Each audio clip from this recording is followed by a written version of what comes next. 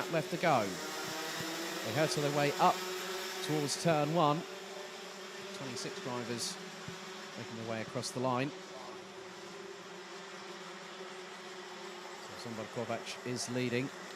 David Altlechner in second. And across the line, but Thomas Fleming, Sean Butcher and Connor Jupp in close proximity. Butcher's trying to go for third very quickly. He's looking towards the inside of Fleming down the descent, but thinks better of it. Puts a nose towards the left-hand side of the 373, and Sean Butcher goes up the inside, takes third position from Thomas Fleming, who's right on the back bumper, and just behind then Connor Jupp is behind, but then there's all kinds of madness going on behind. Kai Rielers is trying to make a move, as well are a couple of other drivers, and now it's all changing again. Fleming and Butcher swapping places. And now David Altlechner is in the lead of the race. He snatched it away from Zsombor Kovac. 3 minutes and 40 plus an additional lap to go. So back up the hill once again, through into turn 1. And now Butcher is leading the charge of the cavalry behind David Altlechner and Zsombor Kovac. And Connor Jupp gets past Thomas Fleming down the dip, through into the right-hand hairpin, which brings him onto the next successive 3 right-hand corners that go up and down. 3 minutes 10 plus an additional lap to go. Altlechner looks over his left shoulder to see where Zsombor Kovac is, and Kovac closes up hard on the brakes into the left-hander off of the straight in the middle part of the track. Some great dicing happening a bit further down the order, just on the outskirts of the top 10. Janis Stiak in 10th position from Germany is the one with the fastest lap out there. 1 minute 3.134. Altlechner brings him across the line to complete lap 5. We've got just over 2.5 minutes remaining, and the gap is now closing. Kai Rielers is the fastest driver out there. One of the youngest drivers out there as well. The 374 from Belgium is really getting on with it. There's been a massive, massive moment for one of the drivers. That was very, very sideways indeed, but that has allowed the likes of Rielers, Daniel Armstrong back up into now what is 8th position. Nevio Fischer is trying to close in.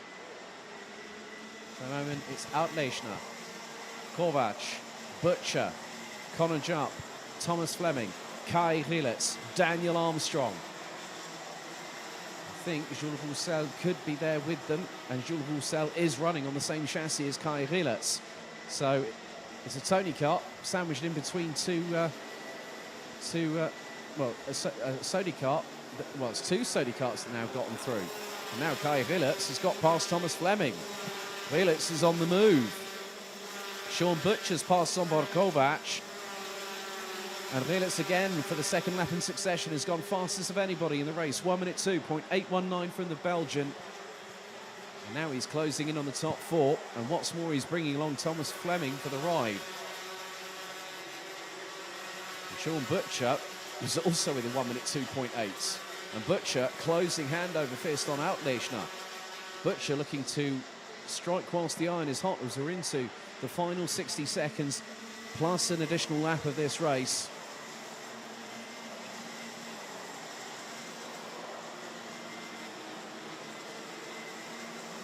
So now the top 6. They've been a lot closer than what they have been in the last couple of laps, but Butcher is closing on Altlechner, bringing along Kovac, Connor Jupp, Kai Rielers and Thomas Fleming. Behind them, Jules Roussel is being left behind, along with Daniel Armstrong. And just behind them is the 390. That's Hurtado Gonzalez.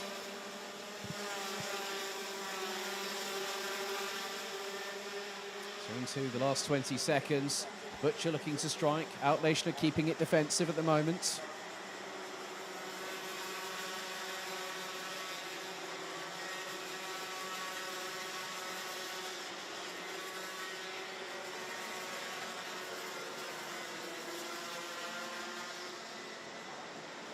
But it's still Altlechner that leads. Timer has hit 0. We've hit 10 minutes. Despite the lengthy stoppage at 6 minutes and 43 to go. But after this one, we'll have one more lap to go.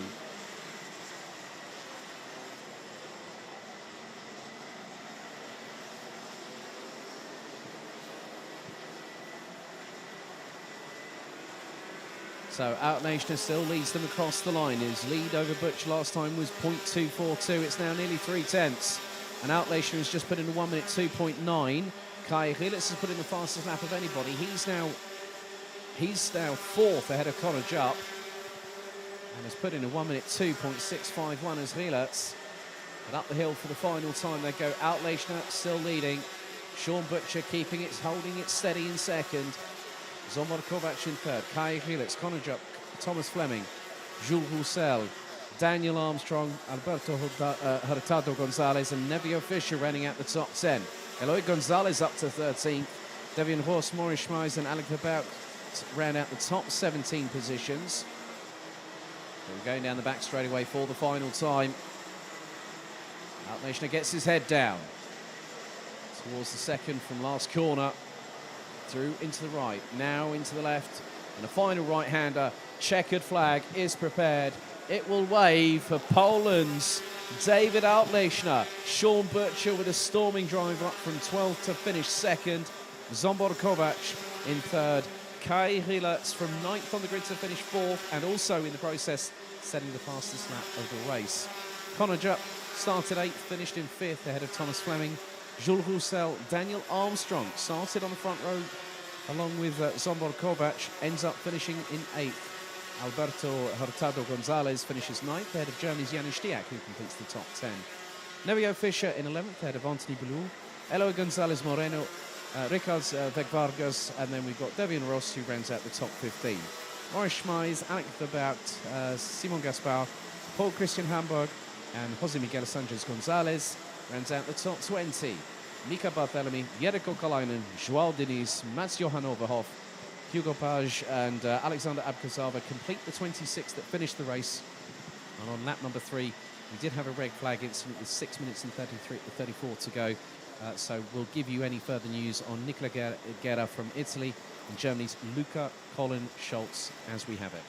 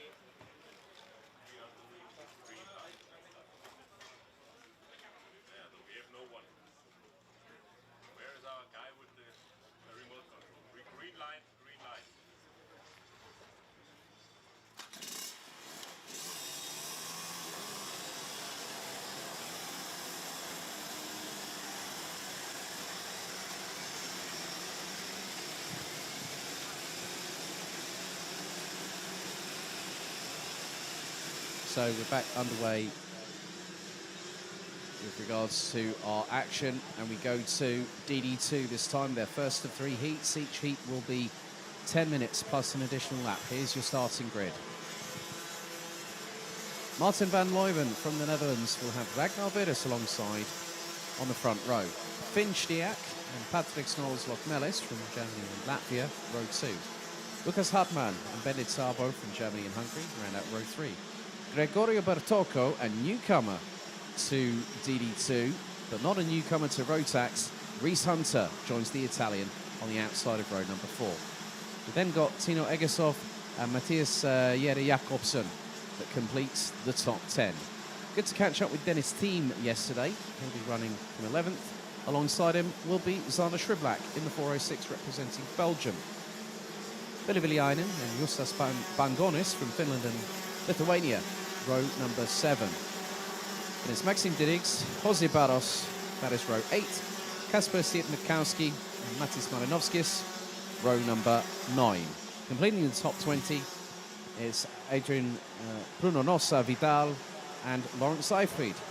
Devin Sagadi, Marius Novicki, Carl Borgard, Kilian Gerhard, and Andreas Zinkevicius, Ethan Ho, Stigray Hilt, Nick Cuppens, Jan Frost, Jaro Deckers, Yannick Herman, and Lucas Pernot rounds out the 32 strong, with Canada having to do a top gear from the rear here in their first heats. But it's good to have other nationalities from further afield joining us here at the Winter Cup.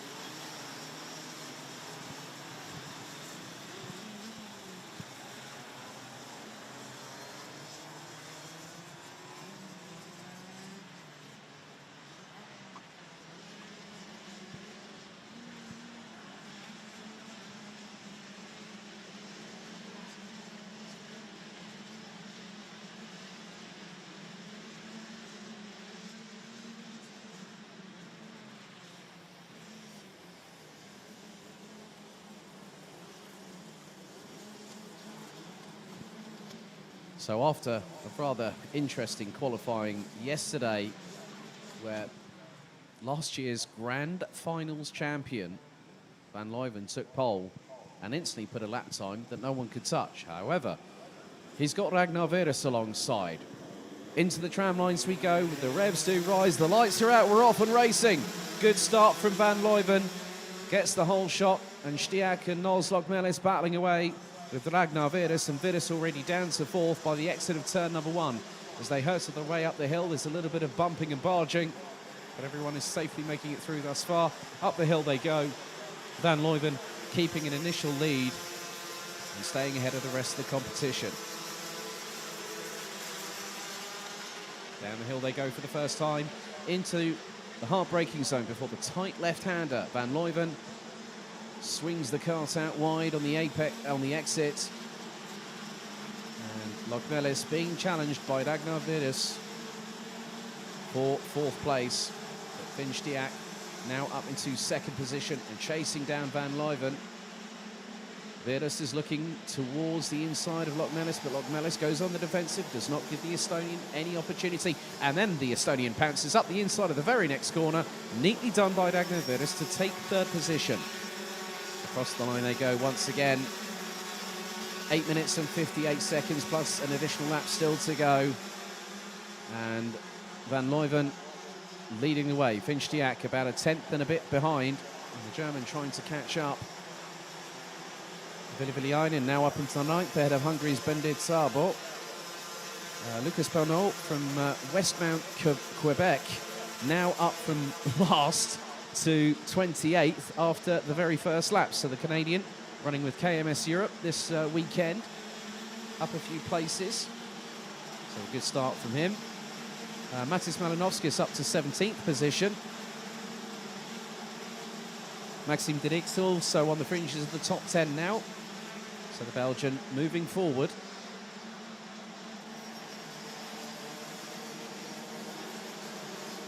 It's Van Leuven that leads the way. Sheepers Racing driver keeping a little bit of a lead ahead of Finn Stiak. The gap is now extending, 0.33 of a second.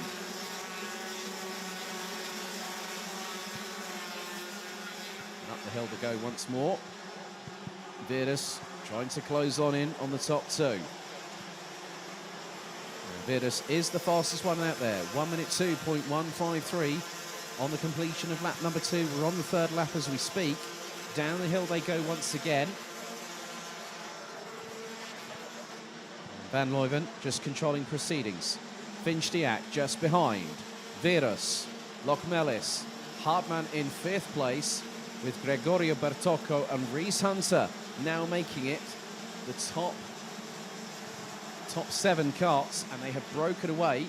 The next driver after that will be Tino Egersov from Denmark, and then Ville Villainen, both with Robert Schlunsen with RS Competition, and Bendit Sabo running out the top 10. Lawrence Seifried's made up a couple of positions. Up to 18th goes the German as they come across the line, completing lap number 3. 6 minutes and 45 to go, plus an additional lap. Van Leuven has got a firm grip on the lead of this race, and at the moment is not letting go of it.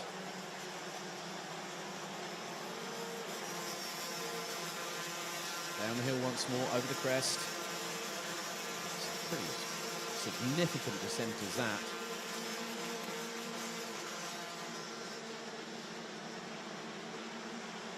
Through the straight in the middle part of the circuit. And Lochmelis keeping pace with Wagner Virus.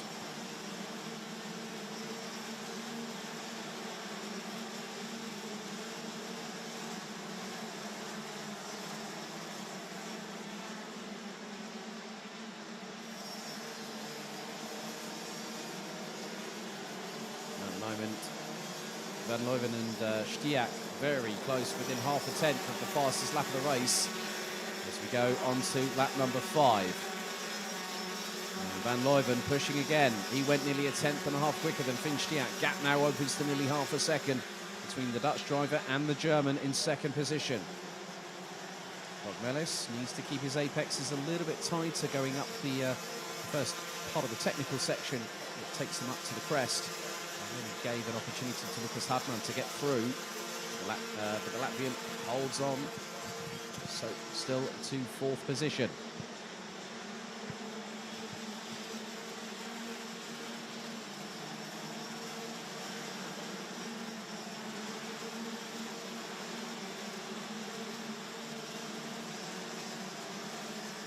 So we're now halfway through the race, 5 minutes down, 5 minutes to go, plus an additional lap.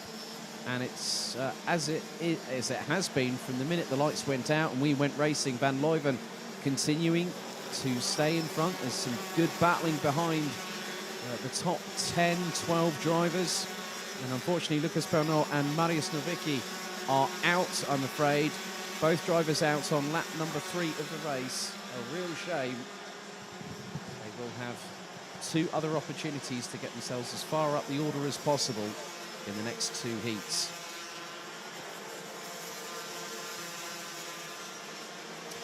Maxime Drix, in the meantime, has made it up to 8th position. Belgium started down in 15th place. 2 years ago, when he came to this event, it was actually his starting point in DD2, and he's definitely flourished in the meantime, having qualified for Team Belgium, representing them at the grand finals in Bahrain late last December, the week before Christmas, for the nation.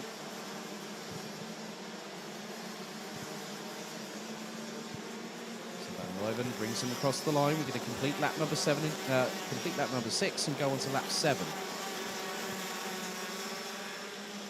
Zana Shrivlak is having a little bit of argy-bargy with Bendit Sabo. The pair going up the hill, nigh on side by side through the first corner.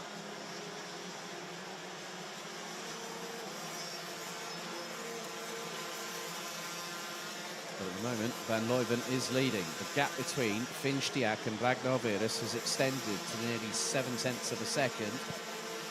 Lucas Hartmann has Gregorio Bertocco closing in, along with Rhys Hunter. Rhys Hunter's been running in the mid 1 minute 2s. So good pace from the Brits. Said it's a very, very different proposition, as there's an almighty scrap going on between the likes of Dennis Thiem and Lawrence Seyfried, amongst others. I think Justus Pangonis also involved in that.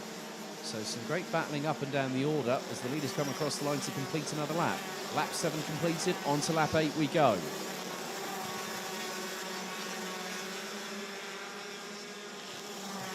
With Villainen being followed by teammate Jere Jakobsen.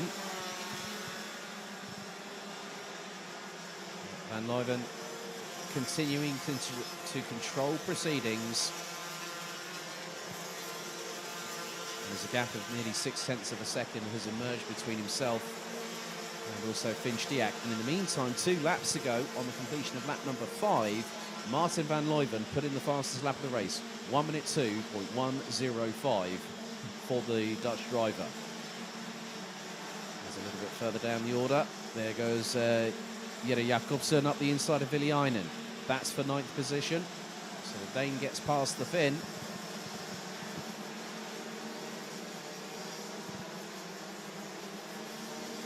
Timer is fast ticking away. We're at 1 minute and 42 seconds plus an additional lap.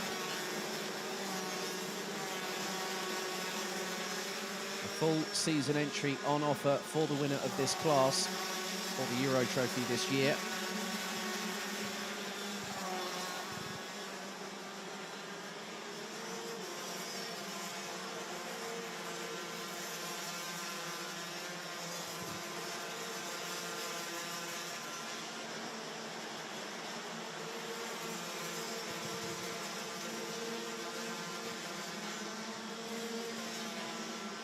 So we're heading into the last 60 seconds, plus an additional lap of this race.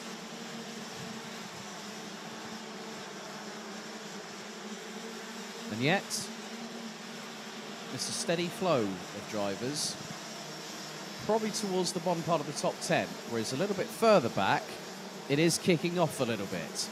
As there's a 4-kart brawl going down in towards the second from last corner. There's 4 drivers trying to make... I definitely noticed there was a Birolart chassis, and it was, I think that must have been Pangonis from Lithuania. He's got a 4-way scrap. And that is the case, and has got the 405 with José Barras from Portugal right up the back bumper, right in the wheel tracks. As the drivers make their way up to the top of the hill. Ragnar Virus is losing ground once again to Finch Diak. The gap now nearly 1.2 seconds. So it will be between Virus and Noels Lochmelis for that 3rd place. Now the timer officially hits 0. That's it for the first of 3 heats for DD2. Martin van Leuven starting to eke away an ever-increasing advantage over Finch Diak from Germany. Now this time we'll get the last lap. Here comes Van Leuven, the 412 based out of Zolder these days. Last lap board is out. Stiak, Virus, Noels Lochmelis, Hadman, Bertocco, Hunter, Dirks, Jere Jakobsen, Egersov and Egersov ran at the top 10.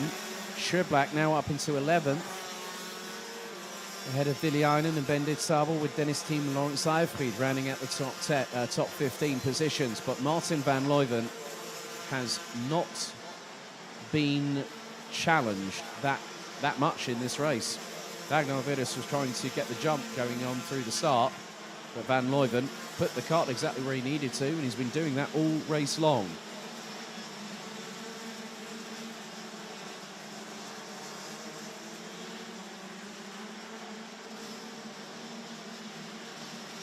Now 2 more corners remain. Checkered flag is now being prepared, and it is going to wave. Martin van Leuven from the Netherlands takes the opening heat victory in DD2 by just over 5.5 tenths of a second ahead of Finch Diak, with Ragnar Virus taking 3rd place, having started on the outside of the front row. 2 from Germany in the top 10, courtesy of Lukas Hartmann, who ended up in 5th behind Patrick Noels Lochmelis, with Gregorio Bertocco and Rhys Hunter completing the top 7. Maxim Dirks, Matthias Jere Jakobsen and Tino Egersov complete the top 10, the last 2 being from Denmark. Zana Schriblak finished in 11th position ahead of Ville Villainen. Bennett Sabo, Dennis Thiem alongside Seifried complete the top 15 positions. Kasper Siermetkowski, Jose Barras, Justus Pangonis, Matis Marinovskis and Kinian Gerhard round out the top 20 ahead of Karl Borgard, Devin Sagadi, Jaro Dekkers, Andreas Zinkevicius, Adrian Bruno Nossa, Vidal, Yannick Hammann, Ethan Ho, Nick Cuppens, Stig Hilt and Jan Frost being the last of the 30 drivers that made it to the end of the race. And on lap number 3, unfortunately, we lost Canada's Lucas Bernot and Poland's Mariusz Nowicki.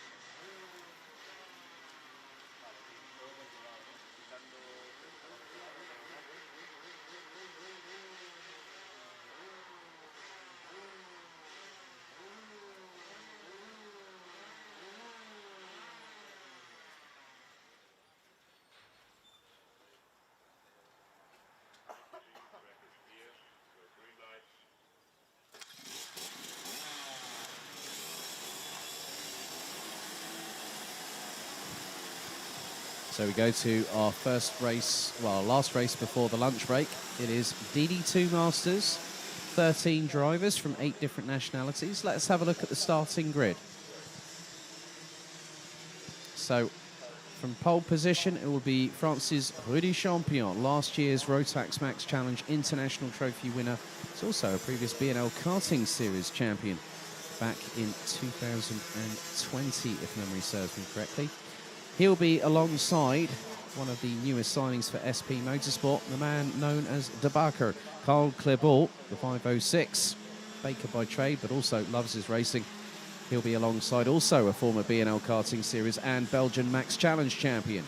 Christophe Adams, the most decorated driver in terms of representing a nation at the Rotax Grand Final, starts P3 and will be joined by Germany's Andreas Neumann.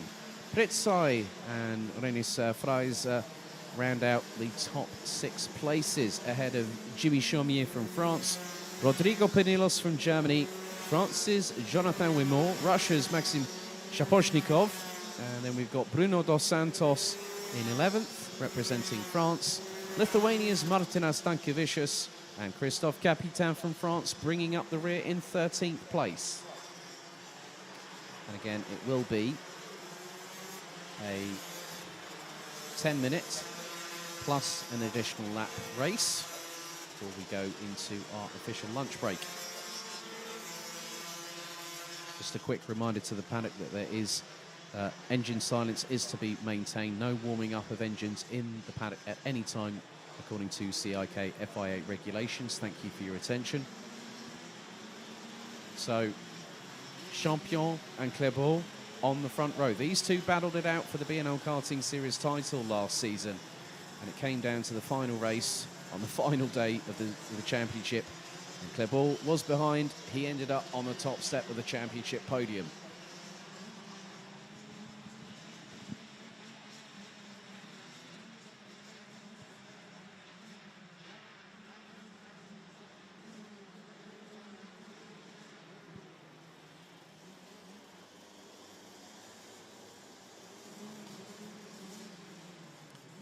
So 10 minutes on the clock plus an additional lap for our race before the lunch break. Race 6 of the meeting. It's Rudy Champion and Carl Clébaut on the front row. Christoph Adams and Andreas Neumann on row 2. Revs rise. Do we go lights out? We do. We're off and away. And down towards the first corner. Champion sweeps towards the outside to bring the Gillard chassis through the apex. And neatly stays in front of Carl Clébaut, who nearly had Christoph Adams up his inside through turn 1.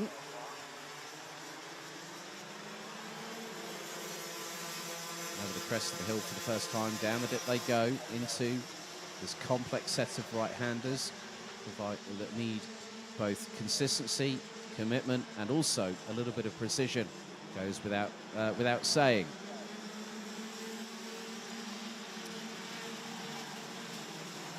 A little bit of a send from, I think there was Andreas Neumann on Jimmy Chaumier there, going down into the left-hand hairpin off of the middle straight here at the circuit, 1,580 metres, longest circuit in southern Spain. As it's getting a bit tight between a couple of drivers, one of which was Jimmy Chaumier, I believe, from PKS Competition. He's running on a red speed chassis.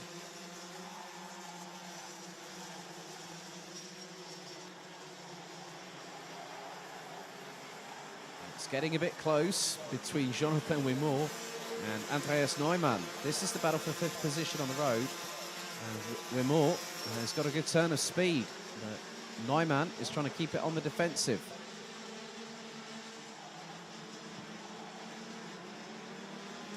Bit of a drift wide coming out to the left-hander onto the middle of the straight. Oh, now that was a send and a half from Pritzai up the inside of Christoph Adams.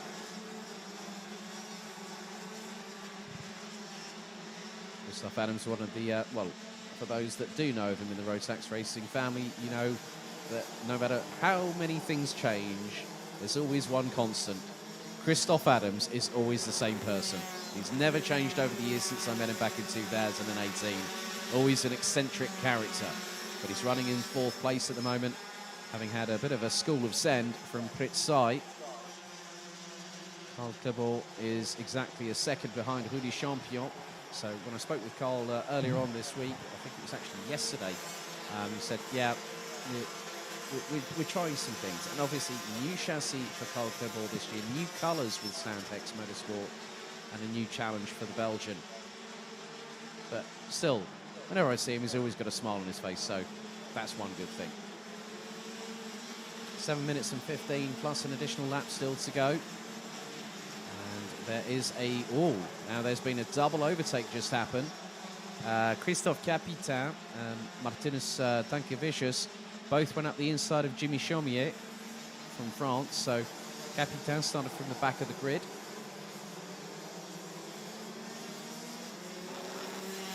Three minutes down, well, just over 3 minutes down, just under 7 minutes to go, plus a lap. Champion has cantered away into the distance like a prized racehorse. He's 1.5 seconds up the road from Carl Clébaut. He's got Pritzai and Christoph Adams not too far behind. These three are split by about half a second once they completed lap number 3 of the race. We're on to lap number 4. Jimmy Chaumier has dropped to the bottom of the top 10, courtesy of Christophe Capitain and Martinus Tankevicius cleanly getting their elbows out.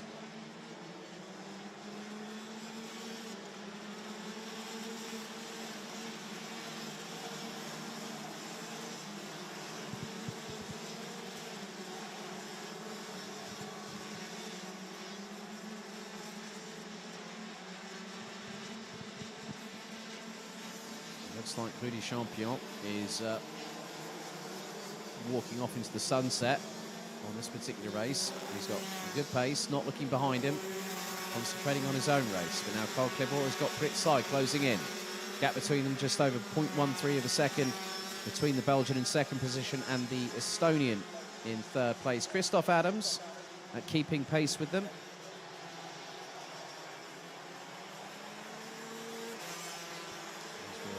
Shortly not, well, I can just see that Jonathan Wimore is now catching with them as well. So this is going to be a four-way scrap for what is second position on the road as things stand. And Pritzai looking rather menacing right now. Putting a little bit of pressure on Carl Clément. Clément opens the door. Pritzai looking up the inside, but Carl Clément, that shades of old there from the 506. Brilliantly planted there from Carl Clément. Knew exactly where to position the kart, put the hammer down, the kart gripped, and all of a sudden he's gone, you're not getting past me, I'm afraid, not on this occasion. And there has been a change a little bit behind as Jonathan Wimore has got past Christoph Adams through the penultimate corner. And now Adams fires straight back with a salvo of his own up the inside of turn one. Has he made it through? No, he hasn't. He had to back out of it.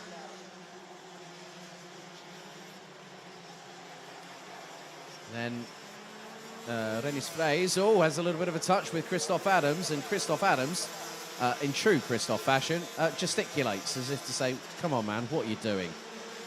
And that might have just been a little bit of outbraking there from the 512. This does sometimes happen. And now again, we get a repeat on the very next lap. Pritzai this time gets up the inside. Carl Clément, he's, you know what, Carl Clément, he might be on a completely new chassis. What's more, we can see that the explosive talent nubs, there goes, oh my goodness, Jonathan Wimore goes past Carl Clément. Clément responds with a cutback and neatly gets back into third position. But this is given an opportunity for Pritzai to pull away. Wimore looking up the inside of Clément going through into turn one.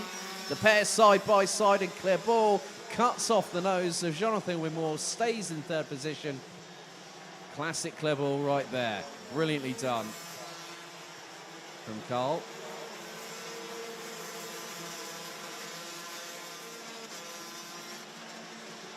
And Martin Stankiewicz is trying to close in on Rennis Freys right now. And that's the battle for sixth place. They have got Christoph Adams, and now things are bunching up. Jonathan Wimore looks to the inside of Carl Clément through the... Oh, they're nearly clashing wheels, nearly clashing side pods, but Carl Clément hangs on with 3 minutes to go, and now Christoph Adams back into the fray. Despite... and now Wimore up the inside of Clément, back through into third. Clément trying to do everything to get the cut back. Can't get it done this time. Now Christoph Adams has lost out to Rennis Freys this time. And now Adams drops to sixth. Clément will now try and look for an opportunity to get past Wimore, but Wimore has been showing incredible pace on this occasion. And Wimore started ninth. Now up into P3. Here goes the move up the inside. Carl Clément nearly side by side with Rennis Freys, keeps it pinned round the outside, puts the throttle down, kart grips, and he knows where he's got the confidence in that kart to make that move stick. And Freys nearly goes a bit sideways to the right, coming out of the left-hander. Christoph Adams sends it up the inside of the 533, forces the kart to have to avoid. And Christoph Adams back through.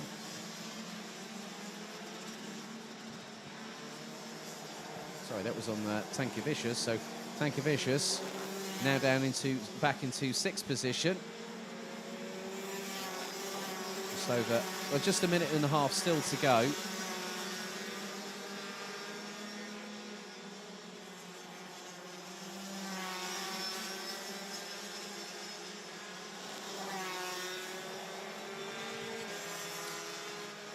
And Stankiewicz is trying to get back past Christoph Adams. Getting close again. Oh! That was nearly front fairing into right rear tyre there. But Christoph Adams has the presence of mind, he's a wily old fox, is Christoph Adams. And I mean that in the most sincerest way possible when it comes to racecraft. You can put him in a cart and he will know where to put, he'll as long as he's got that confidence in that cart, he will know where to plant it. That's exactly what he's doing right now. He's going defensive.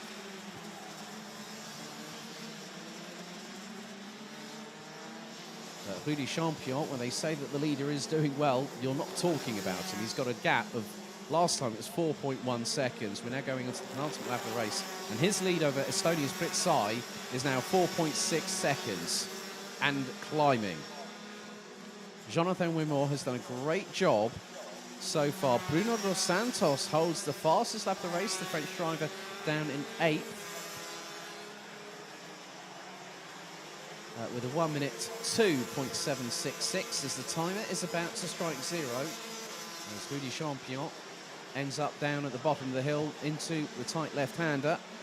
Through the Frenchman goes down the back, down the straightaway into the next left. But Jonathan Wimore is closing in on Pritsai. This is for second position. So good job by Jonathan Wimore.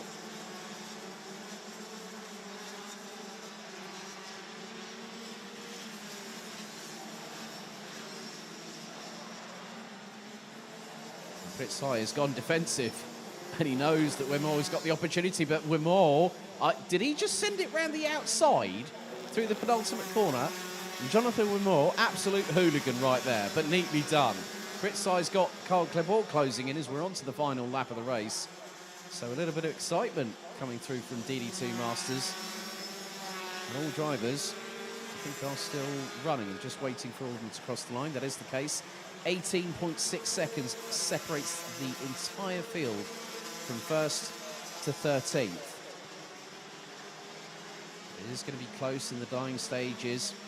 Martina Stankiewicz is closing in on Carl Clebord, and that's for 4th place. Leader now making his way into the back straight. Clebord switches wide, carries the momentum through. Stankiewicz waiting for an opportunity to go through, but can't get it done. However, 2 corners to go.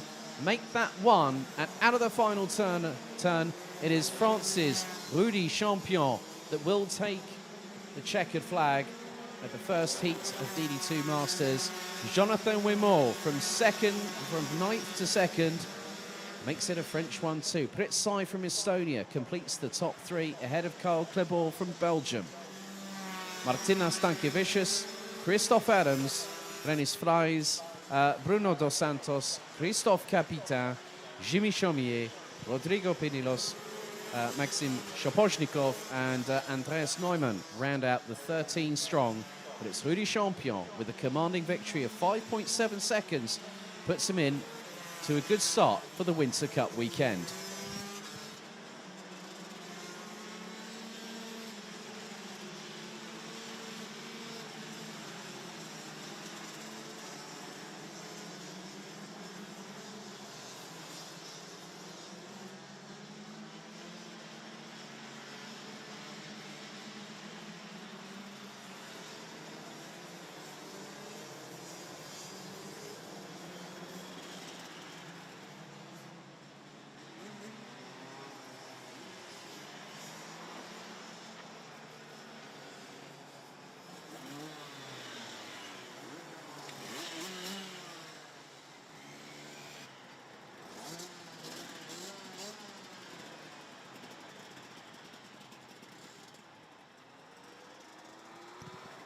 Well, that concludes the morning's action. Thank you very much for joining us. We'll be back just before 1 o'clock this afternoon for continuing coverage of Heat Stay for the 2022 Rotax Max Challenge Winter Cup here at Circuito Karting Campias in Andalusia in southern Spain.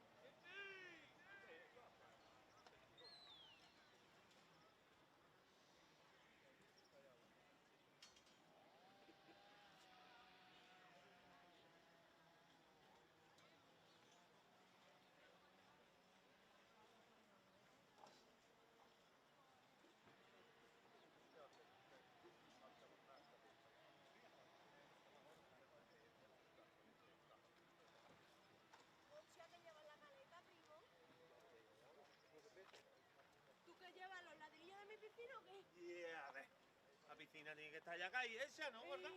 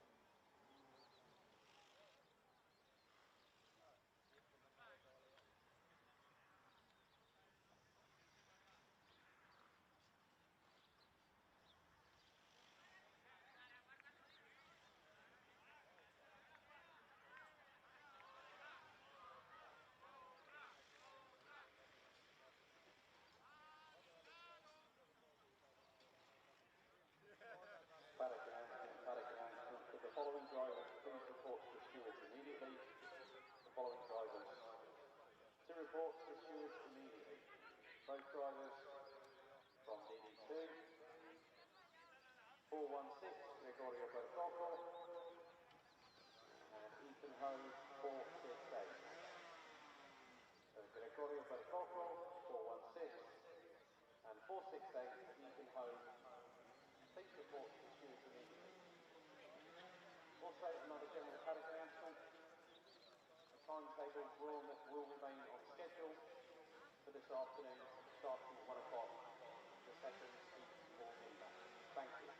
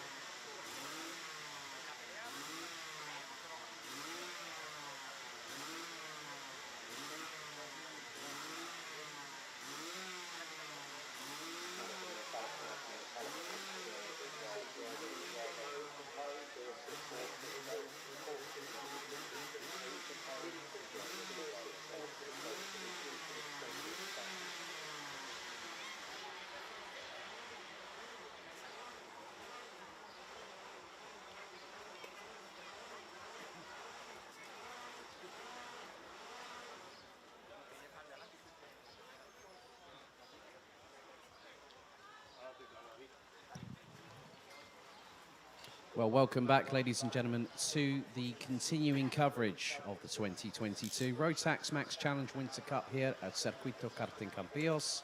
My name's Alex Goldschmidt, your official commentator, and we go into a very, very lengthy afternoon, which we are going to be running to the timetable. And first up, we've got the second of our 3 Minimax heats.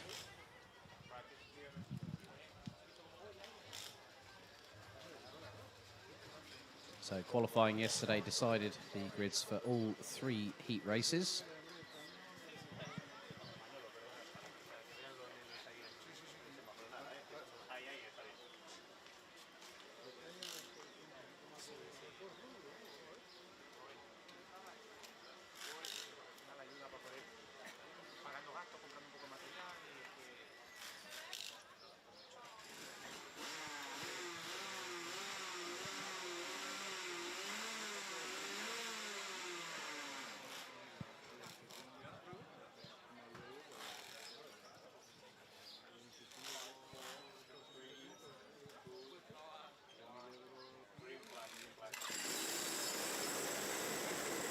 So the Rotax Max Evo engines roar into life for Minimax Heat 2 out of 3. Let's take you through our, well, we have actually got a straggler. That's Jaden Sherwood, I believe, who's trying to get the kart to fire up. And also the 144, also there, Bruno Grading. So that is Jaden Sherwood. Has got the kart underway.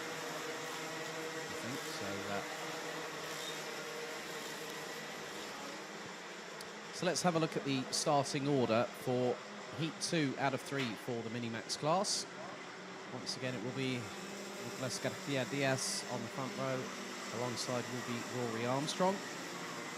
Boaz Maximov will be on the inside of row 2. Alongside will be Jeremy Roivers from Spain. Albert Friend and Nikita Zhubimov will be on row 3. Nikita Nikishov and Kasper Nissen row 4. Max Cuthbert and Ivan Gonzalez Elul complete the top 10. Jagrat de Troja from India will have Felipe Reis from the Netherlands alongside. Ryan Borguino will be there too. In 13th alongside will be Christian Stefanov, Marcel Zibo, Jensen Chalk due to start 16th, Bruno Grading, Adrian Stions, Hugo Fuentes Luque, Marius Karsiaukas. Jaden Sherwood, I think, may be allowed to go once the field has been released into racing. Maybe the same for Bruno Grading as well. Tom Strehler, Enzo Riccio and Alex Menezes. And the starting grid. So this is race 7 of the meeting. 7 out of 18. So quite a few more to go after this one. And we'll be down to Garcia Diaz and Armstrong to once again control the pace, but we saw some great battling between the likes of Garcia Diaz, Armstrong, Boaz Maximov, Albert Friend, Jeremy Roivers in the previous heat. What twists in the tail are going to entice us into watching what should be a captivating second heat out of 3? I can see that Bruno Grelling looks to be joining the back part of the field.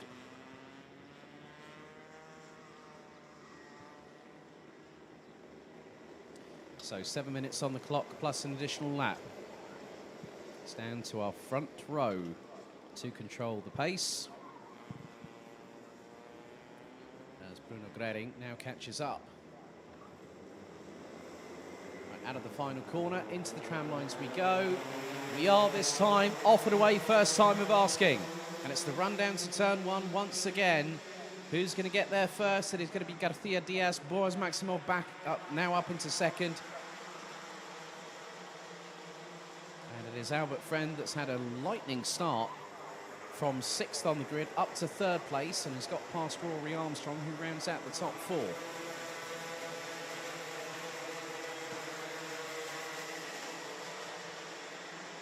Come down the hill for the first time of asking.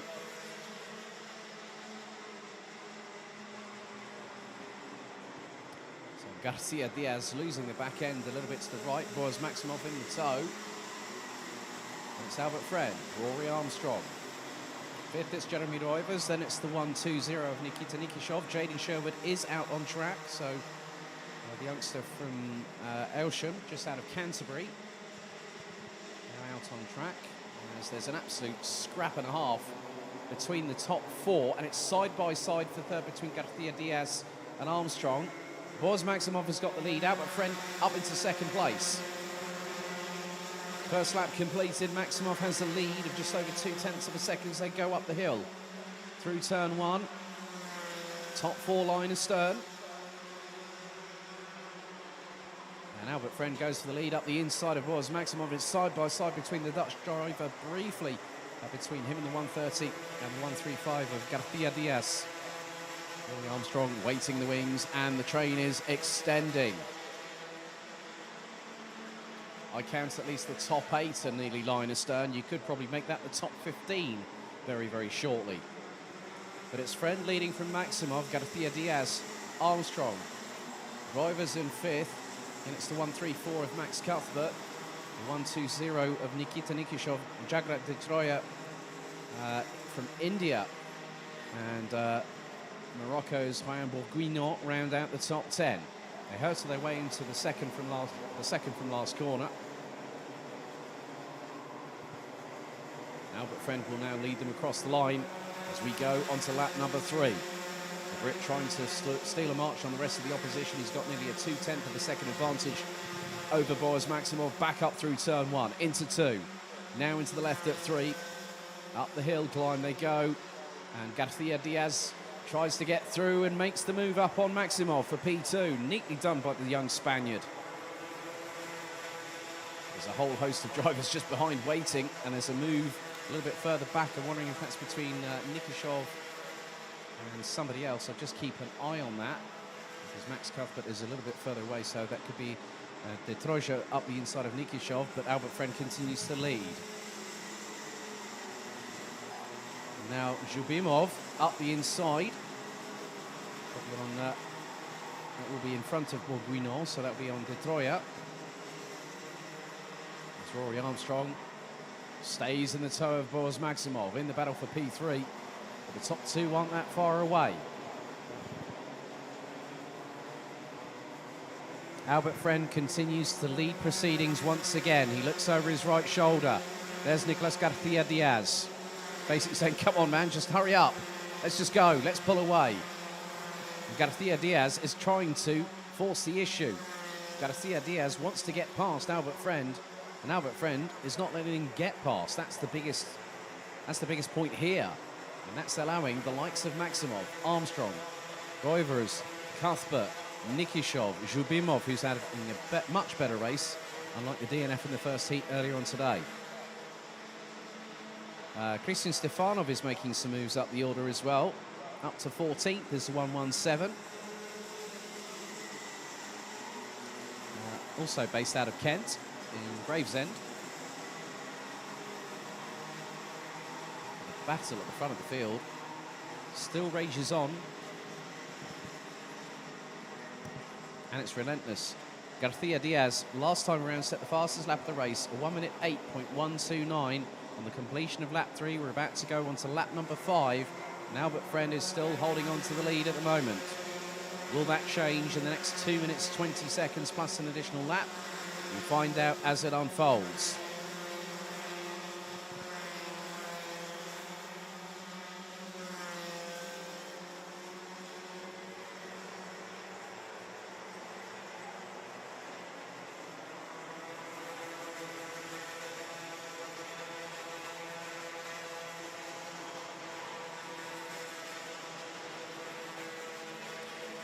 So Garcia Diaz is now through and in the lead.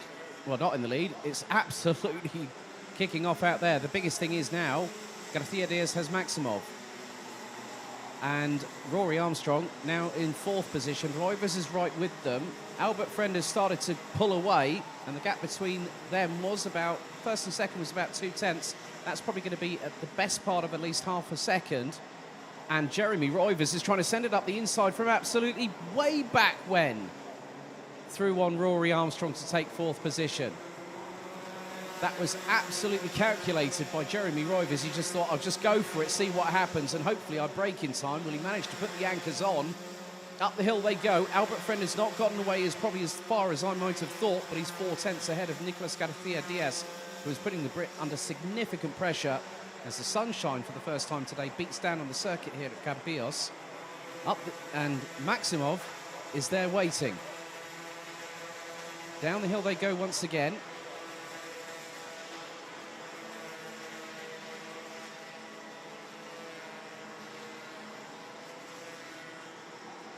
And now the top 6 are in contention, and that's rounded out by Max Cuthbert.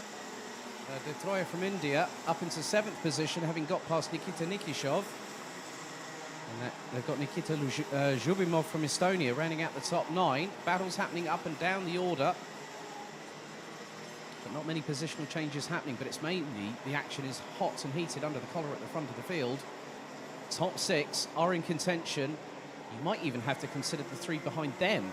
So maybe even the top 9, but we're fast running out of time. 9 seconds on the clock as Albert Friend goes across the line to complete another lap. We're on to lap number 7. This is going to be the penultimate lap. And Garcia Diaz closed the gap from 4/10 to a 10th and a half. The Spaniard is looking for a victory here on home soil. And Albert Friend looking to do the double. And that will put him into a lot of confidence going into the final heat later on this afternoon.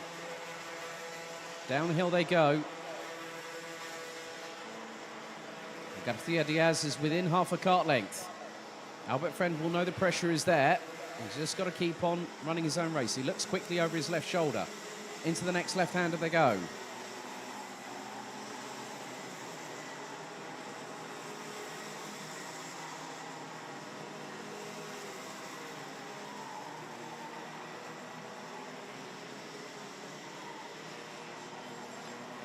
So the timer has hit 0. One more lap to go. And now Garcia Diaz has got the lead. Got the lead out of the penultimate corner. And now Albert Friend is going to try and get the run on the Spaniard. They're dodging and weaving. And Albert Friend sweeps to the inside through into turn 1 on the final lap of the race to retake the lead from Garcia Diaz. And Boaz Maximov is now waiting for the opportunity to get through for second. Will Rory Armstrong go through as well? The youngster from County Down looks for the switchback, gets through. The Spaniard now drops down to 4th position as they hit the crest of the hill. And down the roller coaster ride once again. But Albert Friend got the run on the outside coming out of the final corner and along the start-finish straight, and he's back into P1. Roivers is in there as well. They pulled away ever so slightly from Max Cuthbert, but Albert Friend, that could have been the decisive move that has given him the victory in this one. Down the back straightaway, 3 more corners to go. Into the braking zone one more time as Roivers up the inside of Garcia Diaz for 4th position. And the 121 gets it. But out of the final corner, it's going to be a run to the line. It's going to be nip and tuck between the top 3. Albert Friend has started celebrating and he's taken the checkered. But the winning margin, 47 thousandths of a second ahead of Boaz Maximov, who could have pipped Albert Friend at the line. Rory Armstrong in 3rd place. Nicolas Garcia Diaz in 4th. Jeremy Reuters rounds out the top 5. It was 8.5 tenths between the top 5 at the checkered after 8 laps of racing. Max Cuthbert rounds out the top 6 ahead of Jagrat de Troya. Nikita Nikishov, Nikita Zhubimov from Estonia had a better time around this time and finished ahead of Hayam Bourguignon from Morocco, who completes the top 10. Top 10 covered by 4.5 seconds. Marcel Zibo, Casper Nissen, Felipe Reyes, Ivan Gonzalez Alul, Jensen Chalk round out the top 15. Completing the running order, it was Tom Strele, Christian Stefanov, Adrian Stions, Bruno Grering, Hugo Fuentes, Luque, Marius Karasiaukas, with Jaden Sherwood making up 2 places to finish 22nd at the end of the race, ahead of Alex Menezes. Enzo Riccio rounding out the 24 strong. But Albert Friend takes the victory by the narrowest of margins.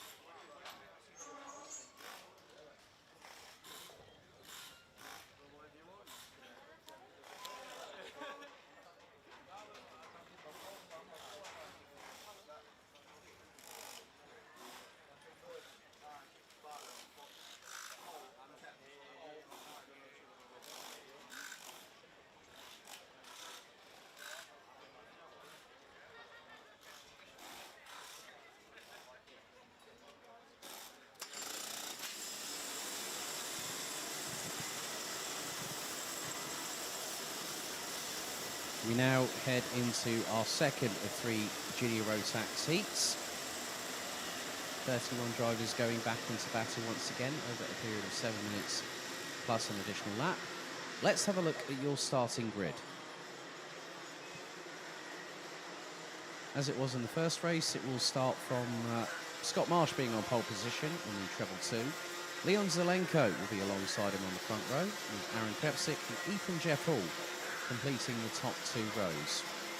It's Austin Lee and Vic Stevens on row number 3. Enzo Boll and Mikkel Pedersen rounding out the top 4 rows and completing the top 10. It's Karel Stout and Kasper Schomans. Vinnie Phillips and Tom Bracken will start on row 6, ahead of Gustav Susakovs and Maxim Sochurko. Nies Huben and Thomas Ingram Hill complete the top 8 rows, with Maximilian Schreier, Leandro Fischer, Boluet and Tino Sidler completing the top 20 positions. Rounding out the 31-strong grid, it's Morgan Knudsen, Colin Vajny, Thomas Rudokas, Patrick Lipovics, and then we've got Alexander Klugel, followed by Alexander Horodinsky, Oliver Zander, Ismail Fuentes-Luque, Ed Harun, Timofey Vladimirov, and Tommy van der Stroys completing the starting order.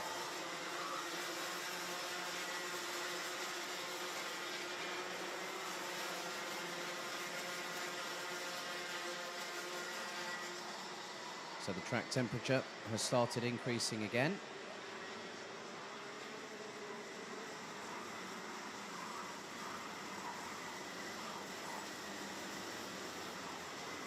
So the air temperature now 14 degrees Celsius. A bit more sunshine on the circuit itself.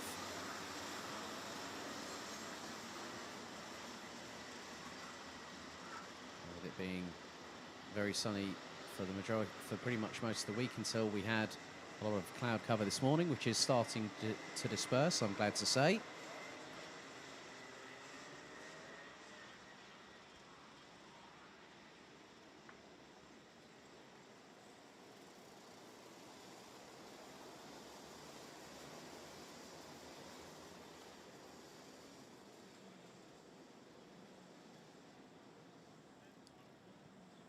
So the drivers now getting ready for the second heat. Revs rise, we're in the tram lines, lights are out, we're off and racing, and everyone scarpers towards the inside. As they head up the hill through turn 1, it is Scott Marsh leading. Ethan Jeff Hall has already jumped his way up into second position. And with him has gone Vic Stevens, and now Ethan Jeff Hall, within the first 5 corners, has got the lead of the race.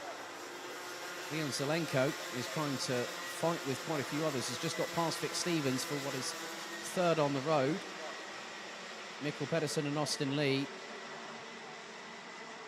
running at the top 7.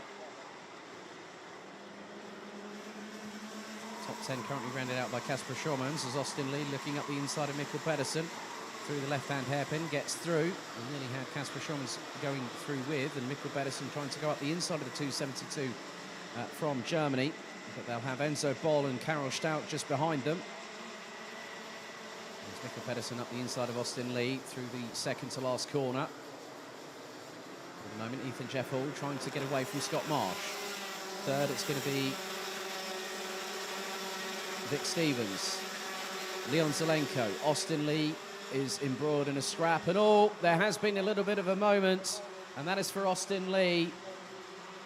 Going through the first corner, we have got one driver that has pulled to the side, and that is Thomas Rudokas from Lithuania. Karel Stout up the inside of Aaron Krepsik, and that is for position.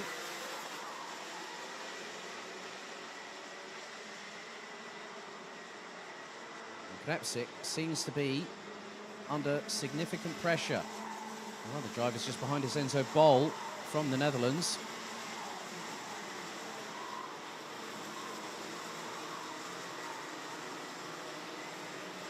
Austin Lee, I think I've just spotted just outside, well, probably at the lower echelons of the top 10. The Scott Marsh trying to close in on Ethan Jeff Hall for the lead of the race. Just under 5 minutes to go, plus an additional lap.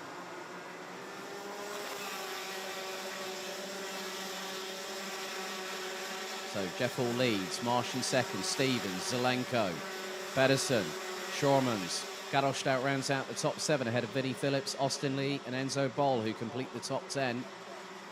Vic Stevens is the fastest one out there at the moment, a 1 minute 4.302. Even Jeff Hall running in the close to mid 1 minute 4s.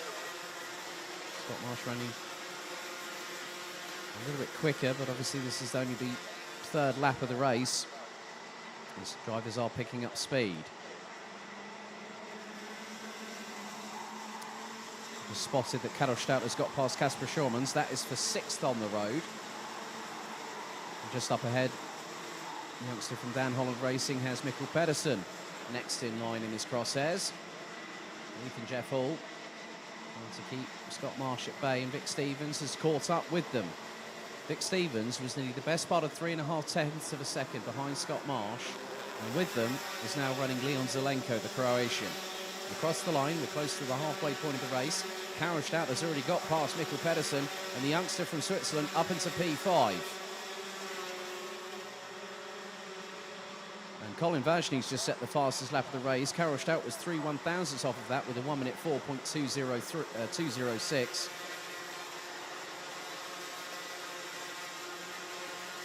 Karlstadt has got a little bit of time to find over the next 3 minutes and 20 to try and see if he can catch up to Leon Zelenko.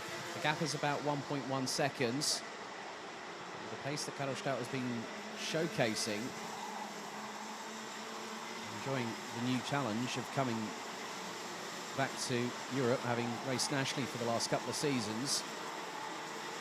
And starting to pull away from Mikkel Pedersen and Kasper Schurmans.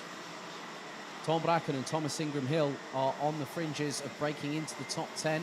The pair currently 11th and 12th respectively. 2 minutes and 45 plus an additional lap. Still to go. Ethan Jeff Hall is nearly 3.5 tenths of a second ahead of Scott Marsh.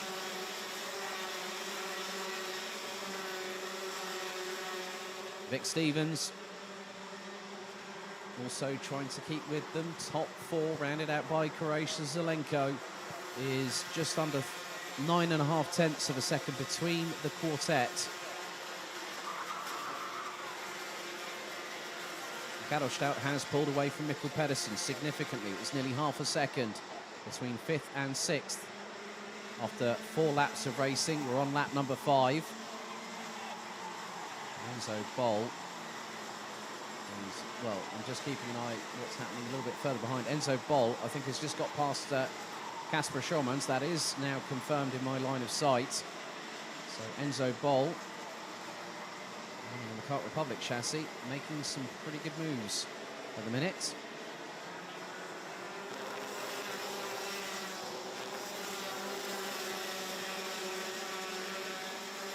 Gap still very much a stalemate between Leon Zelenko and Karlstadt, but Karlstadt has got a little bit of daylight between himself and the likes of Mikkel Pedersen, who's now battling away with Enzo Boll, and Boll just sends it up the inside, goes sideways.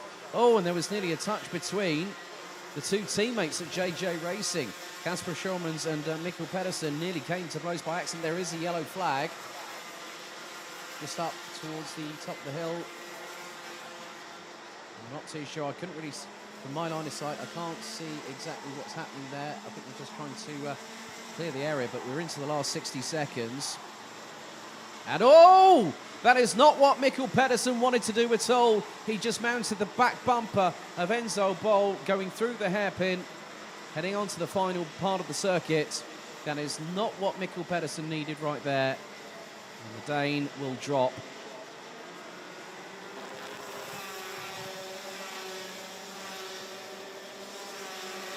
It's getting a bit tasty between Vic Stevens and Leon Zelenko. Zelenko trying to force the issue, and he gets through turn 1. Leon Zelenko now up into 3rd place, past Vic Stevens, and Karlstadt has decided to join the party in the final few seconds plus an additional lap. So we're going to have a 3-way scrap for 3rd position. Karlstadt is close. Because the 2 were battling, Stout had an opportunity and possibly got a little bit of slipstream from the 2 in front as they were zigzagging down the, well, not quite zigzagging, but you know what I mean. Like there was one move and then someone countered with another. So Zelenko and Stevens will have Stout closely trying to follow them. And he's within 6 kart lengths of Stevens as they go down the back straightaway.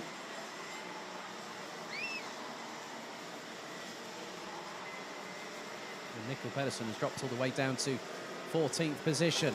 Leaders come across the line, and now, oh, it's getting very, very feisty. And Karel Stout goes to the inside. There's a squeeze, there's a rub of tyres between Vic Stevens and Leon Zelenko. And Karel Stout is now in 3rd place. The youngster based out of Switzerland now has gotten through. When Leon Zelenko and Vic Stevens rubbed wheels, he pulled it to the outside. He thought, I know what's going to happen here, and did exactly what he needed to. Yellow flags also waving towards the upward slant, towards the infield of the technical section. We're on the final lap. The 2 leaders now going through the hairpin. Karel Stout now going defensive on Vic Stevens. But Ethan Jeff Hall looks to be comfortable enough on Scott Marsh. Karel Stout looks over his right shoulder, sees how close Vic Stevens is.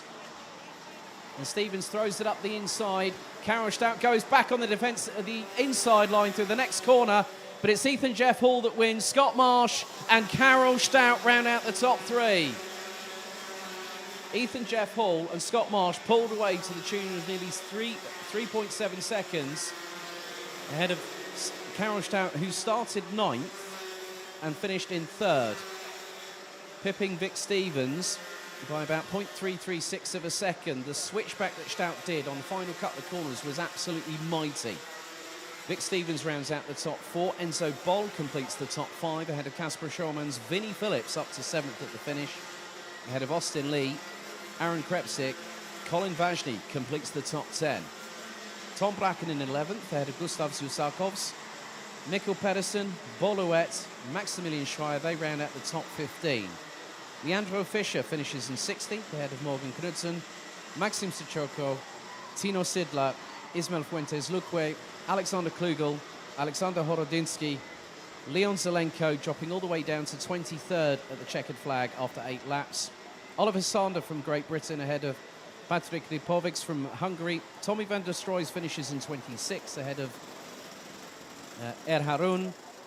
Timofey Vladimirov from the Ukraine. Thomas Ingram Hill being the last of the drivers that made it to the checkered. Unfortunately, retirement for Mies Huben on lap 5, with Thomas Rudokas not even making it to the end of the very first lap.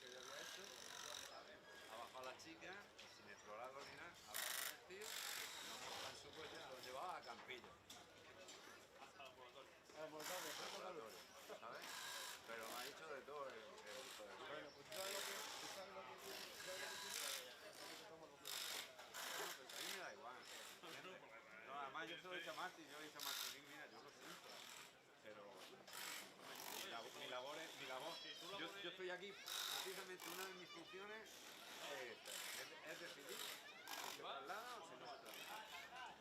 Yo no voy a quedar sin una ambulancia. Sí, ahora tengo yo un fregado. ¿Eh? No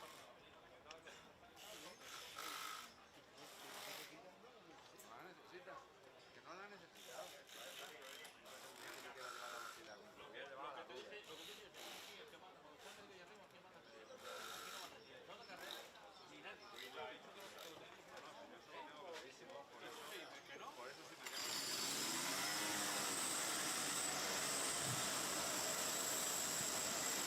We now head into the halfway heat of our senior Rotax drivers. 56 in all, 17 different nationalities. And this time it is race 9 of the meeting. Heat 3, groups A and C. Let's have a look at the starting grid. So on this occasion, Kai Hunter will be on pole position and Zsombor Kovács from Hungary will be alongside. And it's Archie Walker from the UK and David Altlechner from Poland alongside. It's an all-down Holland Racing row number 3, courtesy of Finland's Miska Kaskinen and Thomas Fleming from Great Britain. Farin Mega and Neville Fischer making an all-German row number 4 with Mario Sidler from Switzerland and Kai Rinitz from Belgium alongside, and they round out the top 10. Next up on row 6 it is Yashnam Jankan from the Netherlands and Jules Roussel from France. Edward Matthews from Great Britain and Debian Post from the Netherlands round out row number 7, ahead of row 8, which is occupied by Linus Henson from Germany and Simon Gaspard from France. Sam Bergstein from the Netherlands has Eloy Gonzalez Moreno from Spain alongside for company on row 9. Completing the top 20 is William Christensen and Maurice Schmeis, representing Denmark and Germany respectively. Then it's Matteo Pianizola, Jose Miguel Sanchez Gonzalez, Camille McFarlane, Hugo Page, and then we've got Rodrigo Santos. We will have 27 drivers taking the start as Luca Collin-Schultz will be a non-starter, obviously with the incident in the early heat, with Simset and Mats Johan Overhoff from Estonia and Germany rounding out the 27-strong order. And this time it is 10 minutes plus an additional lap.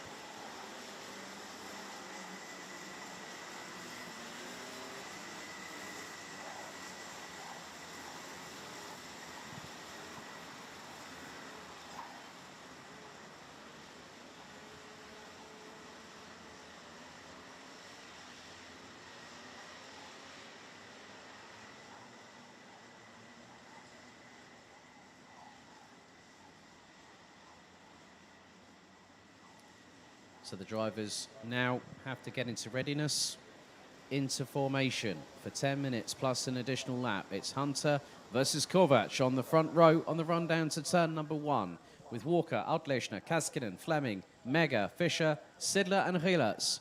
That's the top 10. They slowly make their way out of the final corner. Into the tram lines we go. Revs rise. Are we ready? We are off and away and racing. Hunter will get the run down to turn 1. Looks like Walker's already gotten up into second position behind.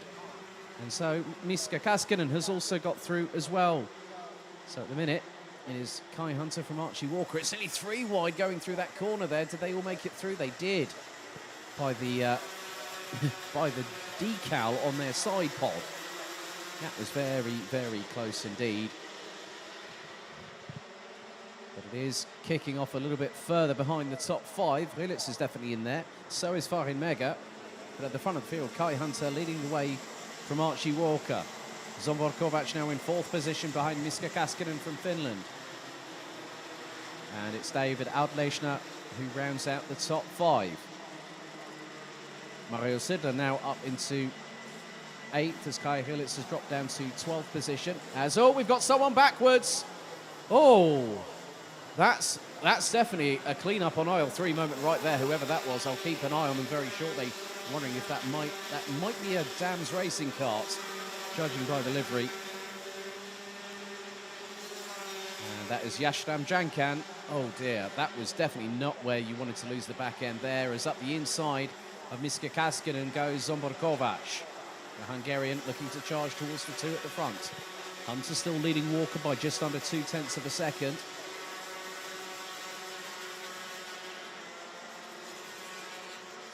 Kai Hunter has got the fastest lap of the race, but he's got Archie Walker in his wheel tracks. Through into the next left-hander they go, the hairpin.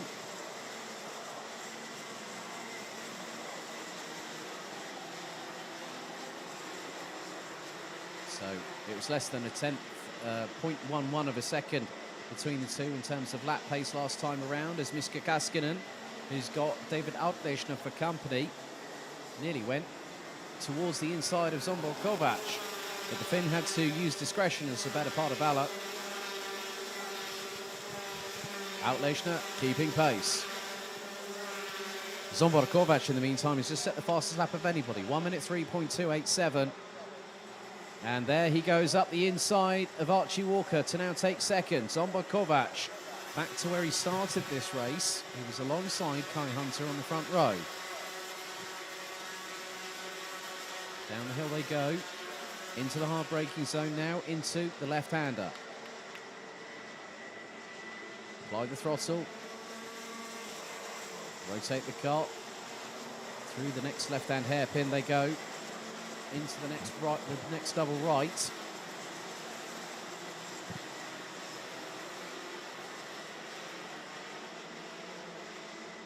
Three minutes out of 10 completed, 7 to go. And there's more changes for position. I think Matteo Pianezzola went up the inside of Linus Henson for position, and Miska Kaskinen has just had David Altlechner go round the outside of him on the start-finish straight. A 3-second time penalty has just been given to Sam Bergstein. I am waiting official confirmation. 3-second time penalty may be for 2 wheels out of the tram lines on the rolling starts.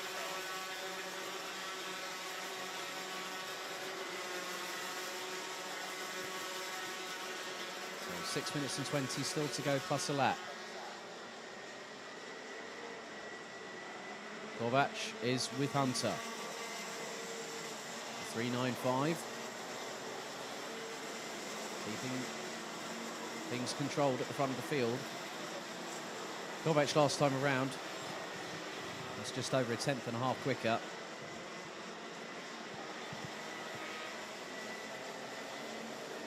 Altlechner will try and look for a way to get past Archie Walker, and he has already done so. So Altlechner already looking to help his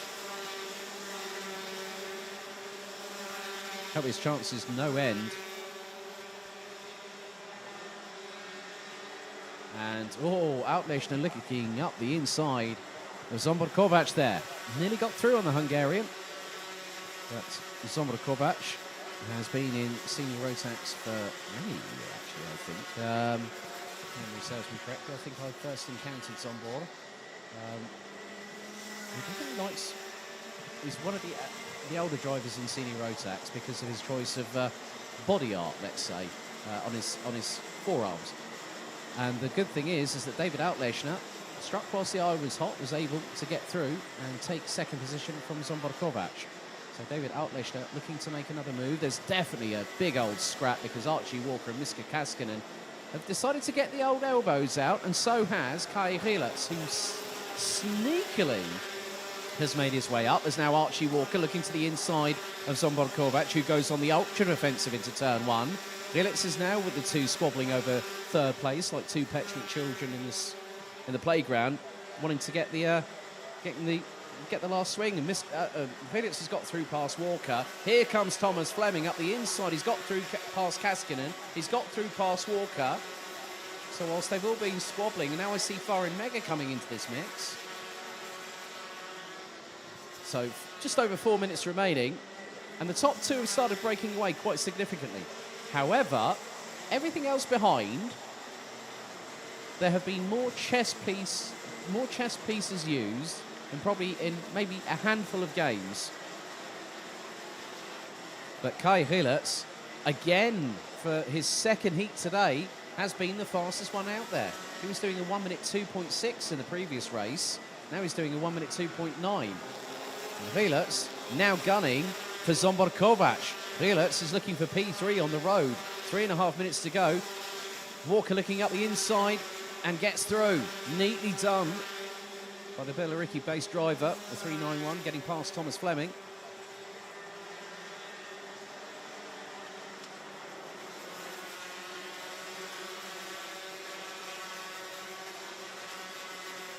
Gilles fancies a sniff at third, and he's not that far away from it. Last time around, he was just under 2.5 tenths of a second behind Zomber Kovac. Now, we do have a change for the lead because David Outlechner, in the meantime, has got past Kai Hunter. And now Hunter retaliates up the inside. We've had a couple of penalties come through, so it has been confirmed that 2 wheels out of the tram lines for Sam Bergstein, and also now a 5-second time penalty for pushing for the 332. And that is Eloy Gonzalez Moreno, but Outlechner leading from Kai Hunter. Kai Gilles now ahead of Zomber Kovac. That's the battle for third place. Archie Walker versus Thomas Fleming. That's the battle for P5. Farin Mega up to 7th. Miska Kaskinen now down into 8th ahead of Neville Fischer. And Switzerland's Mario Sidler rounding out the top 10. Now Outlechner starting to pull a little bit of a gap ahead of Kai Hunter. Last time round was nearly a 1/10.5 of a second. Could be further extending. It could be closer to 2 to maybe 3 tenths. And Kai Gilles now closing in. 1 minute 3.2 last time around on his last lap. Kai Hunter 1 minute 4.0, 8.9.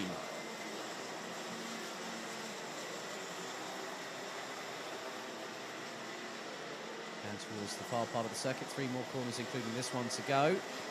That's the last minute and 40 plus an additional lap as Gilles goes up the inside through the penultimate corner on Hunter. Oh, they nearly touch wheels right there. And Hunter, and it's the 1,000-yard stare game between those two. Gilles gets run out wide a little bit, and Zomber Kovac goes up the inside of the young Belgian through turn 1. And Kovac back into 3rd position. There's Archie Walker. He's now joined this 3-way scrap. Make that 4-way scrap with Thomas Fleming in the 373 rounding out the top 6. This has given David Outlechner the opportunity he needed. The gap between him and Kai Hunter. My apologies, Reese, there. I know you're up in DD2 coming up soon. Whilst both Hunter and Gilles were battling, it gave the opportunity for Outlechner to carry on and just keep pushing. It's exactly what he's doing. Walker versus Fleming now. And Walker goes defensive into the second from last corner.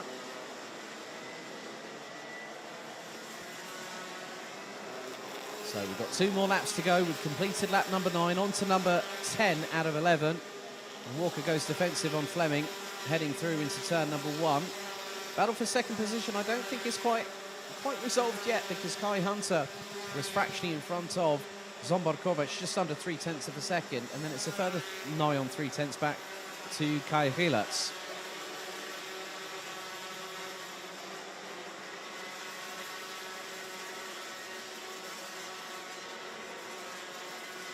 So down they go the hill again. So the timer has hit 0. 1 more lap, that's 1,580 metres. Still to go, that's just shy of a mile.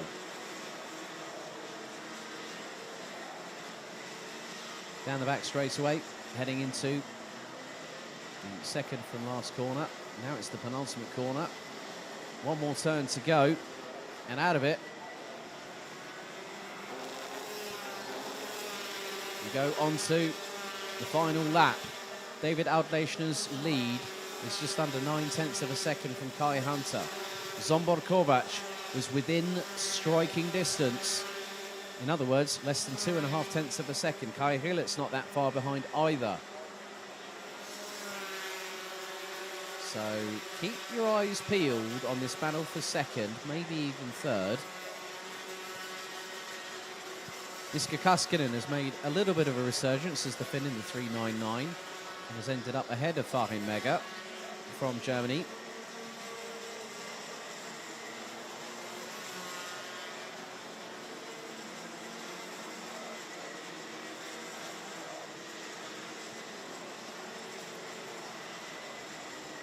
So down the back straight away for the final time.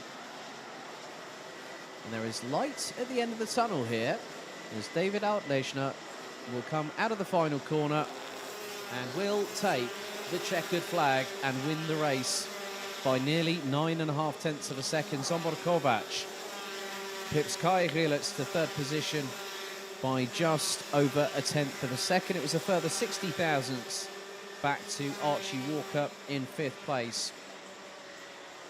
Thomas Fleming was in the mix there as well. He ended up 3.65 tenths of a second behind Archie Walker. He rounded out the top six. Miska Kaskinen from Finland, Fahim Mega and Neville Fischer, both representing Germany.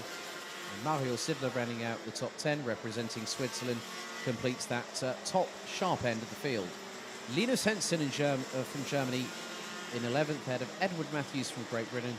Sam Bergstein will get a 3-second time penalty post-race for 2 wheels out of the tram line, so that will drop him down the order, ahead of Jules Courcelles, Simon Gaspard, Jose Miguel Sanchez Gonzalez, William Christensen, Eloy Gonzalez Moreno, who has got a 5-second time penalty for pushing coming, ahead of Morris Schmeiss, Camille McFarlane, Matteo Pianizzola, Yash Ramjankan, who might need to change his Nomex after what happened earlier on. It was definitely a bit of a scare from the young Dutchman.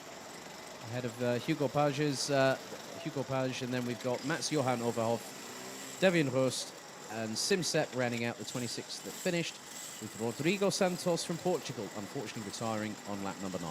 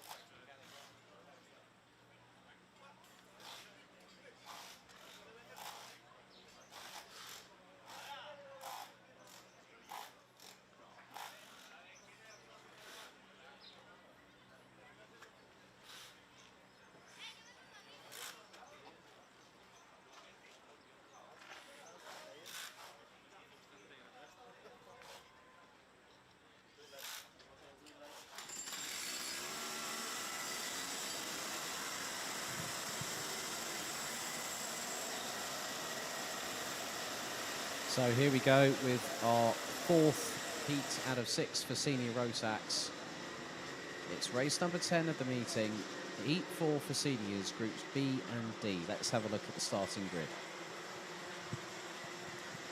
Elia Papacena will start from pole position and will have Great Britain's Daniel Armstrong alongside. Zino Falca from Germany and João Diniz from Portugal on row number 2. Jonny Mertz and Janis Diak making an all-German, row number 3. Stefan Lemonor from France is joined by Great Britain's Conor Jupp on row number 4, with Jaden Thiem representing the Netherlands and Alberto Hurtado Gonzalez from Spain completing the top 10. Then it's a trio of Brits from positions 11 to 13. Callum Bradshaw in the 301, the 359 of Sean Butcher and the 343 of Kieran Kay. Rounding out the top 15, it's Latvia's Rikards Bekvargas and then Vilgot Edqvist from Sweden. Completing the top 20, it's due to have Nicola Guerra in the 354 entry starting on the outside of row number 8, but that may not happen due to the earlier incident. Jere Vaielo Luque ahead of Alec Verbout, Miro Halika and Jere Kokalainen completing the top 20.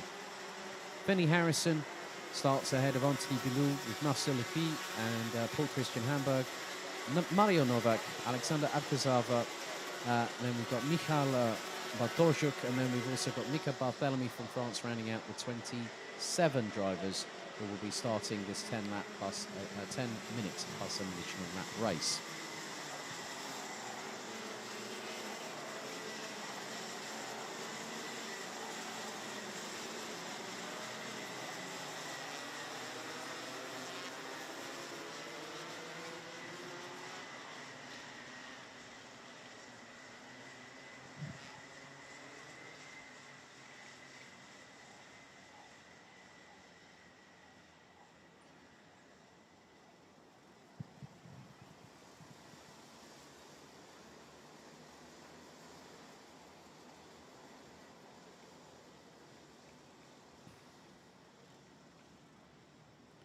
So drivers making their way through the final corner. Into the tram lines, revs rise. Are we ready? The red lights are out, we are off and underway. And it's now the run down to turn number 1. Who's going to get to the first corner first? It is Papacena, I believe, that has got through and stayed ahead. And Daniel Armstrong has gone with. Drivers trying to make positional overtakes. Zino Falca still competing in third place, which is exactly where the German started on the grid. Well, that just goes to show how quickly these drivers are pushing. João Diniz is 4th. Jonny Mertz and Janis Diak ran out the top 5 positions. Vilgot Edqvist has made up a place as well. Who is going to come out on top in this one? We will find out in about 10 minutes. These drivers looking to make some moves early. There is a move, I think, more than likely going to be a change for 8th position, so that could possibly be Jaden Thiem and Conor Jupp. Now look a little bit further back, where you've actually got Kieran Kay ahead of, behind Jaden Thiem.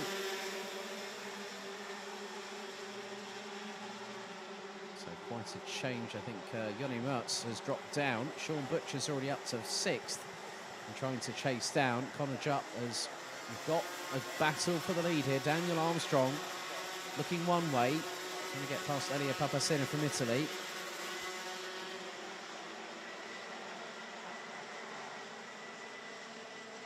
Down the hill into the tight left-hander.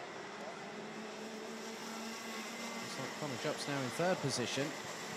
Sean Butcher's going for 4th and has got it, and that's off of João Diniz from Portugal. So Sean Butcher has already made inroads.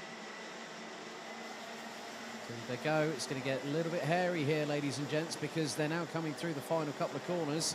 We're only about to complete lap number 2, and it's a 3-way scrap at the front of the field. Leading the way, it's Daniel Armstrong, Elia Papacena, and now Conor Jupp fires it up the inside of the Italian through turn number 1 to neatly take 2nd position. But keep your eyes on the 359 behind, because Sean Butcher is closing under braking. João Diniz, Callum Bradshaw, Alberto Hurtado Gonzalez is also in the mix. Don't count out the likes of Janis Diak and Jaden Thien and Sino Falca. Rounding out the top 10. Top 10 covered by 2.6 seconds. As Butcher will look to make the move on Papacena up the inside through the left-hand hairpin. And he gets through. Neatly done by Sean Butcher there. Now he's going to start chasing. Up in second, and Daniel Armstrong leading the way. So effectively through nationalities, it's the top 3 for the British. Callum Bradshaw just trying to make sure that he can get past Joel Denise and then start chasing those in front. And it is closing up. Armstrong. It's Connor Jupp that's now got the lead from Daniel Armstrong. So Connor Jupp nipped it in the bud early and got the job done on Armstrong. Lap 4 underway. And Sean Butcher now goes through on Armstrong. Just behind is Papacena. I would hazard a guess. Well, actually, I don't need to hazard a guess because I pretty much saw his race helmet in line of sight. Callum Bradshaw now closing in and is 5th.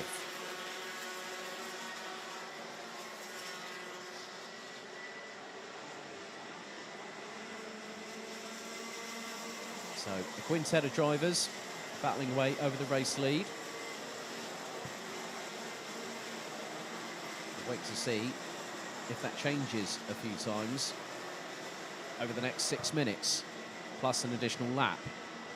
And Butcher's gone for the lead up the inside through the second to last corner on Connor Jupp and has got the lead. And Connor Jupp has retaliated through the penultimate corner, going side by side out of the final corner. Sean Butcher pulls to the right-hand side. Connor Jupp alongside. They're all dodging. Oh my goodness me, what a save from Connor Jupp sideways through turn 1. And caught it and kept it in front. But then Bradshaw, a couple of corners later, up through the inside, and Bradshaw gets through. And now Daniel Armstrong has just been passed by Elia Papacena. Just behind, that is that's Alberto Hurtado Gonzalez just behind in the 390. So the Spaniard looking to close on in as well.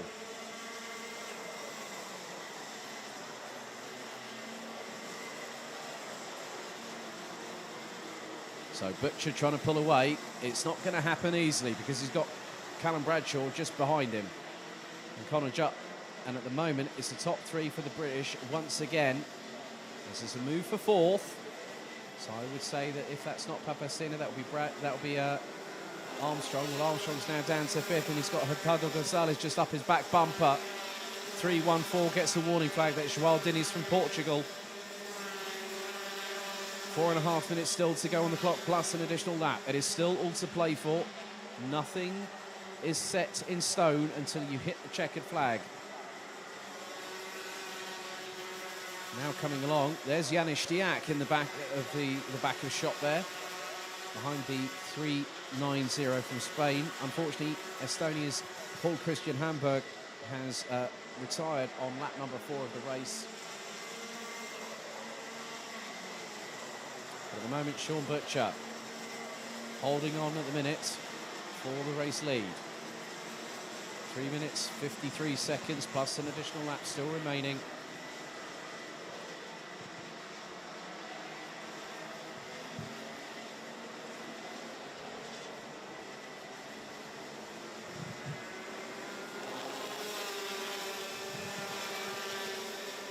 So gap between the top 3, less than 4.5 tenths of a second. It's Butcher versus Bradshaw versus Connor Jupp, who rounds out the top 3. 0.423 seconds separated them after the completion of lap number 6, and we're on to lap 7. Up through towards the crest we go. Butcher trying to stretch the legs on the cart a little bit and try and stretch his advantage. It was 0.23 of a second last time around for Butcher.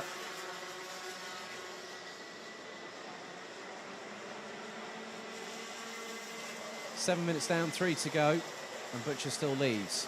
And at the minute, Kieran Kay starting to make a little bit of a comeback from the back part of the field. He's up to 22nd. Mario Novak from Austria now up into 18th. Ahead of with Mika Barthelemy now up into 15th behind Finley Harrison. Vilgot Edquist and Anthony Boulou have also made up places. They're both respectively 12th and 11th as things stand. Sean Butcher continues to lead. Nearly 0.3 of a second between him and Bradshaw. Connor Jupp waiting in the wings. Daniel Armstrong is leading the train behind and is about 7.5 tenths off of Connor Jupp. Stefan Lemonu has just tumbled down the order somewhat from around about 20th position. So the French driver in the 367 ends up 24th with just over 2 minutes remaining.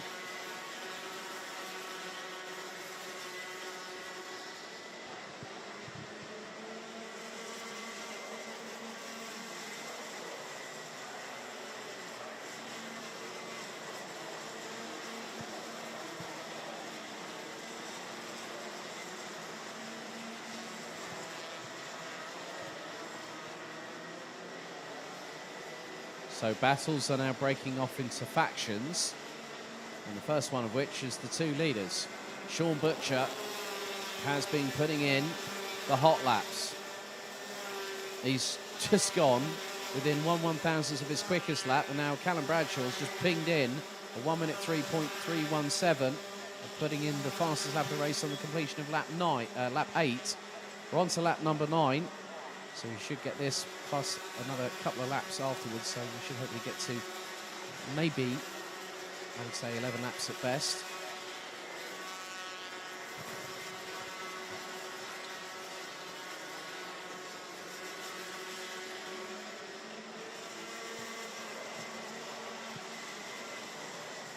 And now Bradshaw is closing in.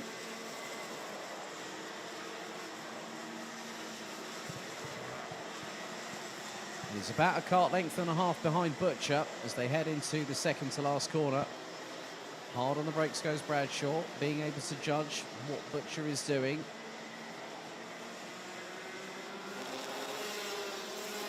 We go on to the penultimate lap of this race.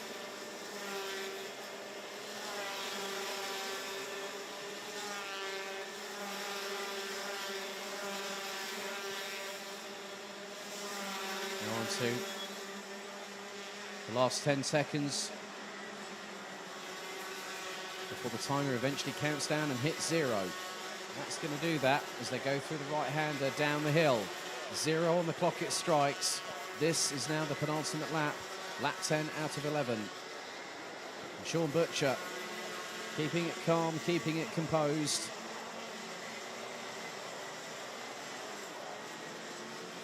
So just the back straightaway to negotiate. 5-second time penalty for driver number 314, Joao Diniz. Not being confirmed whether it is 4. However, we have one more lap to go. Sean Butcher leads Callum Bradshaw. Not much between the pair. Last time, well, this time it was 0.18. It's now 0.2. Sean Butcher fractionally faster by about 26 thousandths than Callum Bradshaw on that previous lap. Connor Jupp rounds out the top 3. Jere Kokalainen has dropped a few places, whereas Anthony Boulou has gained another one. Boulou now up into 11th position.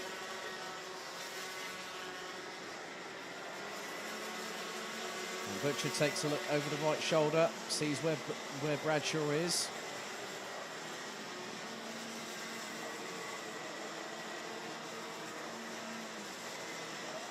So 3 more corners to go. And Sean Butcher has got himself a heat victory. Out of the final corner, the 359 from the United Kingdom hits the pedal to the metal and takes the checkered by 0.13 of a second, 7 of a second ahead of Callum Bradshaw. It was a further 9.35 tenths of a second ahead of Connor Jupp, who rounded out the top 3.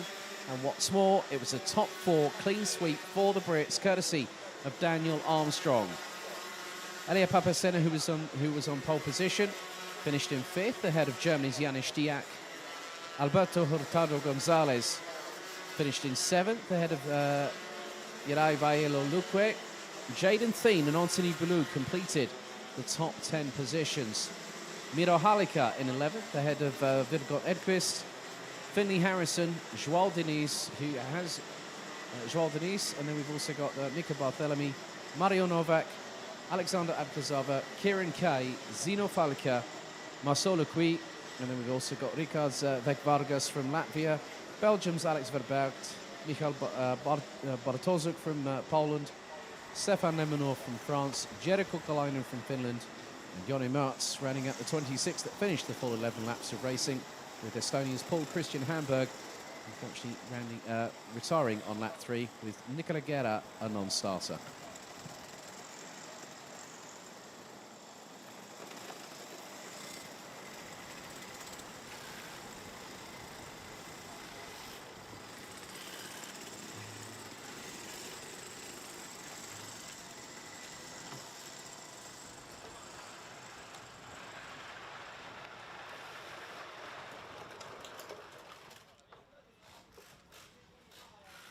Paddock announcement.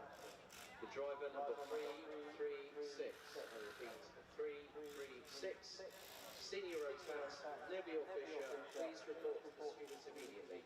That's Neville Fisher, Senior Rotax, driver 336, to the stewards immediately, please. Thank you.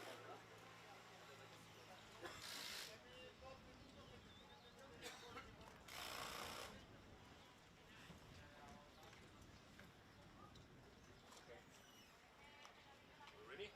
1 minute.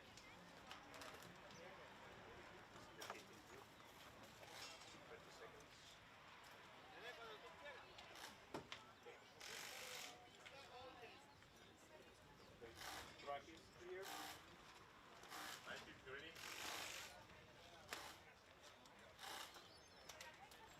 Then green light.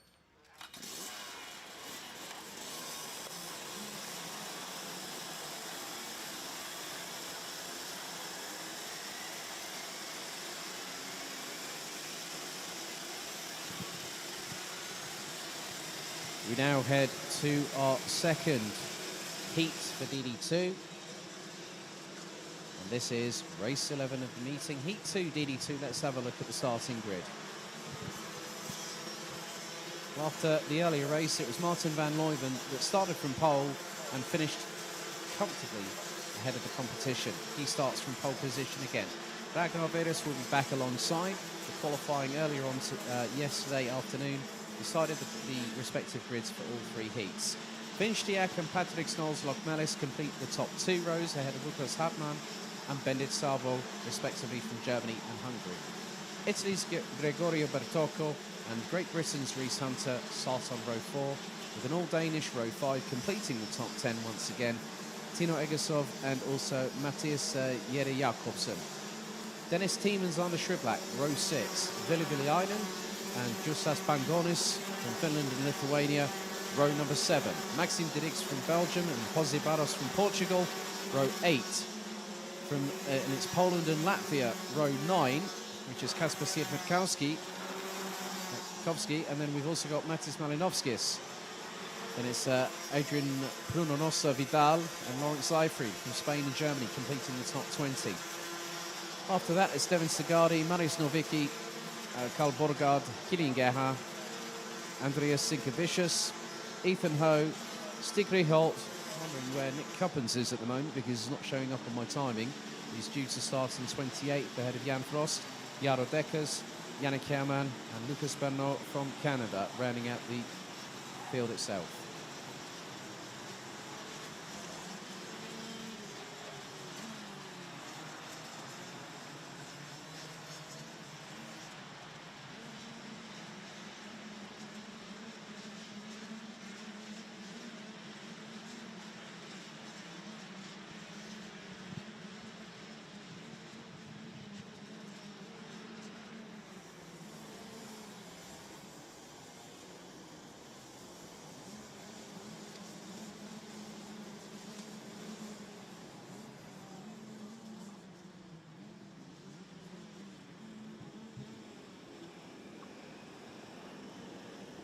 So, ladies and gentlemen, the drivers make their way into the tram lines. This is a full start. Race director not happy, so we're going to go around for another tour. And there is Nick Cuppins waiting at the edge of the entry onto the circuit. So Nick Cuppins will have a little bit of a lifeline there, so he will be able to take, I think he may be able to take the position and start from the very back. You can speak to him about his affirmation with Belgian beer. I saw him this morning and said, "Where's your livery gone?" He went, "Oh, I can't do that one anymore." But it was quite funny seeing that in person at Genk, of all places. And now we make our way towards another restart. So, right, we are okay. Just been informed. The red flag has been called.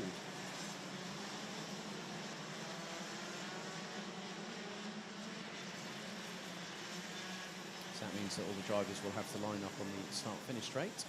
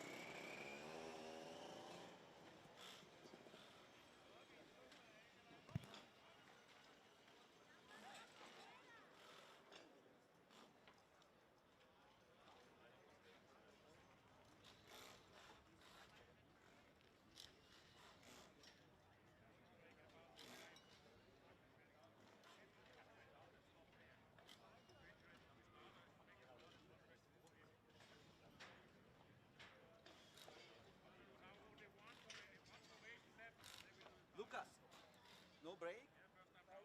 It's okay. Motor again.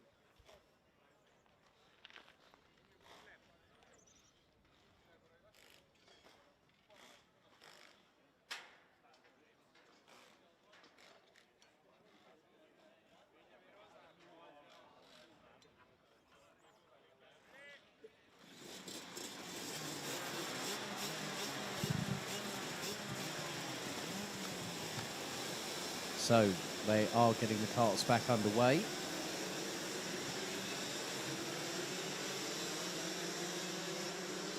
It's going to be a second time of asking.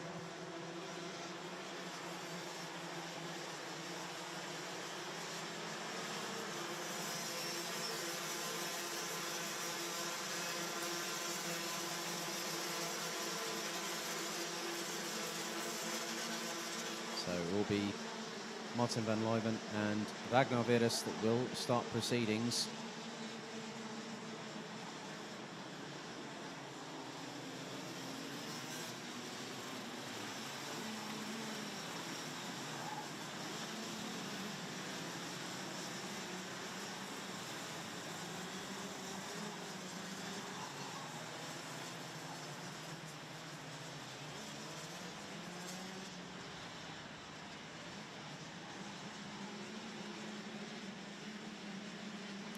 So is anyone going to challenge Martin van Leuven? We are going to find out whether that person is possibly going to be Ragnar Virus or whether anyone else might have a bite of the cherry.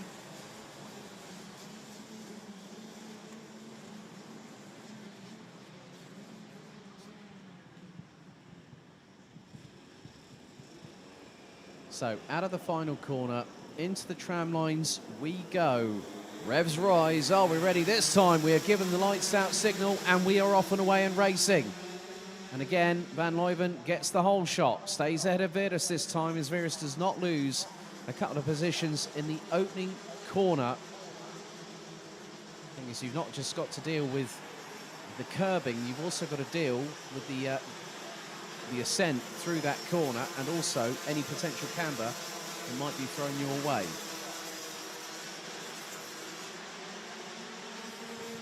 Virdus this time is a lot closer.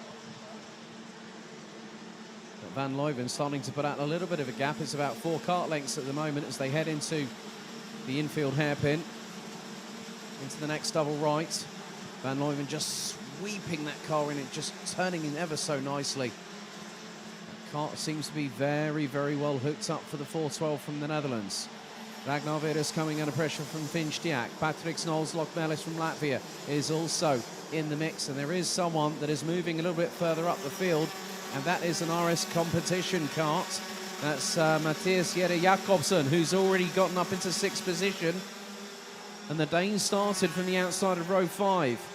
So Jere Jakobsen has done an absolute perler of a start, gained 4 positions within the first lap and a half of the race, and now is ahead of Lukas Hartmann from Germany in the 409. Bendit Sabo, Reese Hunter and Zander Schriblak now complete the top 10 as the field make their way down the hill into the tight left-hander. Van Leuven had a gap of nearly 0.3 of a second over Ragnar Virdus. And now Finn Stiak fancies an opportunity, but keep your eyes on Patrick Snols-Lokmelis, the Latvian in 4th position, the 403. Gregorio Bertocca now has been passed, and Jere Jakobsen is doing an absolute number on some of those drivers in front. The Dane is absolutely flying right now and has got a little bit of clean air between himself and Lokmelis just up ahead.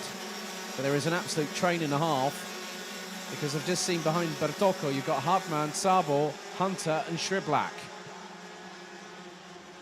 And the top 10 covered by just less than 2.5 seconds from front to rear bumper. And Lokmelis looking a bit racy, looking to try and see if there's an opportunity to throw the kart down the inside or maybe even the outside of Finn Stiak. But at the moment, that is not quite happening yet, because Lokmelis needs to be a little bit closer, needs to be within striking distance.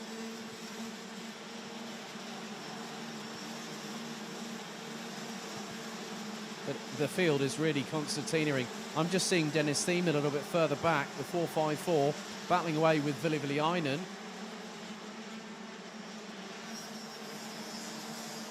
And Jan Frost has dropped all the way to the back of the field. Nick Cuppens was released after the field had gotten going. So Nick Cuppens is still in this race at the minute. But Martin Van Leuven is pulling away from Ragnar Virdus. The gap is now nearly 0.6 and climbing. It's a repeat of what we saw in the first heat from the Dutchman based out of Zolder, but Finn Stiak and Patrick Snols-Lokmelis are closing in. Jan Frost looks to be the first retirement of this second heat. A real shame for the Polish driver.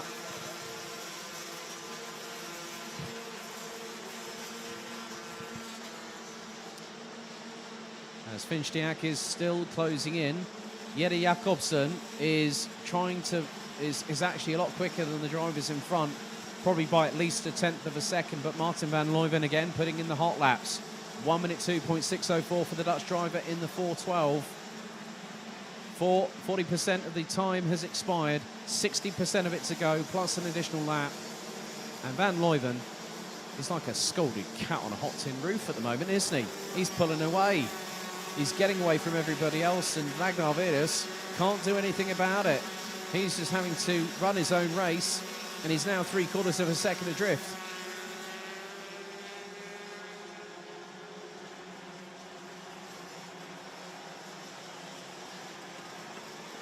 So Van Leuven keeping pace, looking good, looking comfortable, looking settled, like nothing's going to trouble him.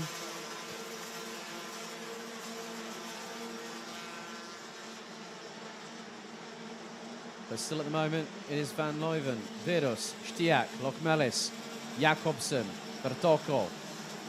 Well, it was Bertocco until Hartmann decided to jump in and steal my thunder. Thank you very much, Lucas. So Lucas Hartmann up past Gregorio Bertocco for what is now 6th position. Vili Ainen now past Justus Bangonis from Lithuania for what is 13th position on the road.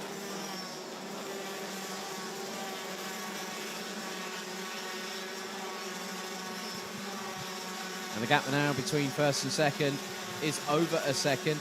Stig Ryholt and Lucas Belnot unfortunately look to be 2 further retirements as they haven't made it past the start-finish line to complete their 4th lap of racing. That was a couple of laps ago, I'm afraid.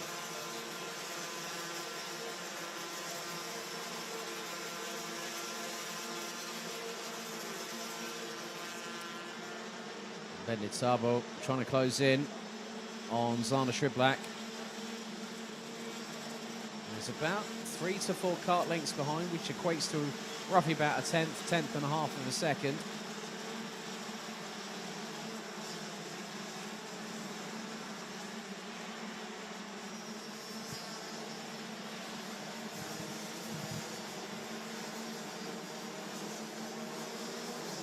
Van Leuven is just comfortably extending that gap.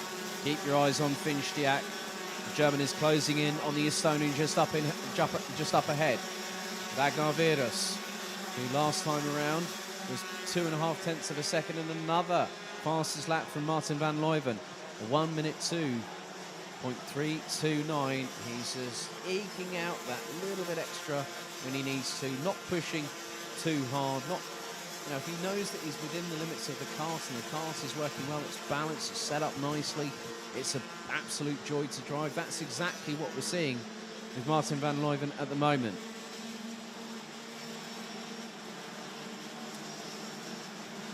And Jere Jakobsen's early shenanigans may have caught up with him. The reason being is have the tyres been outside their window ever so slightly, or did he lose a little bit of time whilst running in clean air? That's the biggest thing. You can have an absolutely monstrous start, and then all of a sudden you find your pace dropping. You take the life out of the tyres a little bit too early, you can compromise the handling of the car, but also the pure performance that you can unlock from the combination of the tyres and the chassis and the engine working together in harmony. 2 minutes 20 to go, plus an additional lap. Martin Van Leuven is still leading. His lead over Ragnar Virus now stands at a whopping 1.7 seconds, and we're just over 2 minutes to go.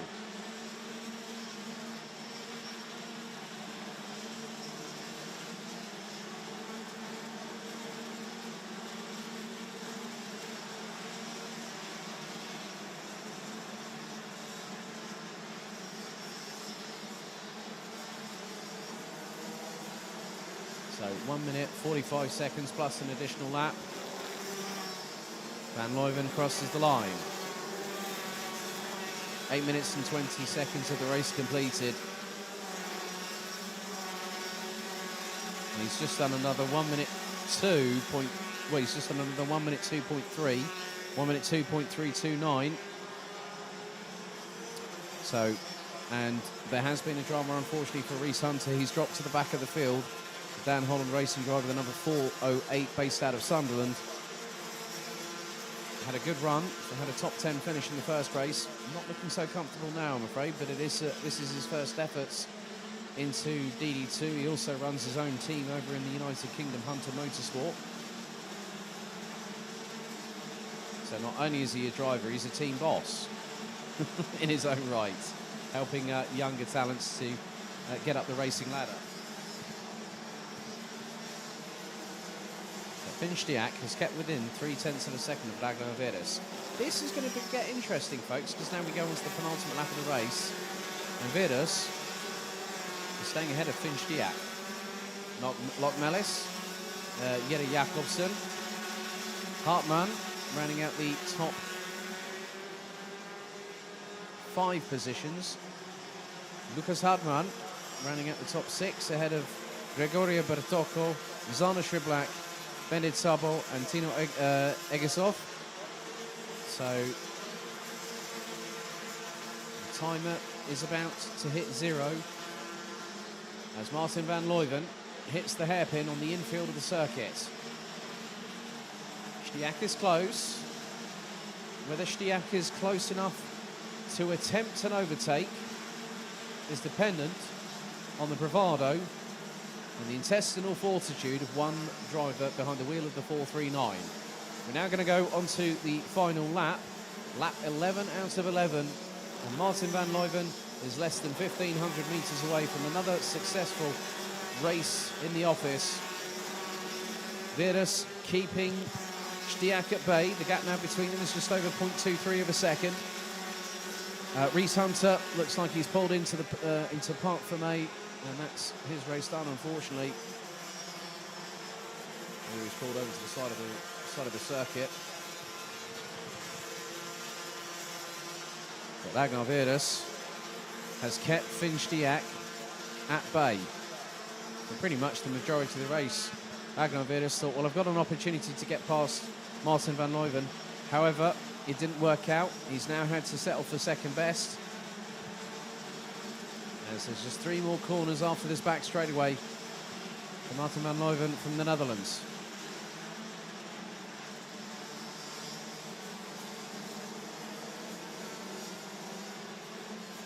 Out of the final corner, here comes the checkered flag, and the 4:12 from the Netherlands takes another victory.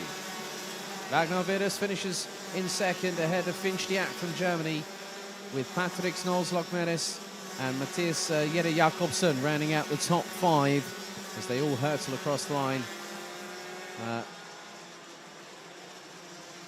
Hang on a second. I've just noticed Martin van Leuven's race overalls. He's got Rick Driesen's name on the back of it.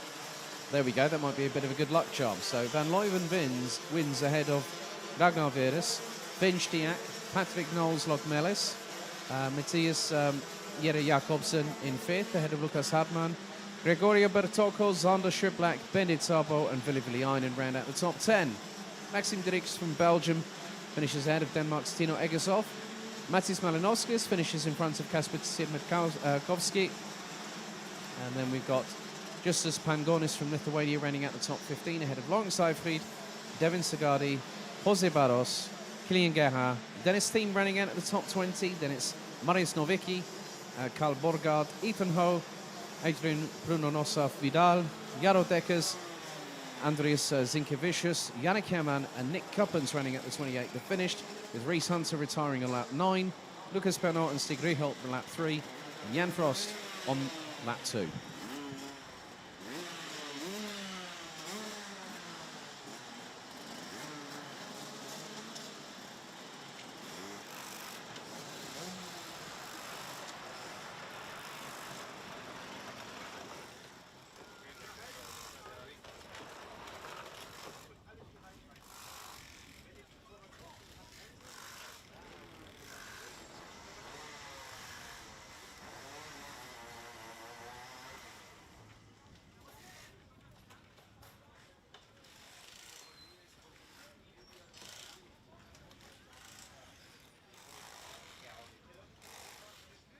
To the following team drivers, please leave their waiting stations immediately. That's driver number 447, Adrian Bruno Vidal, and Tino Egershoff 448. So drivers 447, 448, please report your performance immediately. And also ask driver 406. I'm getting contact here, 406. 410, but they also immediately at the minute. Thank you very much.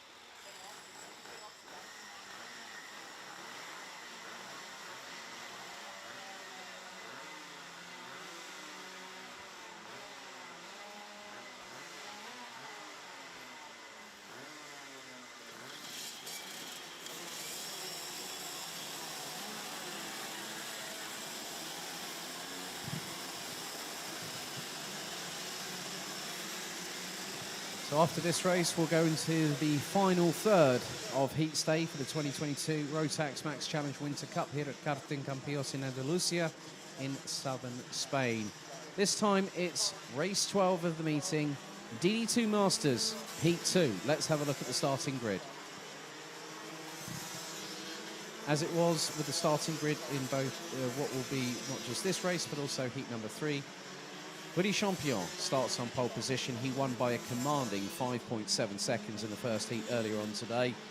He will start with Carl Clebor alongside the man from Belgium in the 5.06. Christoph Adams and Andreas Neumann will start on row number 2, ahead of Pritzai and Renis Freys, rounding out the top 3 rows. Jimmy Chaumier, Rodrigo Pinilos, Jonathan Wimore, Maxime Shaposhnikov, and then we've also got Bruno Dos Santos, Martina Stankiewicz, and Christophe Capitan, rounding out the 13-strong grid.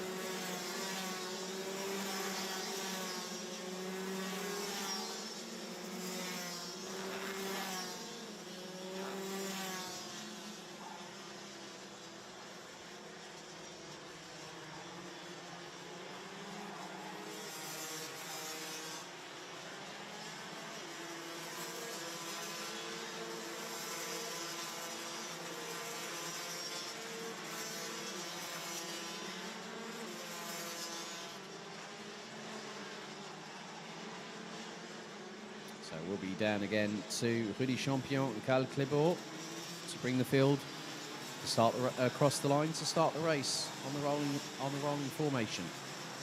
The rolling start, that is.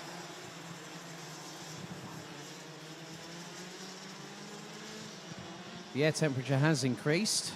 Not so much cloud in the sky. There's some patches of blue up ahead, which is a nice, welcoming sight.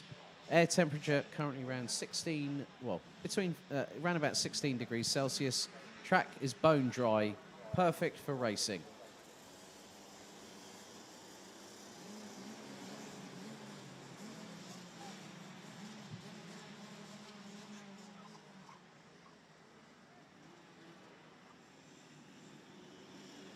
So out of the final corner, the revs rise. Ladies and gentlemen, the lights are out. We are off and racing. Through into the first corner, Rudy Champion has the initial advantage. Christoph Adams got past Carl Clebor on the start. So Christoph up into second place. Pritzai in fourth. Just keeping an eye on that charlatan that is Jonathan Wimore, who's already now up into seventh position ahead of Bruno Dos Santos. Renis Freys completing the top 9 ahead of Christophe Capitan, who's already got past Stankiewicz, Shaposhnikov and also Pinilos to get through to round out the top 10.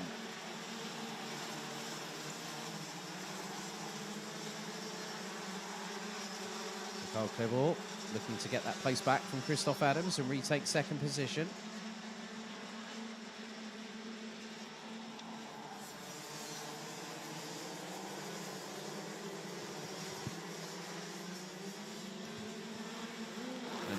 Carl Clebor out of the final corner, right in the slipstream of Christoph Adams, pulls towards the inside, thinks about it, holds back.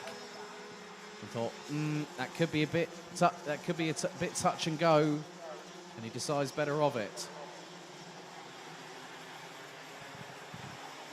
But Pritzai fancies getting in onto that, and Jonathan Wimore, well, no surprise here, within a lap and a half, Jonathan Wimore is now up into P5 and chasing down those in front.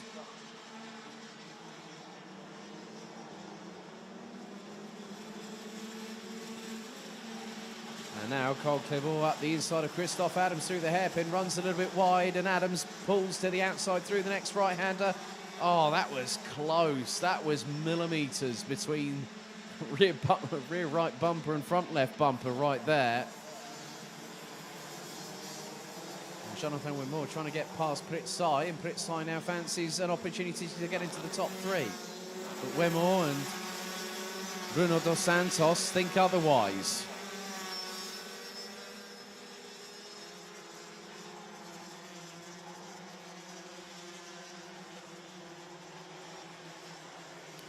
As Christoph Adams has got Carl Clebor swarming all over the back bumper right now, and this is allowing everyone behind to close up. Prit size there. Jonathan Wimore, Bruno Dos Santos. They're all chomping at the bit.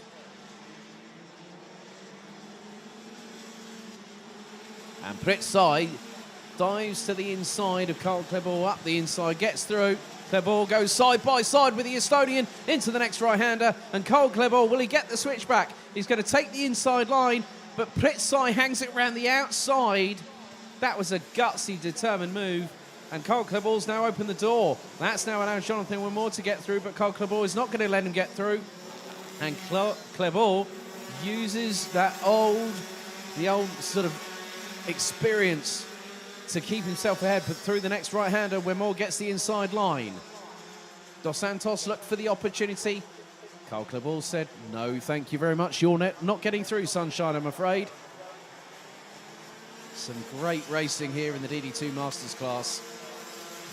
All highly competitive. And the good thing is, well, Rudy Champion's already... He's done a Sebastian Vettel from his Red Bull days. He's gone off into the distance. He's nearly, probably the best part of 2 seconds up the road. Tankevicius is also getting stuck in. Here's Jimmy Chaumier, along with Christophe Capitan. Oh my goodness me, Andreas Neumann went bumping over the curbs through the left-hand hairpin. And Capitan trying to go up the inside of Chaumier. No dice there, I'm afraid. Didn't quite work out. But they are pushing. It doesn't matter which class you're in the Rotax racing family. You push to the limits of adhesion. And sometimes, maybe even, you might have to go that little bit beyond. And there has been a drama for Christophe Capitan, I think. Capitan's dropped out of the running, and the kart is not going any further, I'm afraid. That kart is now being pulled away by one of the Marshall team, and it looks like the right front is not 100% tracking true. May have been a little bit of an incident caused the right front to literally be torn asunder.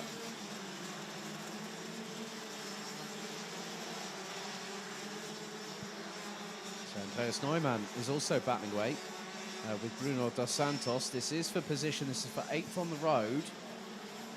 Louis Champion is about to now have possibly the best part of just over a 2-second lead.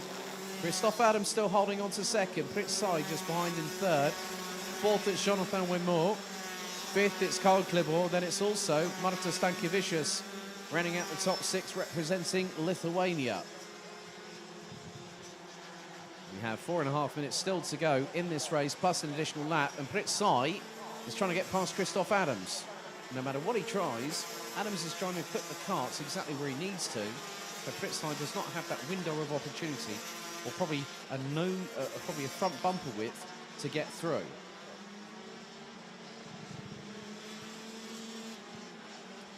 Adams takes a look over his right shoulder, Pritsai to the inside through the hairpin.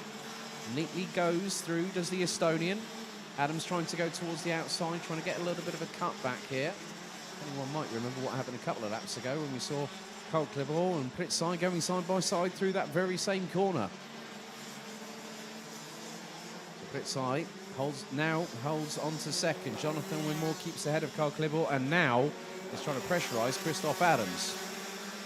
Easier said than done. 3.5 minutes to go, plus an additional lap in the penultimate DD2 Masters heat of the day.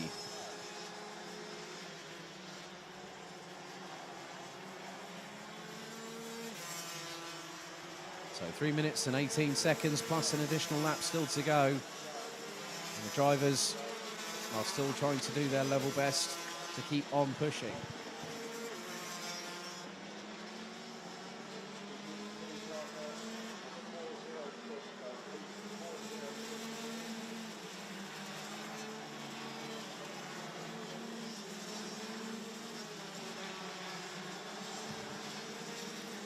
So we're into just under the last 180 seconds, plus an additional lap, and Carl Clebor thinks he might have a chance at maybe getting past the 560.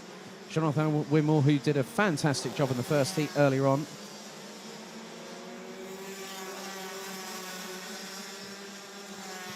And it's it's these four here, second to fifth, are separated by, well, they're covered by just under a second. So Pritzai leading that train as they're making their way up towards now the triple right-hander. So up through the first one, up through the second one, at the top of the crest of the hill, and then down again. Now gathering speed, momentum, velocity, whatever you want to call it, down the hill through the right-hander. And then into the hefty braking zone, into the next left. Through the short chute here, into the left-hand hairpin. And a double right that brings them onto the back straightaway.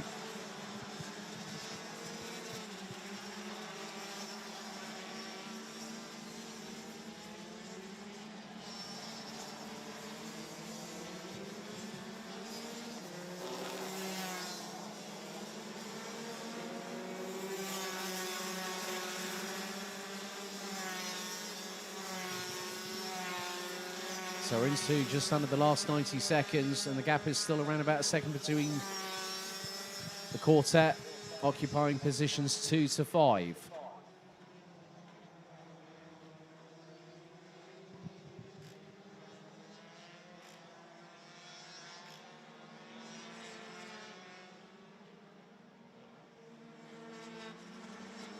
Rudy Champion leading by 3.5 seconds from Pritzai. Christophe Adams rounds out the top 3. Jonathan Wimor, Carl Klibor and Renis Freys rounds out the top 6, as we have had a retirement not only just from Christophe Capitan, but on lap number 5, didn't really catch this, Martinas Tankevicius is also, I'm afraid, out of the race on lap number 6. We're on to lap 9, and we're into the last 30 or so seconds as Rudy Champion crosses the line with just under 30 to go.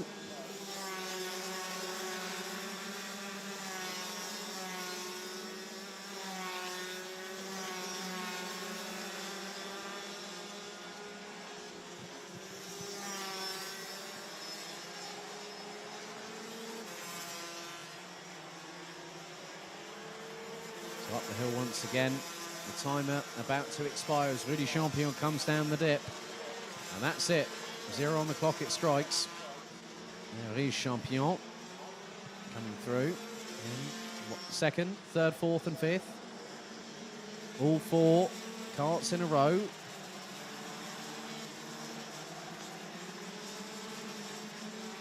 So at the moment, the way things stand, Rudy Champion is going to have one more race to solidify his position in this class. Always known that Rudy Champion has been a very, very quick driver, and he's showcasing it to absolute perfection right here. 4.2 seconds is the gap between him and Pritzai.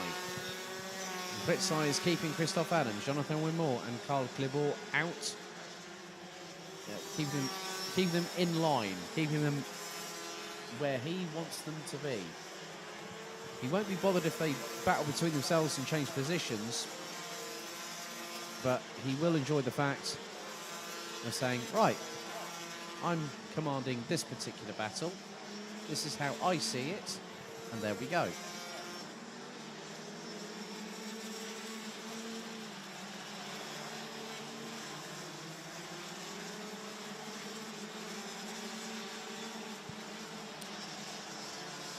So not that far away.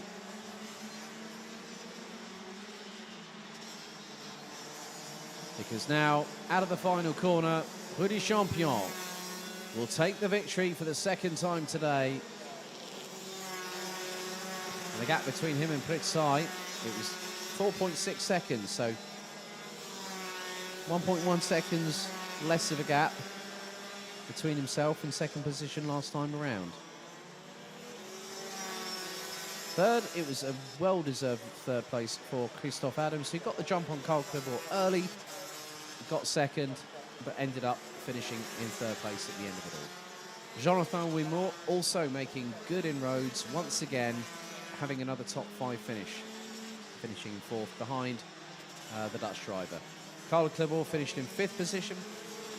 Despite and irrespective of that, some great side-by-side battling between Carl Klibor and Pritzai earlier on in the race. The Belgian finishes 5th ahead of Renis Freys from Sweden, Bruno dos Santos, Andreas Neumann, Jimmy Chaumier, Rodrigo Pinilos, and Maxim Shaposhnikov rounding out the 11 strong. Unfortunately, retirements for Lithuania's Martinas Tankevicius on lap 6, and Christophe Capitan retiring on lap number 4.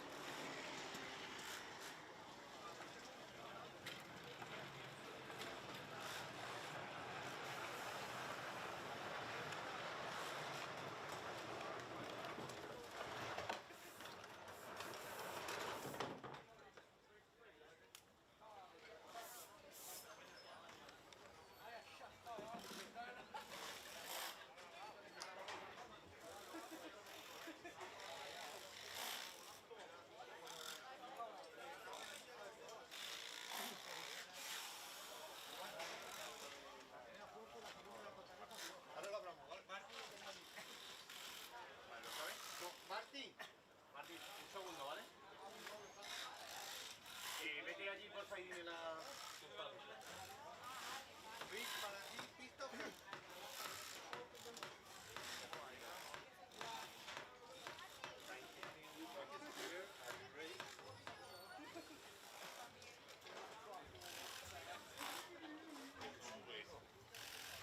Okay, green flag.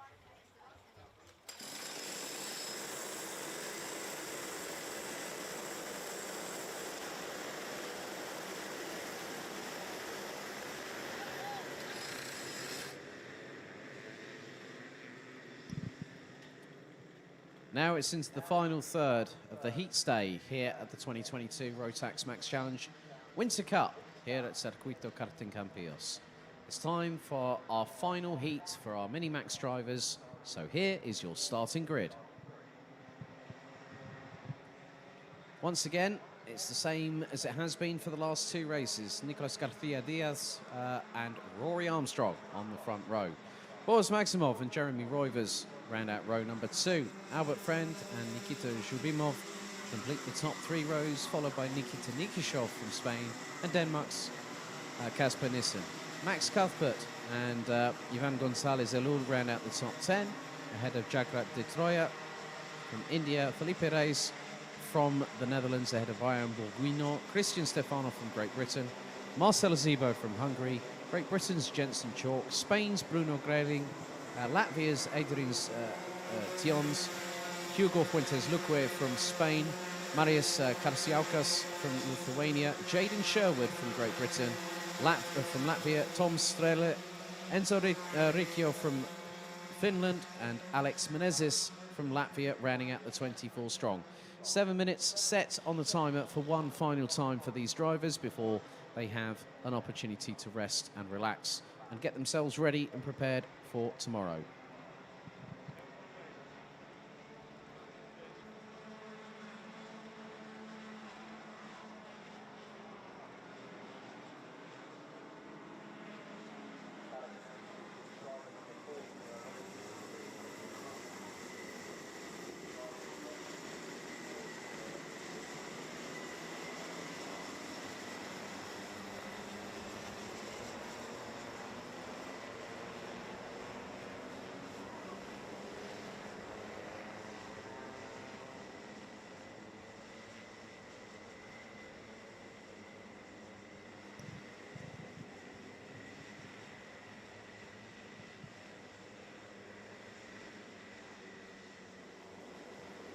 Right then, they've got to get into formation pretty quickly, get it slowed down to a crawl, and get themselves set and ready for the third and final heat.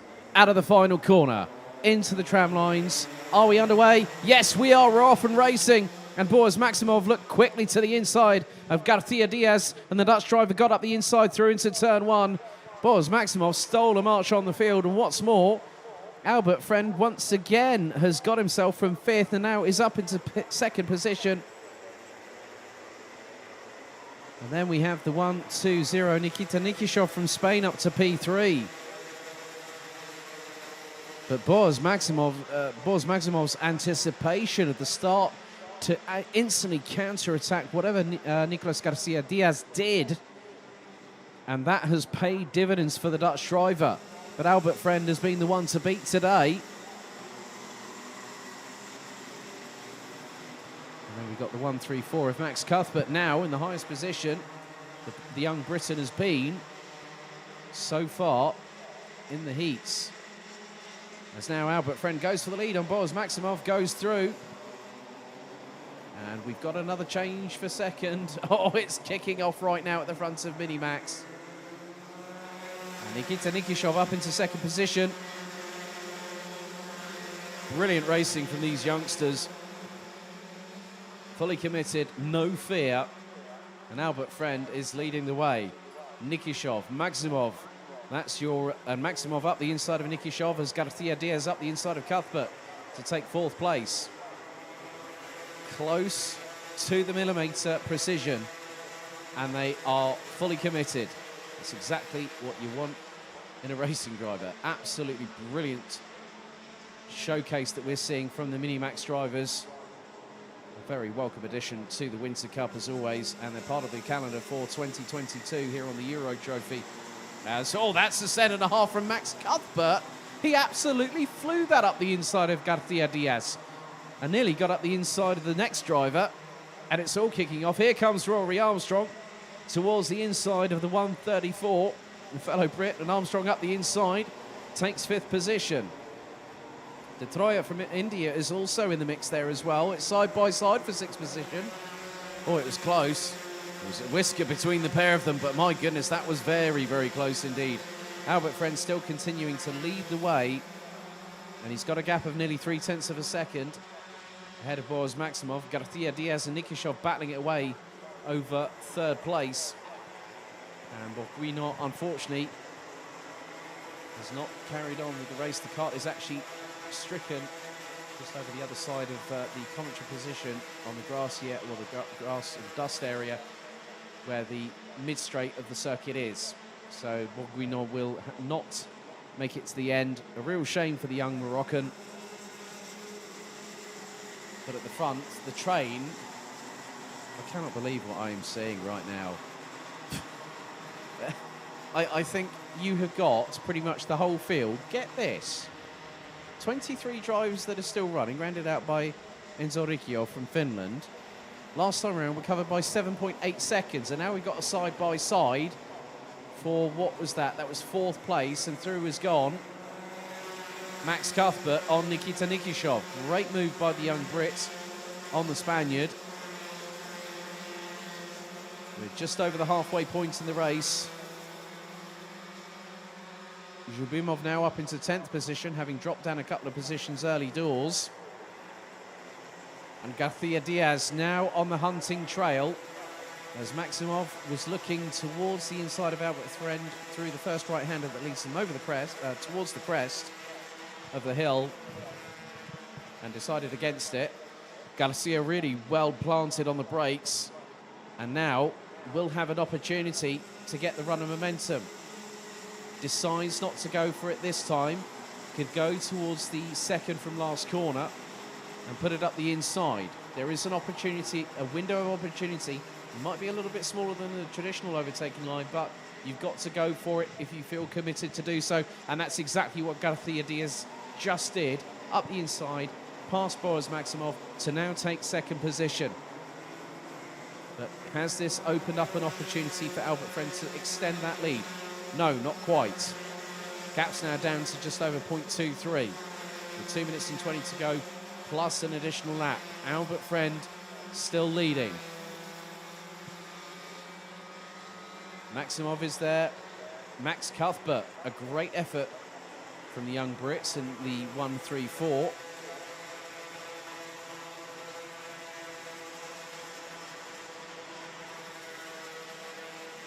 Funnily enough, based about 40 minutes from where I currently reside, Chelmsford.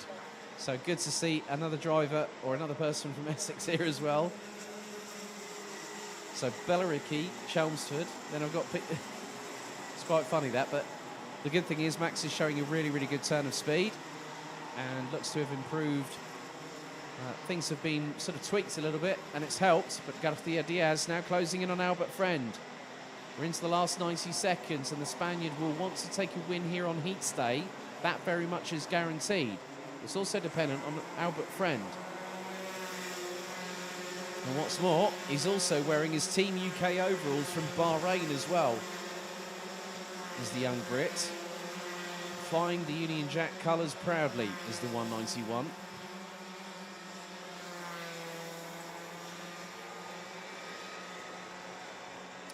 Garcia Diaz still determined to catch up with Albert Friend and try and close in on him.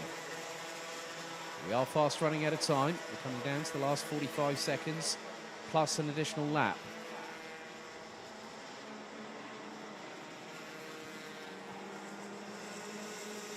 Into the next left-hander, the hairpin, to get through.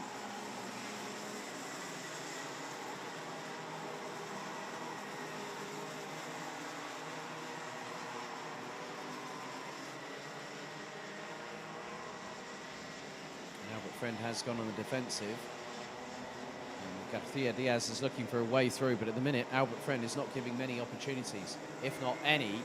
However, Garcia Diaz gets a good run out of the final corner in the slipstream, heading towards turn one. We've got this and another lap to go to complete the heats action for the Minimax contingent. Garcia Diaz waiting, poised to strike at any given moment. Knows the track pretty well. Down the hill for the final, for what will be the penultimate time, because next time around we'll get the final lap board.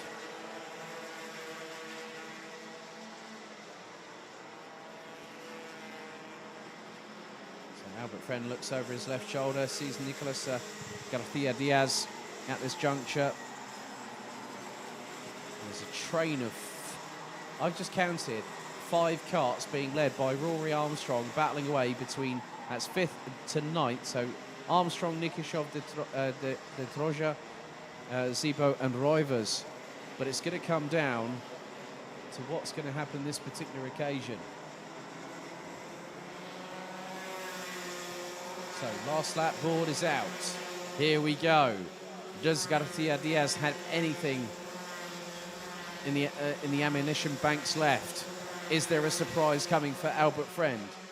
Or will the Brits respond accordingly and manage to keep the 191 on continued winning ways? Over the crest for the final time, the 2 leaders now come down the hill. It's going to be the run to the line. It could come down even to the run at the final corner.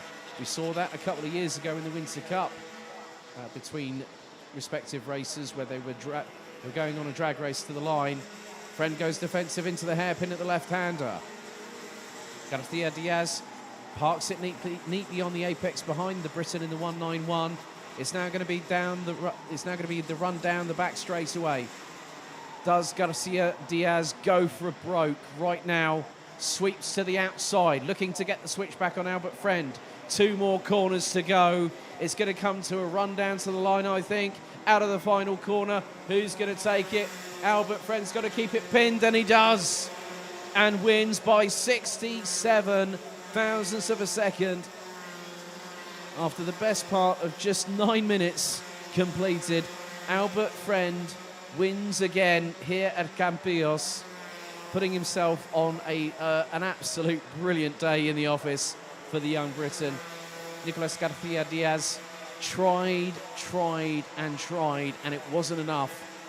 So the Spaniard having to settle for second after 8 laps of captivating racing. Boris Maximov completes the top 3, so a good haul of results for the young Dutchman from Bouvin Power, rounding out the top 3. Max Cuthbert in 4th, his best result of the day. Nikita Nikishov and Rory Armstrong complete the top 6.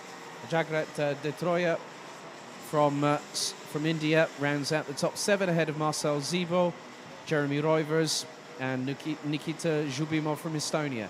Felipe Reyes, Ivan Gonzalez Elul, Tom Strehler, Jensen Chalk, Jaden Sherwood and Christian Stefanov round at the top 16. Ahead of Hugo Fuentes Luque, Bruno Greiling, Adrian's Tions, Marius Karasiaukas, Alex Menezes, and Enzo Riccio from Finland running out the 22 that finished. Kasper Nissen unfortunately retired on lap 7, and Ryan Bourguignon did not even complete the very first lap.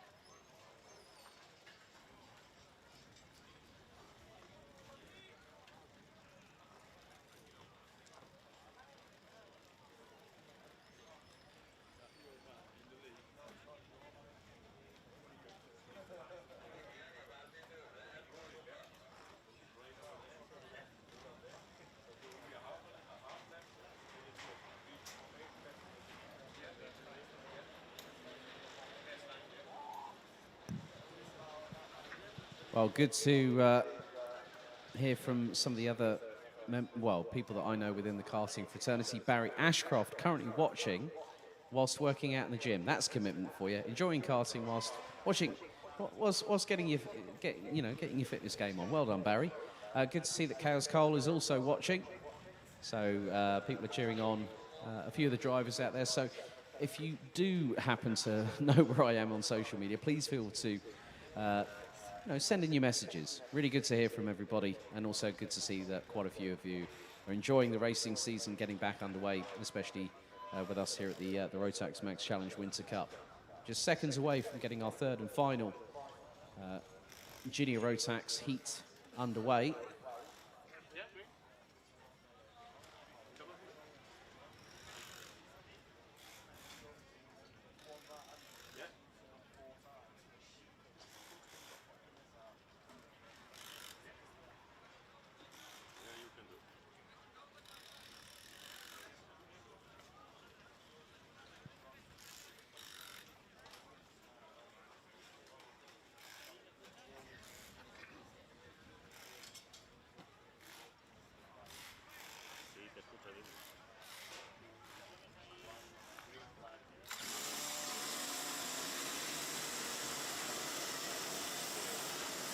Right then, and good afternoon to Jen Wade as well, who's also watching back over in Austria. Hope you're keeping well. I've already caught up with Daryl today, you'll be pleased to hear, Jen. So all good here. Right, let's have a look at the starting grid. Race 14, Junior Rotax, heat number 3. So the grid is as follows. Scott Marsh will start alongside Leon Zelenko on the front row once again for the third and final time today. That could very well change in terms of the pre-final tomorrow. So then we'll also have Aaron Krepsick and Ethan Jeff Hall on row 2. Austin Lee and Vic Stevens, row 3. Row 4, it's Enzo Boll and Mikkel Pedersen. Mikkel Pedersen didn't have the greatest of second heats, I will be completely honest with you, after mounting the back bumper of one Enzo Boll, who starts alongside him. Karel Stout, third in the last heat after a disappointing first heat of the day, starts 9th again and will be joined by the Netherlands' Casper Schorman. Vinnie Phillips, the young Brit, will be alongside the young Belgian, Tom Braken, row 6. Gustav Zusakovs and Maxim Sechurko ran out the top 7 rows ahead of Mies Huben. Now, obviously, we did see Mies was involved in an incident. Medical assistance was called. Not sure if he's going to be on the grid, but we'll find out very soon.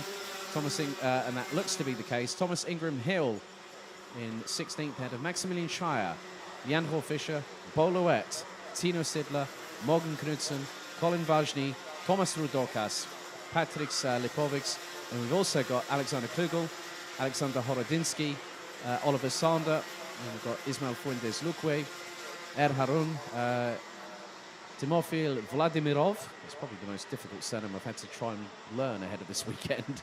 And Tommy van der Stroys running out. And good to hear that you're also enjoying the coverage and the close racing, Jen. Good to, hopefully we'll catch up in the not too distant future, as always. But yeah, 7 minutes plus an additional lap set on the timer. It's now 16 degrees. The temperature has been cheekily climbing, whereas, you know, the last few days or so, it's been nice and sunny. It's been in the 20s. And this morning, yeah, a little bit of a, well, more than just a breeze. But we've had great racing. And it's still this, plus 4 more races to go after this one.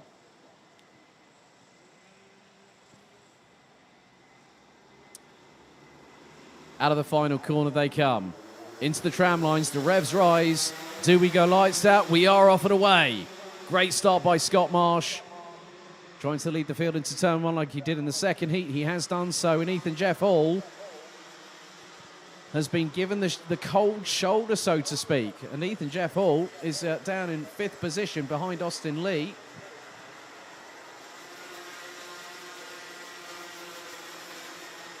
Vinnie Phillips trying to make his way through.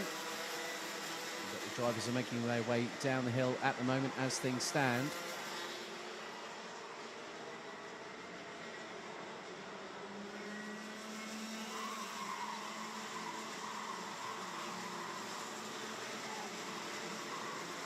And there has been an incident, a couple of carts involved, and one of which is Karel Stout. The other one is, I think that's the 235, Maxim Sechurko. So the two drivers, a very difficult end to the day for the pair of them, I'm afraid. The race carries on. Scott Marsh leads. Leon Zelenko in second. Third is Aaron Krepsick. Oh, good to hear that Matty Higgins' elder sister, Lizzie Higgins, is... You know what? This is brilliant. I'm getting messages from so many different ways, but I'm gonna take the mickey out of Lizzie in just a second. Don't worry, Lizzie, your turn's coming. Right, Scott Marsh leading. So we have had a non-start from Mies Huben, obviously, with the earlier incident. Maxim Sechurko and Karel Stout, they will have a lot of work to do tomorrow. But one of the good things is that Karel has got a 3rd place finish today after a great spirited performance in the second heat and a difficult first one. So it's been an up and down day for the young driver from Switzerland. However, Enzo Boll now up into 6th and is behind Austin Lee. But it's getting very enticing at the front of the field. Ethan Jeff Hall, I think he's just passed Aaron Krepsick for 3rd position. Now Scott Marsh is looking for a victory today. Ethan Jeff Hall has been the one to chase. Now he's the one doing the chasing. And Austin Lee has got Enzo Boll up his inside, and the Dutch driver's got through. That's for 5th position. So Enzo Boll up into 5th, demotes Austin Lee down a place to 6th. Aaron Krepsick trying to keep pace with Ethan Jeff Hall.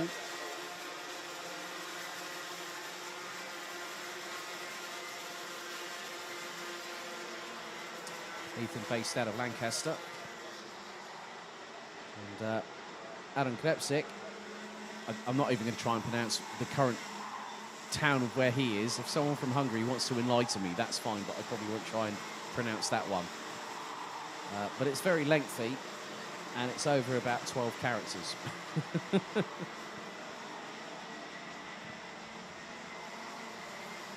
So things are getting a bit more defensive. Austin Lee and Vinnie Phillips trying to put the frighteners on Enzo Boll a little bit. The young Dutchman from SB Motorsport, not unfazed.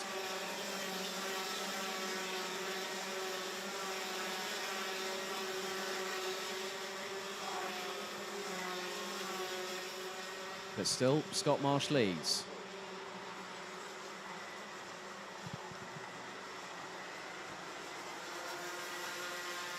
Zelenko rounds out the top two, being followed by Ethan Jeff Hall. The drivers that have made positions, Kasper Schomans and Colin Vajny now complete the top 10.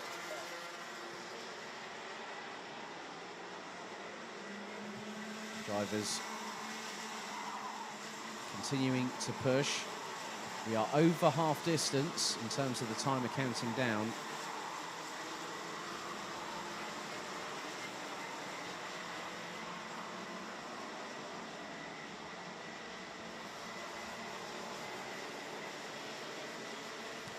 We have just under 3 minutes remaining of the heats for the juniors. And then they'll have a pre-final and a final tomorrow.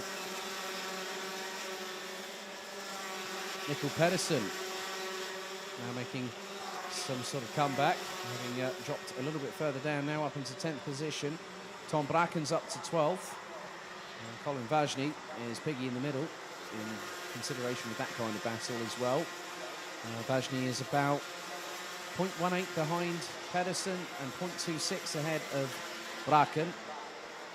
So that trio covered by about 0.4 of a second. Scott Marsh holding on to the lead at the minute, but Ethan Jeff Hall has just gone the best part of nearly 2.5 tenths of a second quicker.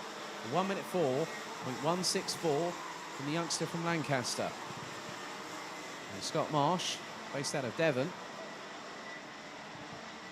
1 minute 4.402.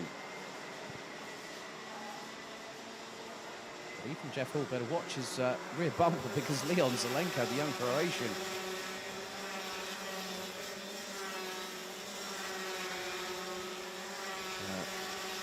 making hay whilst the sun shines. Well, the sun has sort of unfortunately been hidden by the clouds up above, the lighter clouds that is, not the darker clouds that we had this morning.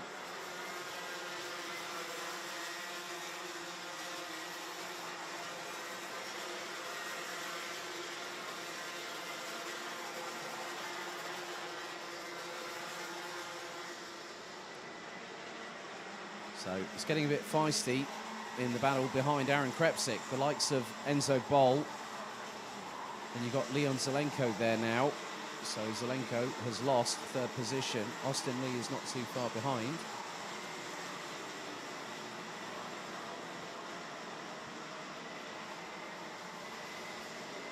And Chaos Cole, I know you're watching. If you want to send a message, send it to me. This is but we go into the last 30 seconds of the race. Scott Marsh still leading. He has commanded proceedings. Ethan Jeff Hall, I think, is just doing a little bit of, little bit of conservation. You don't always need, as much as people would like to go out there and win every single time they go racing. Sometimes you have to look at the bigger strategy picture. You have to look at how many sets of tires you have at your disposal. According to the regulations, so you want to sometimes keep your weapons a bit sharper, ready for finals day. And Ethan Jeff Hall did that last year at Mulsanne in the penultimate round, what ended up being the penultimate round of the season, and did a very, very good job of managing the tyres, managing the situation, and making sure he got to the finish. So now the timer has expired. Just over we've just over 7 minutes and 30 seconds completed. Last lap board is out. Here we go. Scott Marsh, 2.5 tenths ahead of Ethan Jeff Hall. Aaron Krepsick waiting in the wings in third. And good to hear from Kenyon Washington as well. Scott Marsh now, oh, it's getting a bit hot and heated, and Krepsick sends it up the inside of Jeff Hall, and here comes Leon Zelenko. The young Brit from Lancaster drops down to 4th position, and there's Enzo Boll waiting in the wings.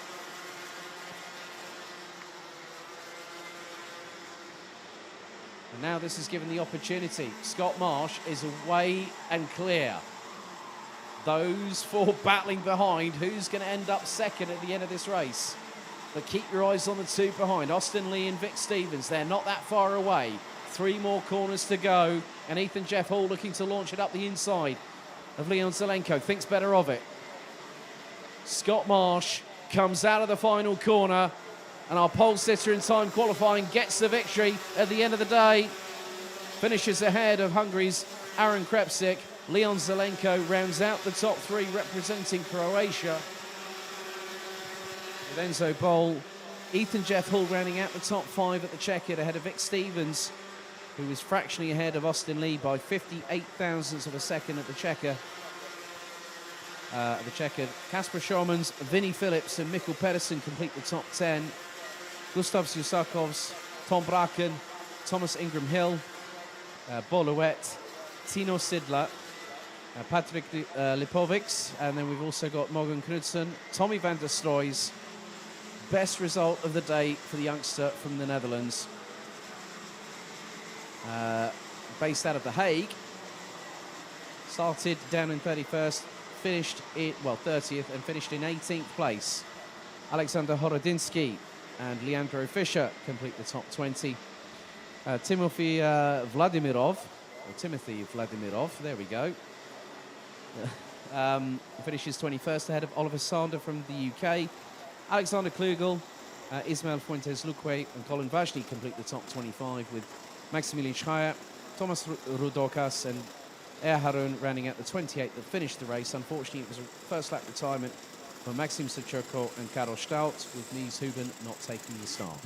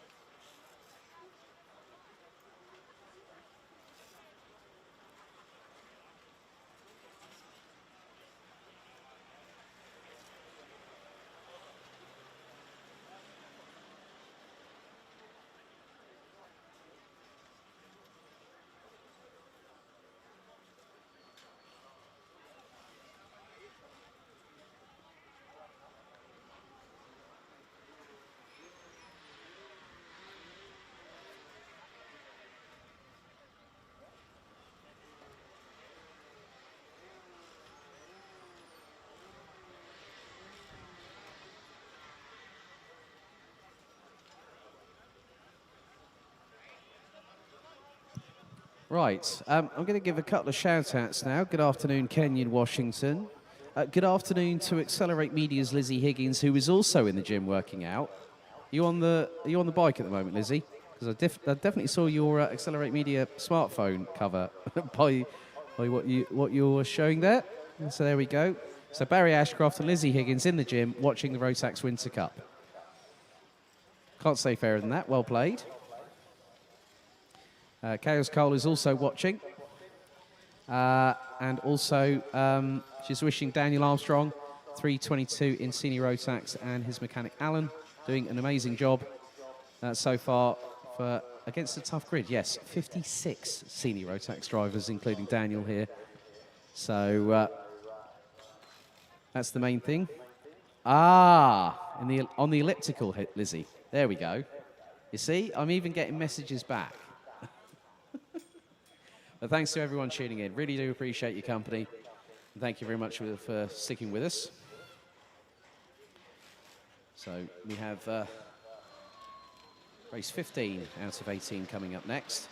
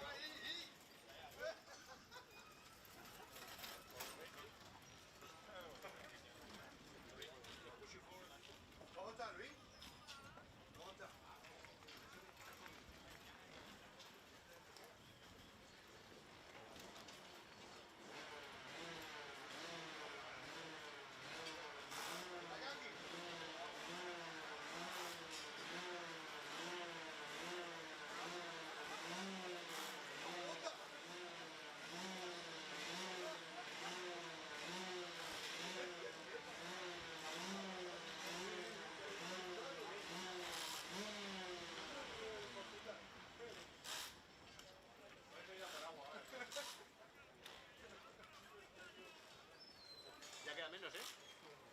Está hecho.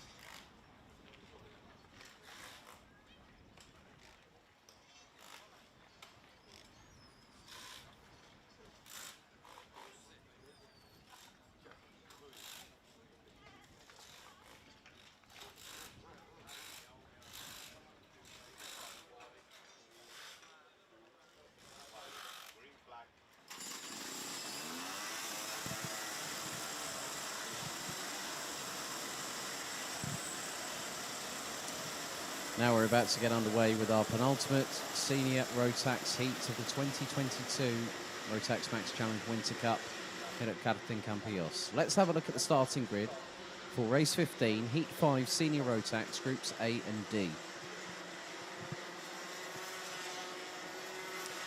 So Kai Hunter and Daniel Armstrong will make it an all-British front row on this particular occasion. Behind them will be Archie Walker from the UK and João Diniz from Portugal. Miska Kaskinen and Janis Diak rounding out the top 3 rows ahead of Farin Mega and Conor Jupp, both representing Germany and Great Britain respectively. Mario Sidler from Switzerland starts on the inside of row 5 with Alberto Hurtado Gonzalez completing the top 10. Yashram Jankan will start 11th and will have Great Britain's Sean Butcher alongside. And we've got Edward Matthews from Great Britain and Ricards Vegvargas from Latvia. That's row 7. Row 8, Linus Henson from Germany. And I don't think we'll have Nicola Guerra along for the ride once again, the 354 from Italy. Sam Bergstein in 17th, Alec Verberg in 18th, ahead of William Christensen. Jere Kokalainen, Matteo Pianezzola, Anthony Boulou and Kevin McFarlane rounding at the top 23 or 22 drivers.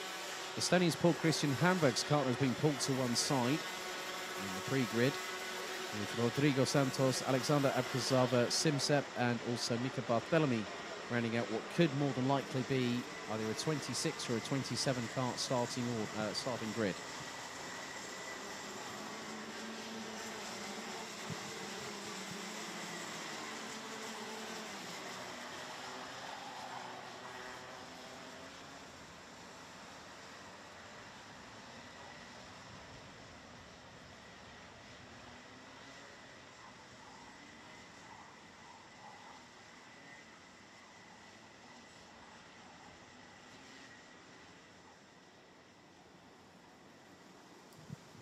So after this and the next race, the top 30 will go automatically through to the pre-final tomorrow. 26 drivers will have to fight their way to the final 6 positions on the grid to have a chance at winning the Winter Cup for 2022. But we go into the tram lines. Bassini Rotax, Heat 5, A versus D. Lights are out. We are off and away. And Hunter gets them into... Oh, that was very, very close. There was a bump over the curve. I didn't quite catch who that was. But they are at... The field is completely concertinaing. People going to the left, people going to the right. It's 2-3 abreast at points. It's getting a bit tetchy here. Linus Henson looks like he might be running a little bit wide coming out of one of the corners, heading into the crest of the hill as they head down their way once again.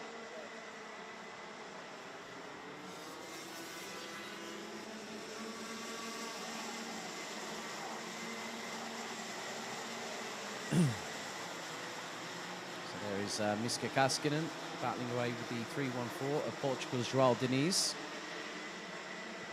Just behind them is Janis Diak in the 339 from Germany. And someone having a bit of a moment under braking, back end snaking from left to right. Farin Mega, but Kai Hunter leads the way. Archie Walker second. Daniel Armstrong rounds out the top 3. Miska Kaskinen in 4th. João Diniz, Conor Jupp, Janis Diak, Sean Butcher already up from 12th to 8th place. As it's getting a bit very, very close for comfort between Miska Kaskinen and Archie Walker right there going towards the top part of the hill. The Finn tried to put the nose up the inside of the Brit and nearly came into contact.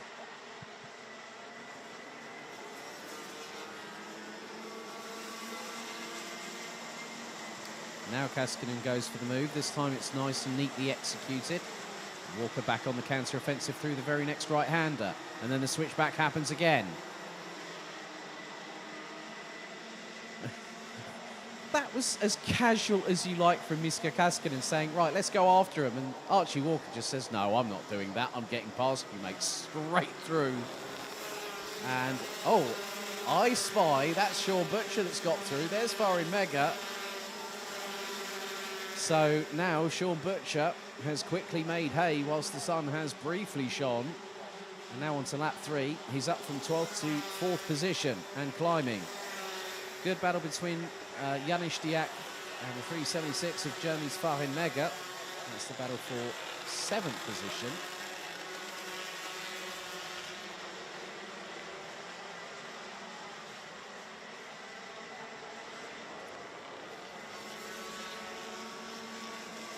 So 7.25 minutes to go. Simsep has made up some positions. William Christensen down to 26th position, having started 19th. Paul Christian Hamburg was released, I would imagine. I'm not too sure if I'm possibly hearing a loud exhaust. And that's, oh, there is. That sounds like Miska Kaskinen's kart has got a loud exhaust, so I would imagine the Finn will pull the kart in, or that will be a mechanical black flag. So straight away, I thought there was a loud exhaust. So the main thing is that Kaskinen will normally bring that in, and Miska Kaskinen has. The Finn, unfortunately, the 399 running with Dan Holland Racing. Now pulls the kart in. A bit of a difficult end to the day. But the battle still carries on. And Sean Butcher now ahead of Archie Walker, the two drivers from KR Sport. Making their way through. Oh my goodness. I think Daniel Armstrong might have just gotten a little bit of a wake-up call there, and he's behind the pair of them. And then there's Connor Jupp just behind. And Jupp now throws it to the inside of Armstrong, up the inside through turn one. Now Sean Butcher and Archie Walker will start closing down on Kai Hunter just up ahead. We're nearly towards the halfway point of this race. 5 minutes and 20 seconds plus an additional lap.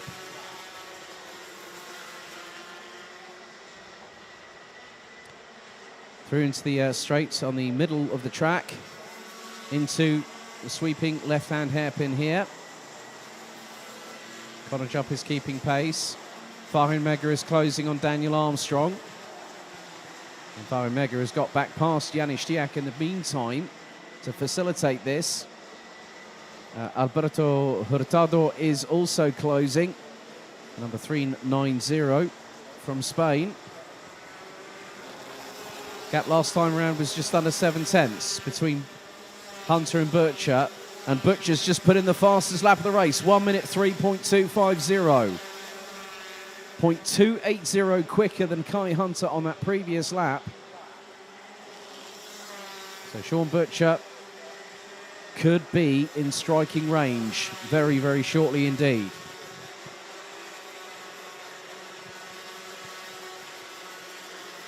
As Farin Mega trying to close in on Daniel Armstrong. But at the moment, not quite happening yet. So Butcher needs to start clawing in some time. Got to do it quickly if he wants to get that victory again. And this is the last chance for any of these drivers to go for a win. Probably, maybe look at it from this perspective with 3 3/4 minutes still to go. There is plenty of time, so you could maybe incorporate the top 8, rounded out by Hurtado Gonzalez, to compete for the victory. And considering they're only 2.251 seconds apart, but the top 3 are 0.5 apart. Connor Jupp is actually pretty much within that window of 0.8 of a second. Daniel Armstrong still holding station in 5th ahead of Farin Mega as the drivers make their way down the hill.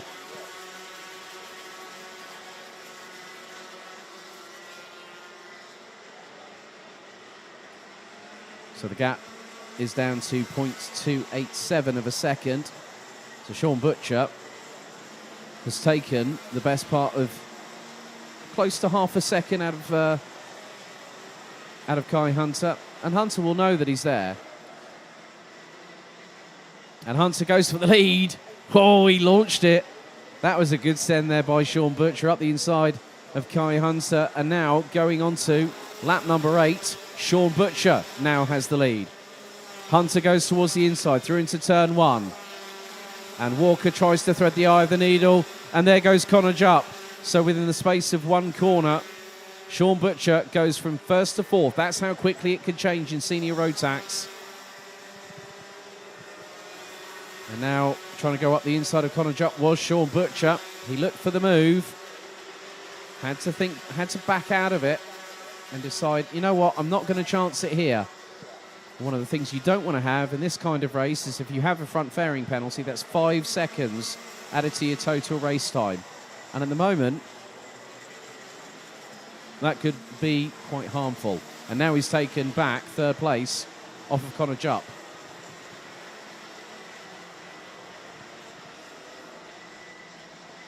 And this train at the front of the field, the top 8 carts are very close together indeed. We're talking 1.9 seconds, and that gap is closing still. Walker now closing on the back bumper of Kai Hunter through into turn 1. Farin Mega, and now Janis Diak, I think, have just got past Daniel Armstrong for position. And Armstrong's fighting back up the inside of Stiak.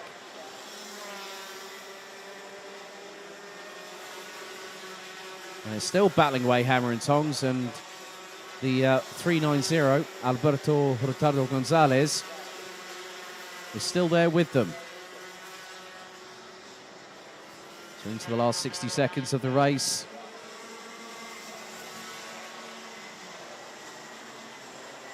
Who is going to launch a full-on salvo attack on Kai Hunter? Will it be Archie Walker? Will it be Sean Butcher? Will it be Connor Jupp?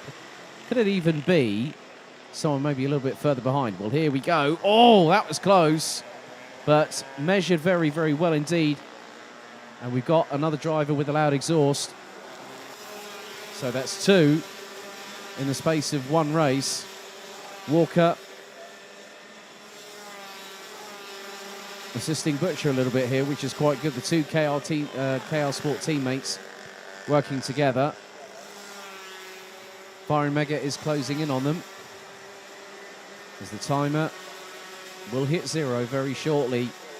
And as Kai Hunter makes his way through into the right-hand sweeper down the hill, the timer hits 0.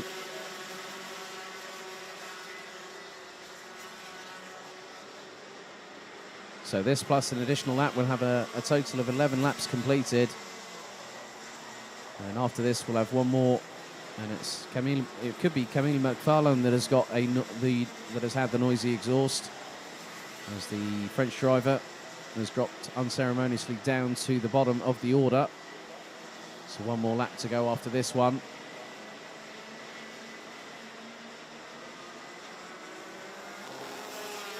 So Kai Hunter leads them on to the final lap of the race.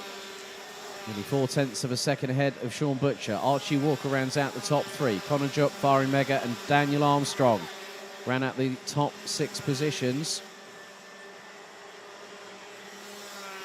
Hurtado Gonzalez in 7th. Janis Diak in 8th. Right behind. And then Yashram Jankan having a better turnaround. And by turnaround, I don't mean like the turnaround he had in the previous race. Because that was not fun. That was pretty scary, I think, not just for him, but maybe for the oncoming traffic. He's ahead of Linus Hansen, Anthony Boulou, Edward Matthews, Alec Verbout, Mika Barthélemy and Mario Sidler ran at the top 15 altogether.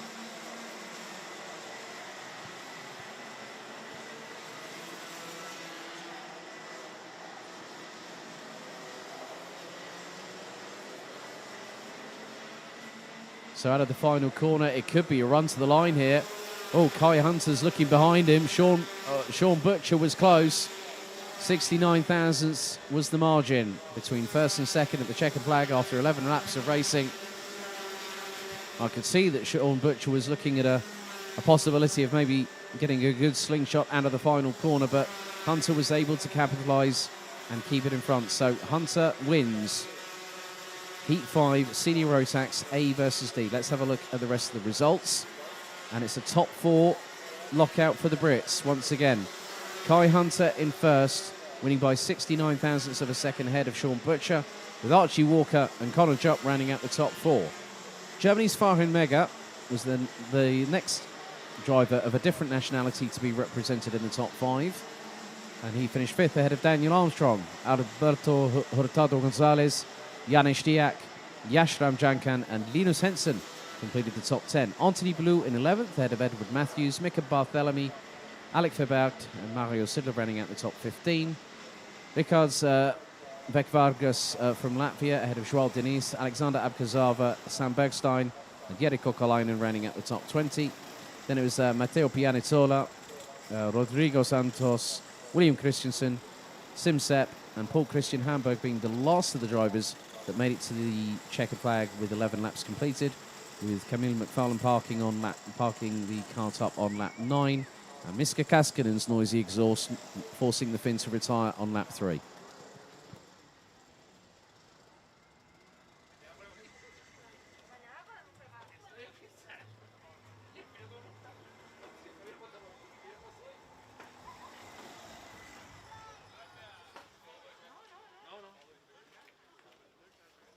Paddock announcement. That the following team managers for the respective drivers make their way to the stewards immediately, please. So driver number 439. So team manager from Travel Motorsport. Also for driver number 173.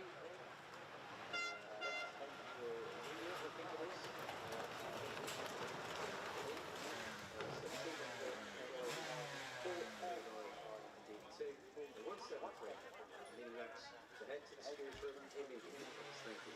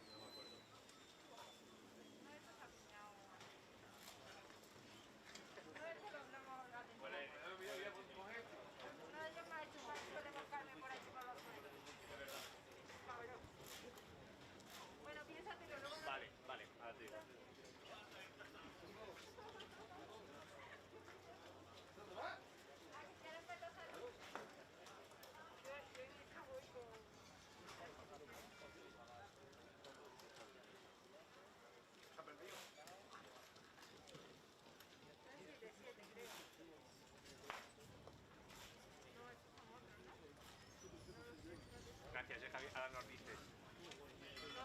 Y lo de ayer también, que no te lo dije. Porque efectivo no tengo los dedos. No te vas a hablar. Otra cosa, ¿no? No, ahora sube y te la come para que la comas caliente, ¿no?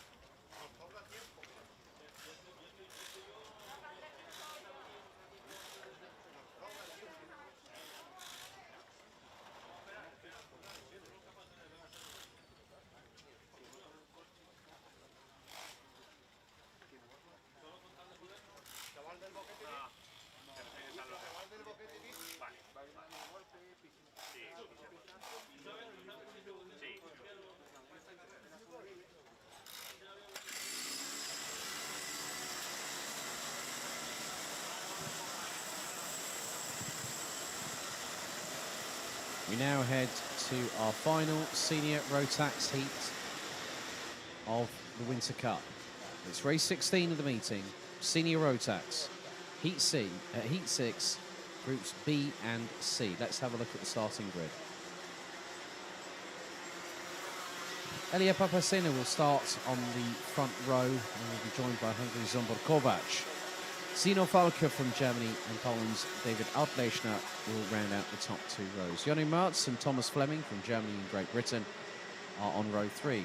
Stefan Lemonor from France and Neville Fischer from Germany round out the top 4 rows, with Jaden Thien and Kai Rillerts from the Netherlands and Belgium respectively completing the top 10. Behind them on row number 6 is Callum Bradshaw from Great Britain and Jules Roussel from France. Kieran Kay and Devian Rust from Great Britain and the Netherlands respectively on row number 7. Wilgot Edqvist from Sweden and Simon Gaspard from France will be on row 8. It's an all-Spanish row 9.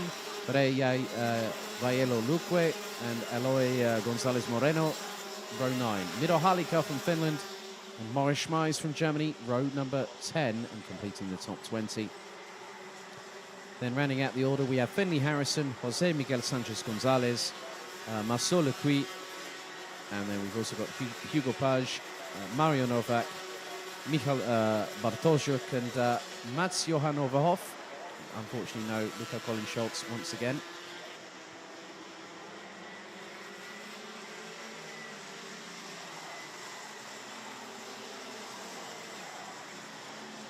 So another 10 minutes on the clock, plus an additional lap for these drivers.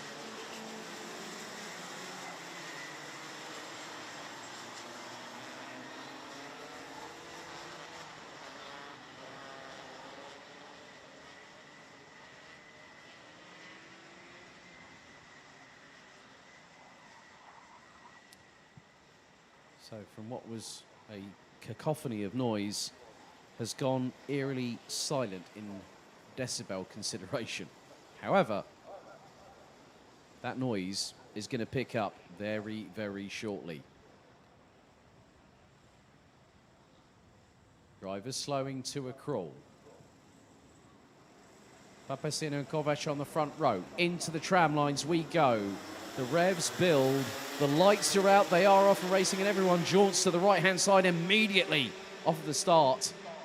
And through they go, and this could be rather crucial. Papacena keeps her nose ahead, and Altlechner fires it up and puts it through to second ahead of Thomas Fleming. Rillerts going 3 abreast. Oh, the 336 Neville Fischer having a bit of a moment there, and you just have to say that some of these drivers are just absolutely flinging everything bar the kitchen sink. Stefan Lemonor being one of them, who's trying to chase down the 326 of Germany's Zino Falka. At the moment, Altlechner looking for the lead. Up the inside of Papacena, and the pole gets it. And Thomas Fleming goes through as well, the 373 from Great Britain. Based out of Bishop Stortford. Oh, another one not too far from me, where I normally reside. Small world, isn't it? Anyway, I digress. 60 seconds in, and there is an absolute skirmish and a half at the sharp end of the field, and the back end of that.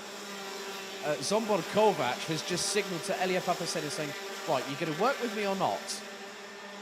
You get the nod, I bet you get the nod of the head, and then something else is completely thought in the driver's mind, and that's what they go with. And here comes Kai Rillerts up the inside, the 374.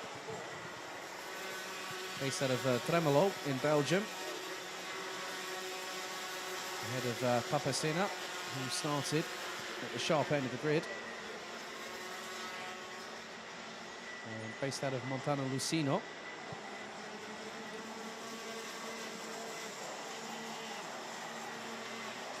And Rillerts' first taste of senior Rotax competition was the Rotax Max Euro Golden Trophy at Karting Genk last year. Got a bit of a wake-up call. Now, here comes Callum Bradshaw up the inside of Jules Roussel. It was Jules Roussel, not Stefan Lemonor. My apologies there. I got my numbers and my names mixed up. But here we go. What? I'm going to have to speak to Zsombor Kovács and say, what is this signalling you're doing? You're looking right back behind you, and you're like literally saying, come with me. And then all of a sudden, Felix just goes through, right, I don't care, I'm going through. I'm going to be racing you guys. That's what I'm here to do. Unfortunately, Zino Falke is out. I'm seeing another kart coming into the pits. That's the 367. That is Stefan Lemuno, who looks to be out and has called it a day. So at the moment, Outlechner is looking pretty good for the top 30. Yeah, 365 based out of Vargoed. And that is not, from what I remember, that is not definitely a Polish town name. But what a run from him at the moment. Zsombor Kovac still rounds out the top two, and it's Kai Rielers who's third with 6 3/4 minutes to go, plus an additional lap.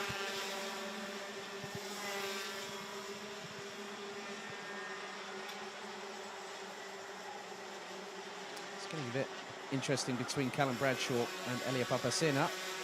This is for position, this is for 5th on the road, and Bradshaw will want to get through as quickly and as expediently as possible.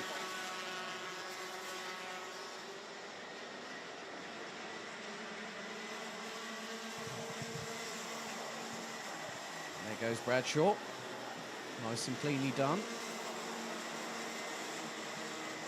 And actually, the kart that I just saw coming into shot when Callum Bradshaw went up the inside of Elia Papacena, that is the 326 of Zino Falke's kart. The Tony Kart chassis, unfortunately. Yeah, and you can see Zino just on Marshall Post 8. With the top 7 rounded out by Jules Roussel, running on the Sony Kart chassis. Covered by less than 2 seconds. Callum Bradshaw now has got Thomas Fleming in the crosshairs, and oh well, he hadn't even got him in the crosshairs. He just basically blinked and shot past him. And then Fleming is trying to return the favour through the very next right-hander. Thinks better of it.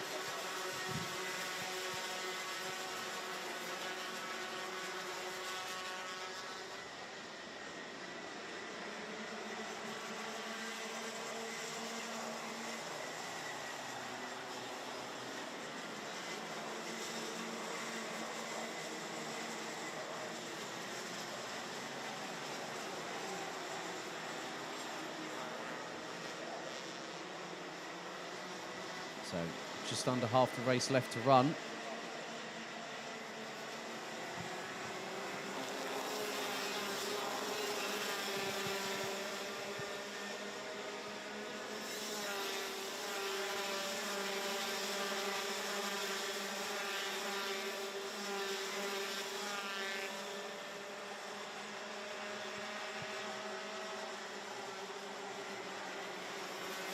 Kai Rielers is keeping in close proximity to Zsombor Kovac. The young Belgian closing in on the Hungarian.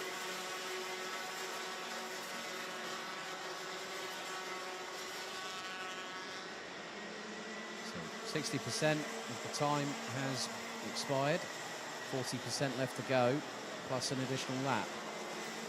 So we could probably have probably another 5 in, not including this one. So we're on lap 6 at the minute, so we'll have 5 laps to go.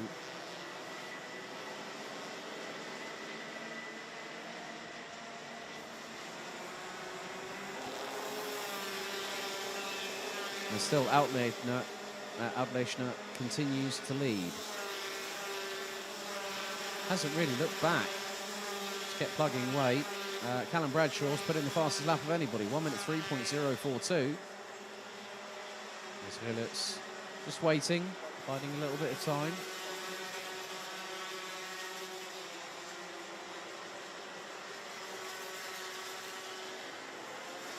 Seeing if he can afford the opportunity of getting past Zsombor Kovac.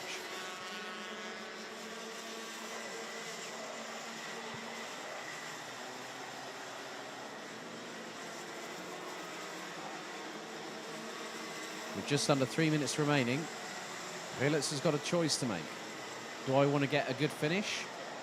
Or do I want to go absolutely, fly to the wall kind of situation, just go for it, see what happens, Well, the thing is that Helitz has now got Callum Bradshaw closing in on his 6. Basically means his rear bumper thereof. And Helitz goes through the corner. Bradshaw was less than just over 2/10 adrift. So just keep your eyes on when a flash of green and white goes past. Helitz very, very shortly. But I would think that Helitz would probably be very wise to that and run his own race. Well, just over 2 minutes to go.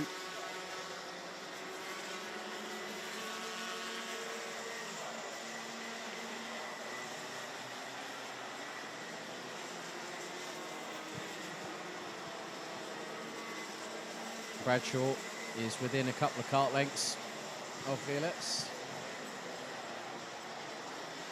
and has gotten past him. Down through into the second from last corner.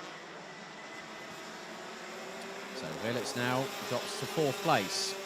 90 seconds plus 1 lap, and Altlechner still leads. Kovac still in 2nd. So unfortunately we've had 2 retirements. Sino Falca on the very first lap. Stefan Lemuno on the 2nd lap of the race, but everyone else has completed all 8 racing laps so far. We're on to lap number 9. So we'll have this plus 2 more to go.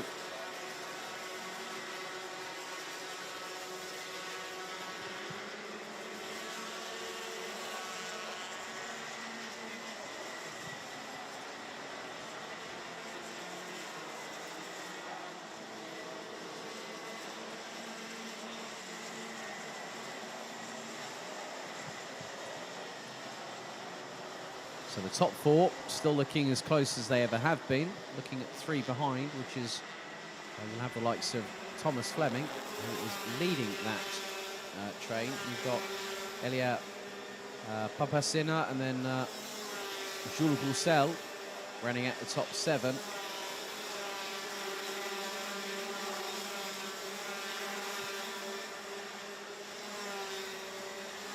But it has been David Altlechner that has controlled proceedings in this race. And they come down the hill. The timer strikes 0. 1 more lap to go after this. We're on the penultimate lap out of 11 for this race.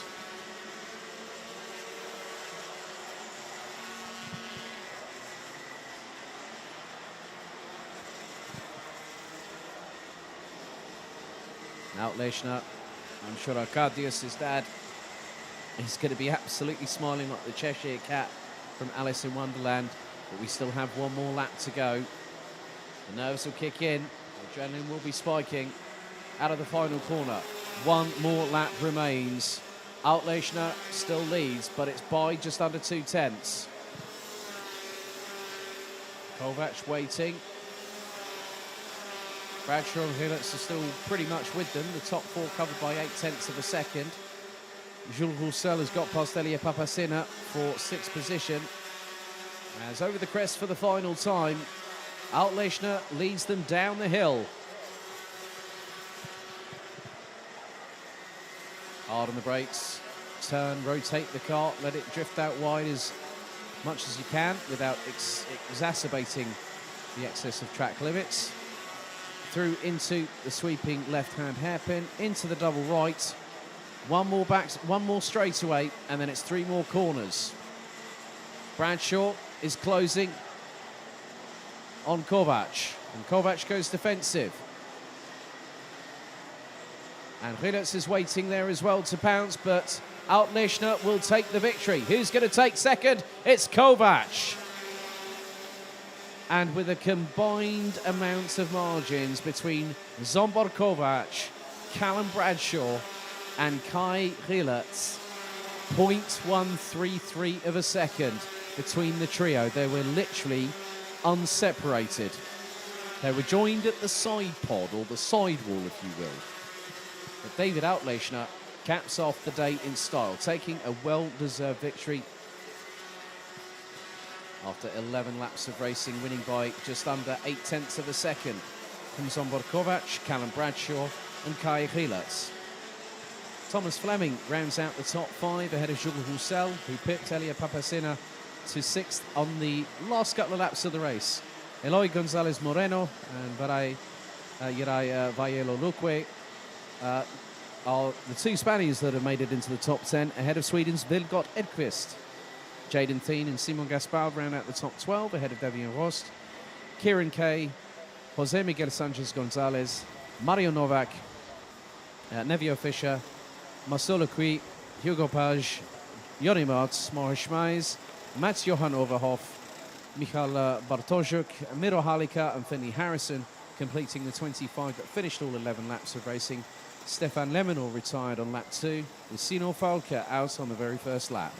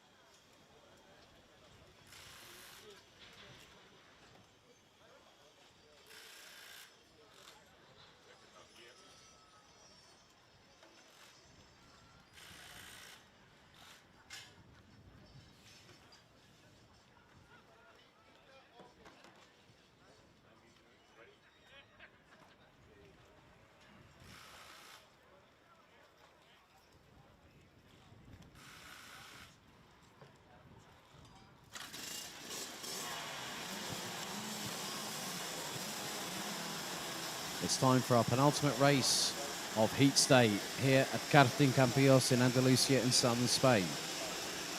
And it's DD2. It's race 17 in the meeting, and it is Heat 3. Let's have a look at your starting grid. So once again, it'll be Martin van Leuven, and then we'll also got Ragnar Virus on the front row. Finch Diak and Patrick Knowles Lockmelis, row number 2. Lucas Hartmann and Bendit Sabo, row 3. Gregorio Bertocco and Rhys Hunter, row 4. Then we have Tino Egersov and then also Matthias Jere Jakobsen. That's the top 10 completed. Dennis Thiem and Zander Schribbach, row 6. Ville Viliainen and Justus Pangonis, row 7. Row 8, it's Maxim Dirix and Jose Barros. Row 9, Kasper Siedmetkovsky and Matis Malinovskis. Completing the top 20 is Adrian Prunonosa Vidal and Lawrence Eifried. Devin Stegadi, Marius Nowicki, Carl Borgard, Ethan Ho, Stig Riehold, Nick Cuppens, Jan Frost, Jaro Deckers, Yannick Hermann and Lucas Pernod round out the 32-strong grid.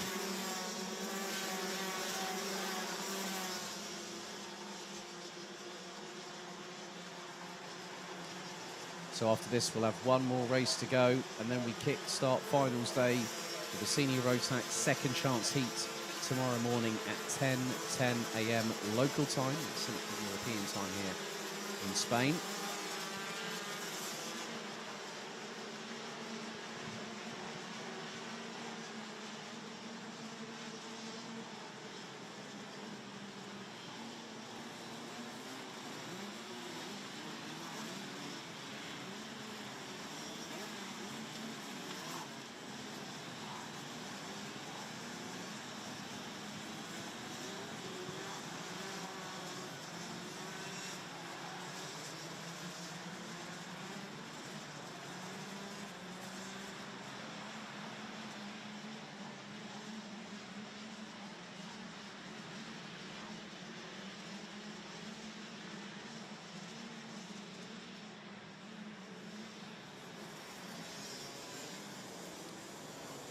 So now it's time for the field to slow down.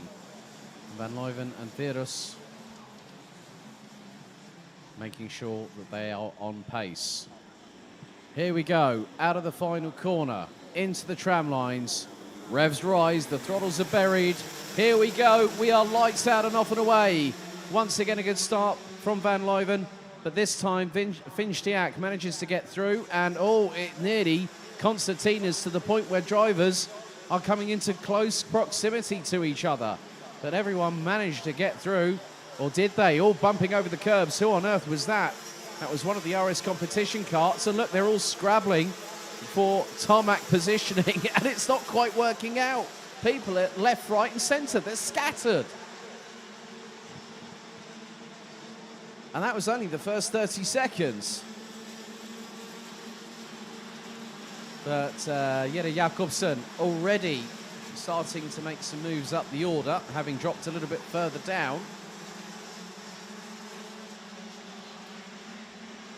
But everyone, let's see if they do make it through come the end of the first lap.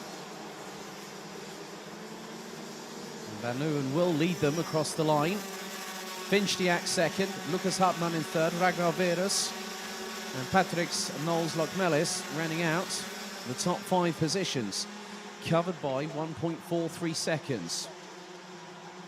Rhys Hunter's already up from 8th to 6th position. A bit of a disappointment for the Sunderland driver in the last heat, having to unfortunately retire.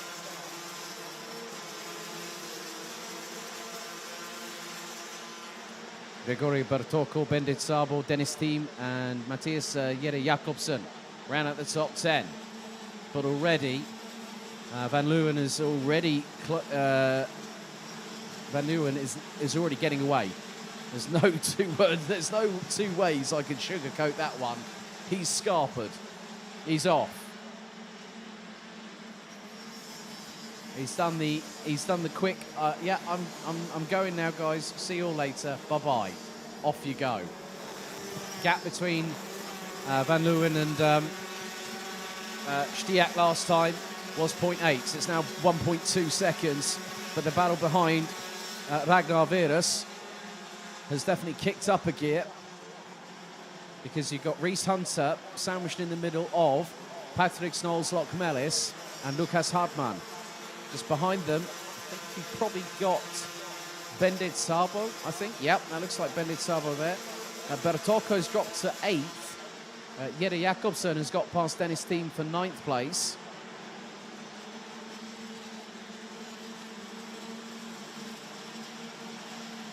And up the inside goes Lucas Hartmann on Reese Hunter.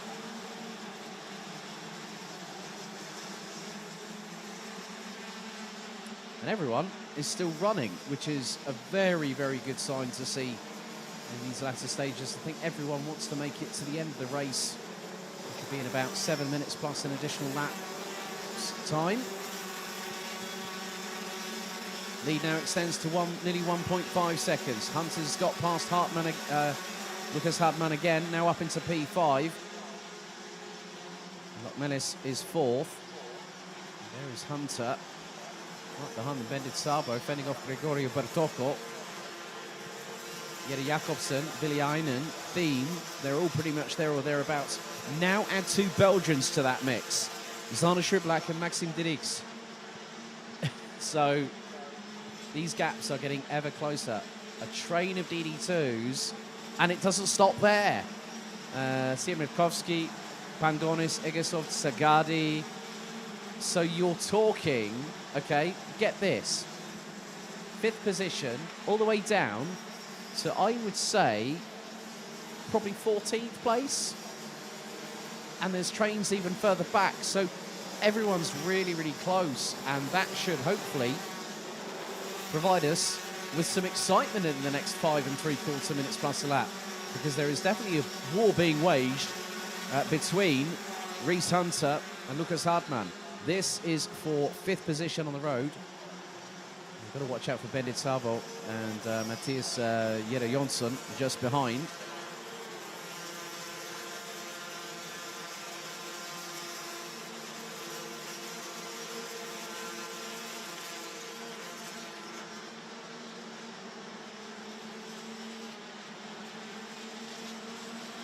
So coming up to half-time.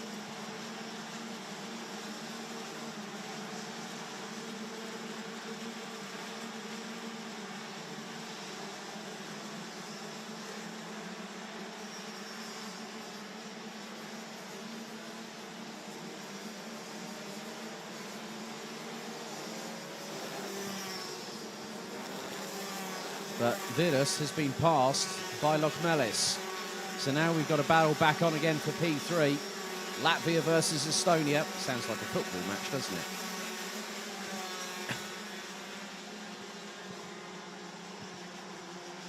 But it's one with a motorsport twist in the tail. It's driver versus driver, all representing different nationalities.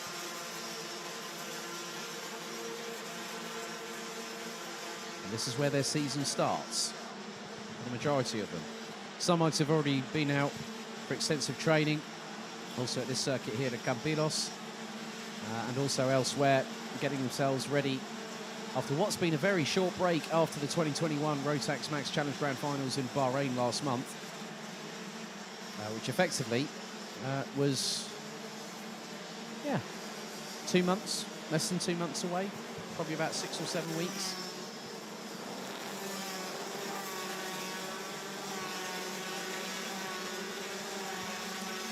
Still Lockmelis is hanging on to 3rd place. Virus is trying to give chase, but at the moment his lap times are probably the best part of just over a 10th and a half slower than Lockmelis. So Lockmelis is getting on with it. Virus is trying to catch up.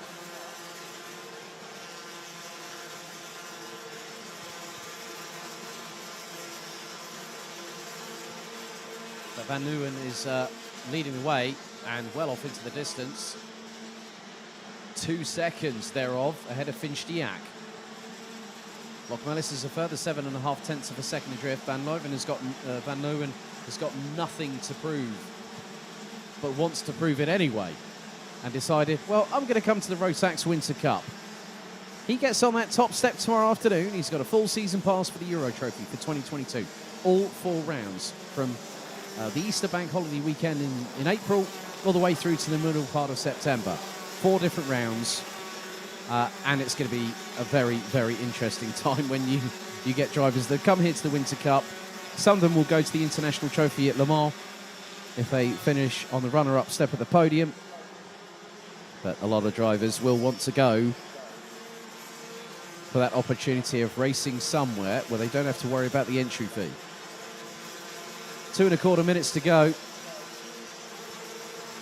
plus an additional lap, and things have started to stabilise a little bit more stagnation in terms of the gaps between karts. But Maxime Dirix has said otherwise. He's gotten past Dennis Team for 11th position.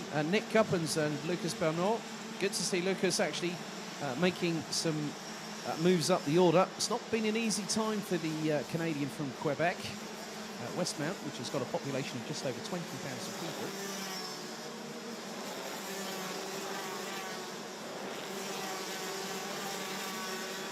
Just hearing those engines, like, you know what? I'm so glad the Rotax roar is back.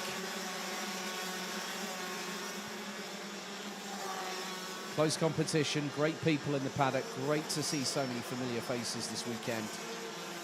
And obviously, we're all looking forward to the season ahead.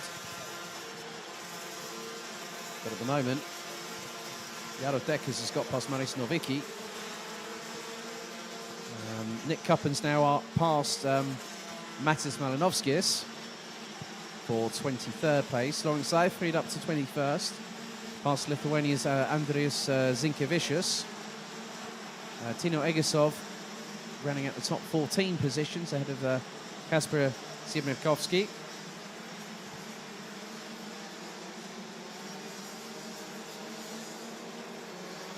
We're into the last 40 or so seconds of this race. And we go on to the penultimate lap. Van Leuven still running in the mid 1 minute 2s. His lead was just over 2 seconds a couple of laps ago. It's now shrunk to about 1.8. And Finchdiak last time was about 0.22 of a second, close to that, closer to him in terms of the lap time. Patrick Knowles Lochmelis rounds out the top 3. Timer now about to hit 0 as once again Martin van Leeuwen goes through the hairpin off of the straight in the middle part of the track, and we now are on lap number 10 out of 11. One more race to go to conclude the day here at Campillos.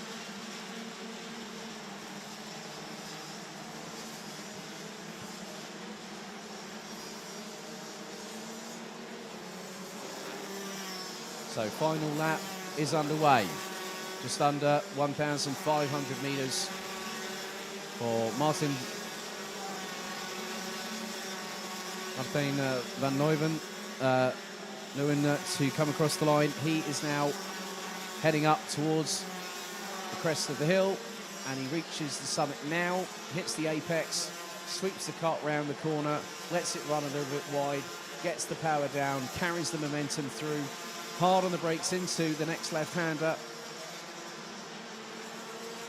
And including this corner, there's 6 to go. Make that 5.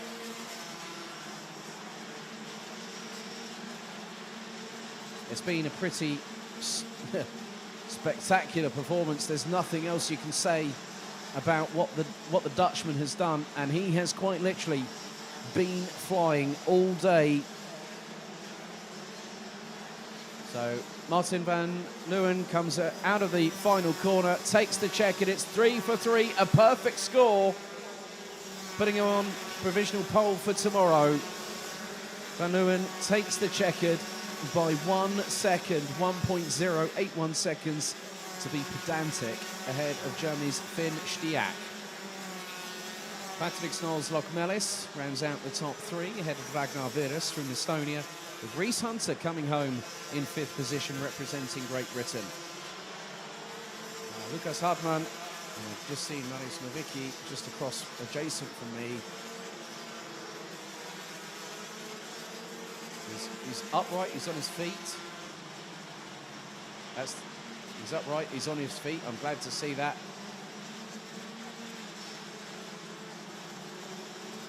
So, Lucas Hartmann in 6th, ahead of Bendit Sabo, Matthias Jere Jakobsen, Ville Villainen, Maxim Dirix, rounding out the top 10. Zana Schublak in 11th, ahead of Tino Egesov, Gregorio Bertocco, Devin Sagadi, Dennis Thiem, Kasper Simrikovsky with Justus Pangonis, Kilian Gerhardt, Karl Borgard, Jose Barros, rounding out the top 20, followed by Lauren Seifried, Matis Malinovskis, Andreas Zinkevicius, Lucas Pernod from Canada, making it to 24th, ahead of Adrian Prunonosa Vidal, Jaro Deckers, Yannick Herman, Stig Riehelt, Ethan Ho, and Jan Frost coming across the line to finish the 11 laps of racing. Unfortunately, with 2 laps to go, good to see Maris Novicki on his feet and walking away with Nick Coppens retiring on lap number 9.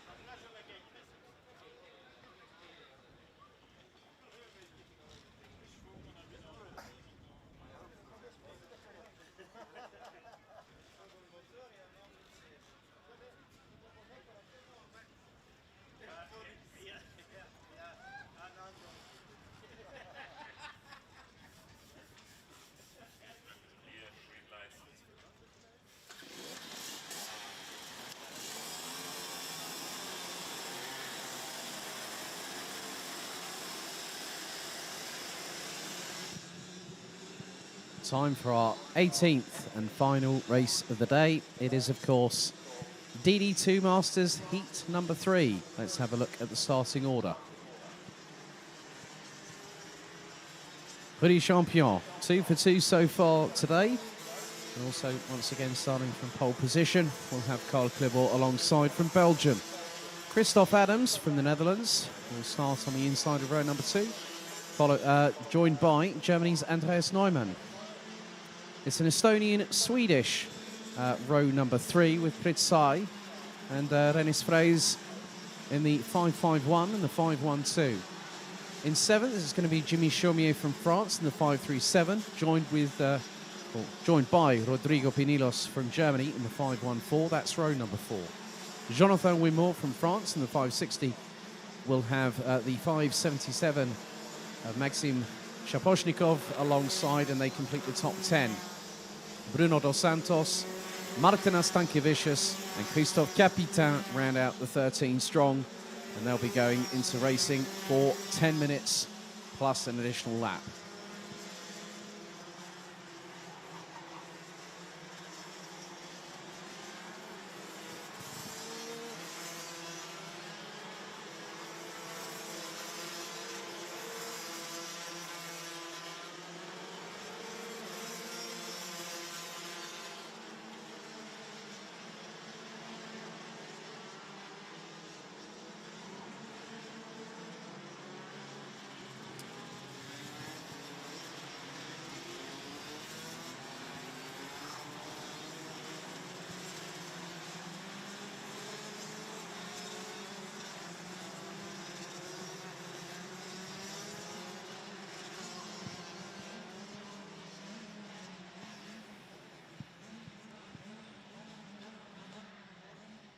So one more race to go today, another 11 tomorrow, starting with the Senior Rotax second chance heat. Once all the points have been tallied and we have our intermediate classification confirmed and ratified, there'll be 26 drivers going into battle for the final 6 places for the last 36 for the Rotax Max Challenge Winter Cup. It's Champion and Clibot on the front row. Out of the final corner, into the tramlines we go. Revs rise, and we are lights out and off and away. Petit Champion gets the whole shot as they filter their way through. Christoph Adams up into second. Carl Clibot could find himself into 5th place very shortly. He does, because Andreas Neumann and Pritzai get up into 4th and 3rd respectively.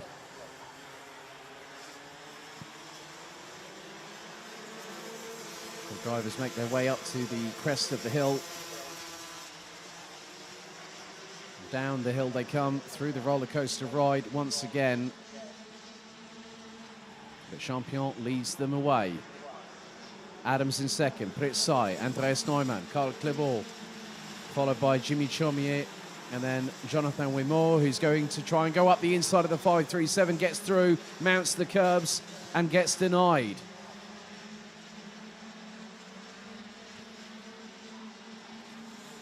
So Champion keeping a little bit of distance between himself and Christoph Adams. That looks to be probably the best part of 6 to 8 kart lengths between the pair, as lap 1 is in the books. Gap is now already up to nearly 5.5 tenths of a second. It's again Chaumier. This time goes up. Chaumier gets Wimont up the inside through turn 1.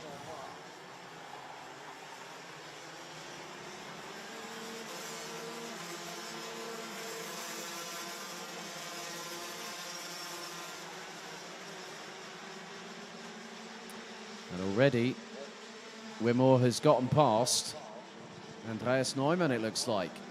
Well, Neumann's dropped behind Carl Clibot, so Clibot's managed to get through. Here comes Bruno Dos Santos up the inside of Jimmy Chaumier. And so the 2 French drivers exchange positions nice and cleanly there. Stankiewicz this time around is not up at the sharper end of the field like we saw in the previous race. However, there's still plenty of time.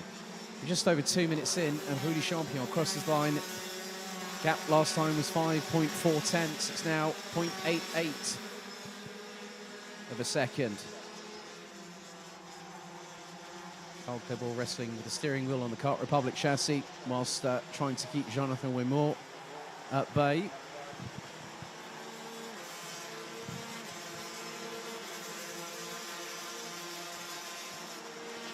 As they now make their way down the hill.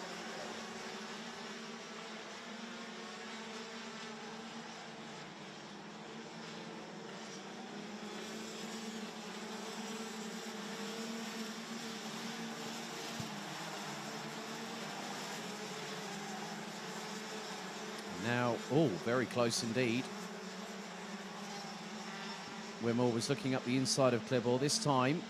Could be a lunge. Oh, side by side, nearly 2 wheels on the grass or on the curb for Wimore. And then the 506 from Belgium manages to do the switchback through the right-hander. And on the approach into the next left. So good awareness as always from Carl Clebor.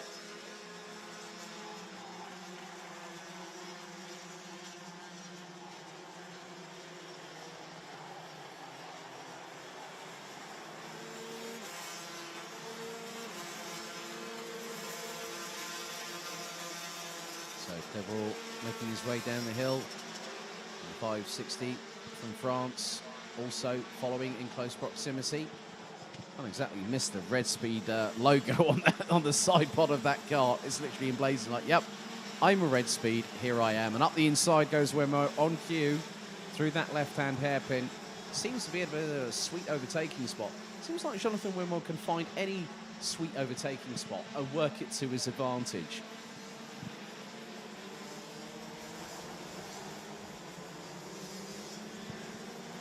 But Rudy Champion just carrying on with business. Battle for second really heating up. Pit side looks a little bit closer to Christoph Adams. Well, he was. Now the gap has slightly extended to just over 0.3 of a second. But a little bit further behind. Andreas Neumann definitely embroiled in a battle with Bruno dos Santos. And who's that he's got behind him? Christophe Capitan. And that's a big old battle there.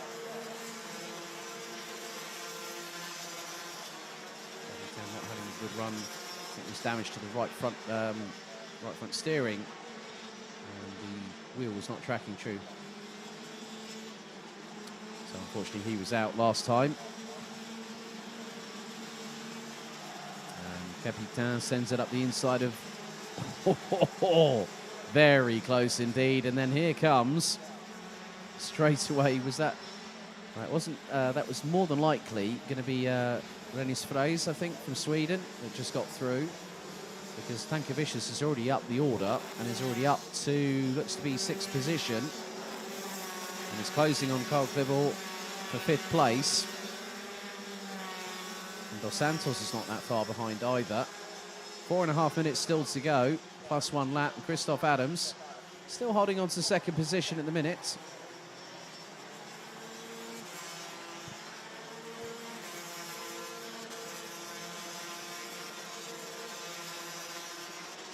Both him and Pritzai go down the hill through the sweeping right, down towards the heavy braking zone.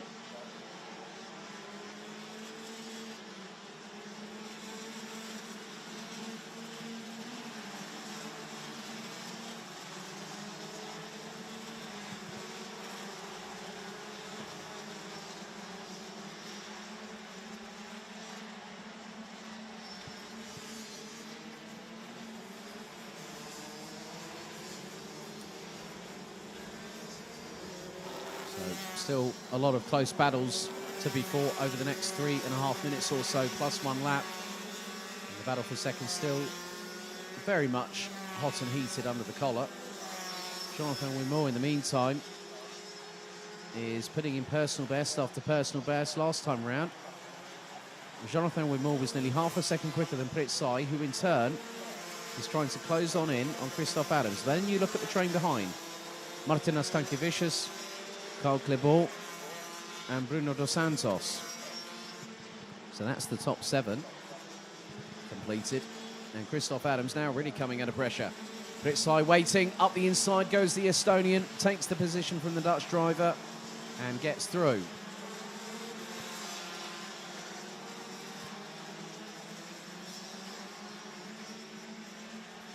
Down the back straight away they go. And Wimore is just like, It's just like a coiled spring waiting to pounce. And there we go, up the inside. So in a handful of corners, Christoph Adams has dropped from second to fourth and looks over his right shoulder. And Renis Freys unfortunately has parked it, I'm afraid.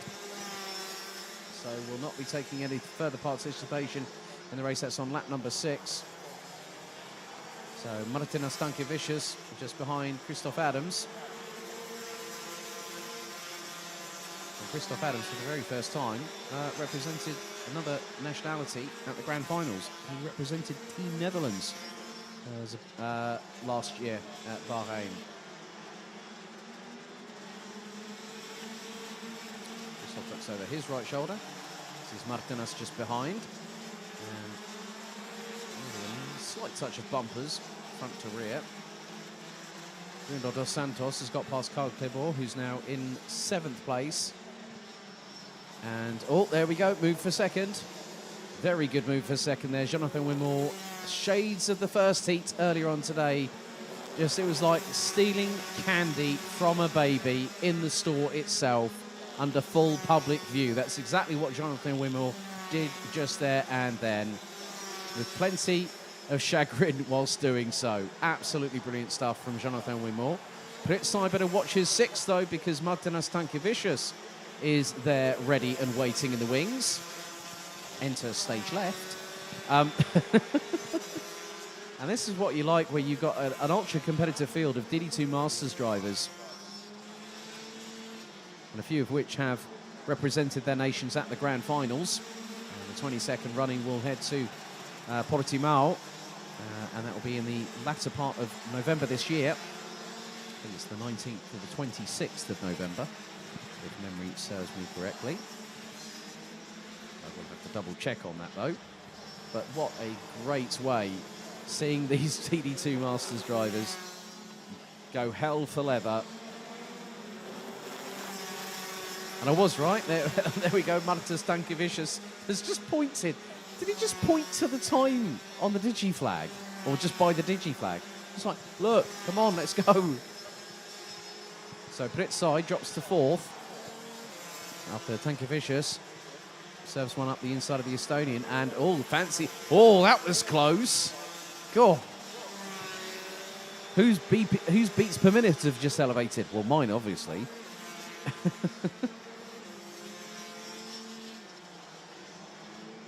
But we are coming down to the final few moments, and here goes Stankiewicz up the inside of Wimore. That is for 2nd position.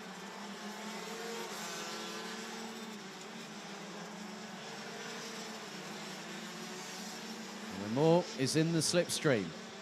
The thing is, Rudy Champion has gotten away like a scalded cat. 4.5 seconds up the road from the battle, and there's more battling behind. Christoph Adams is battling with Christophe Capitan and Carl Clebor. As we go on to the final lap, Christoph Adams fends off Christophe Capitan going into turn 1. And I just got the thumbs up from Jen Wade. Yes, I got my dates right. The Grand Finals at Portimao. As Andreas Neumann completely sideways coming out of the final corner. God, dearie me. Throttle manipulation, please. Yep, whack.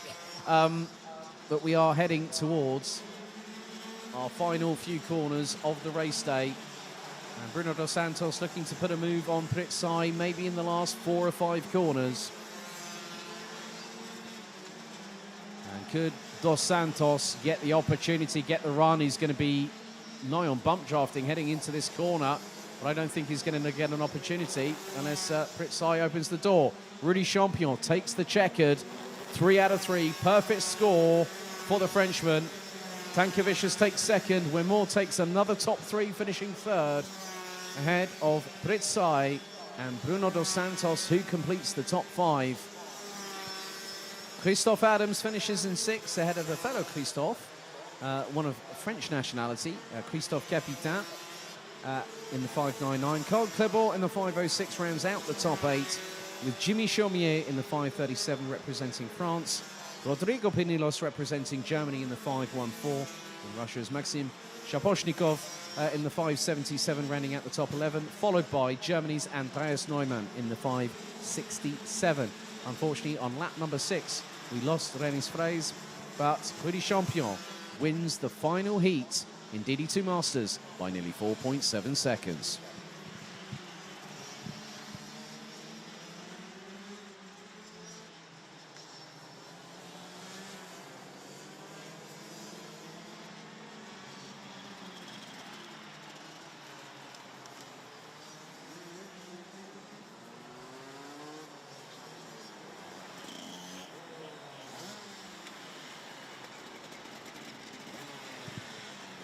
Well, ladies and gentlemen, those watching at home, thank you very much for joining us throughout the day.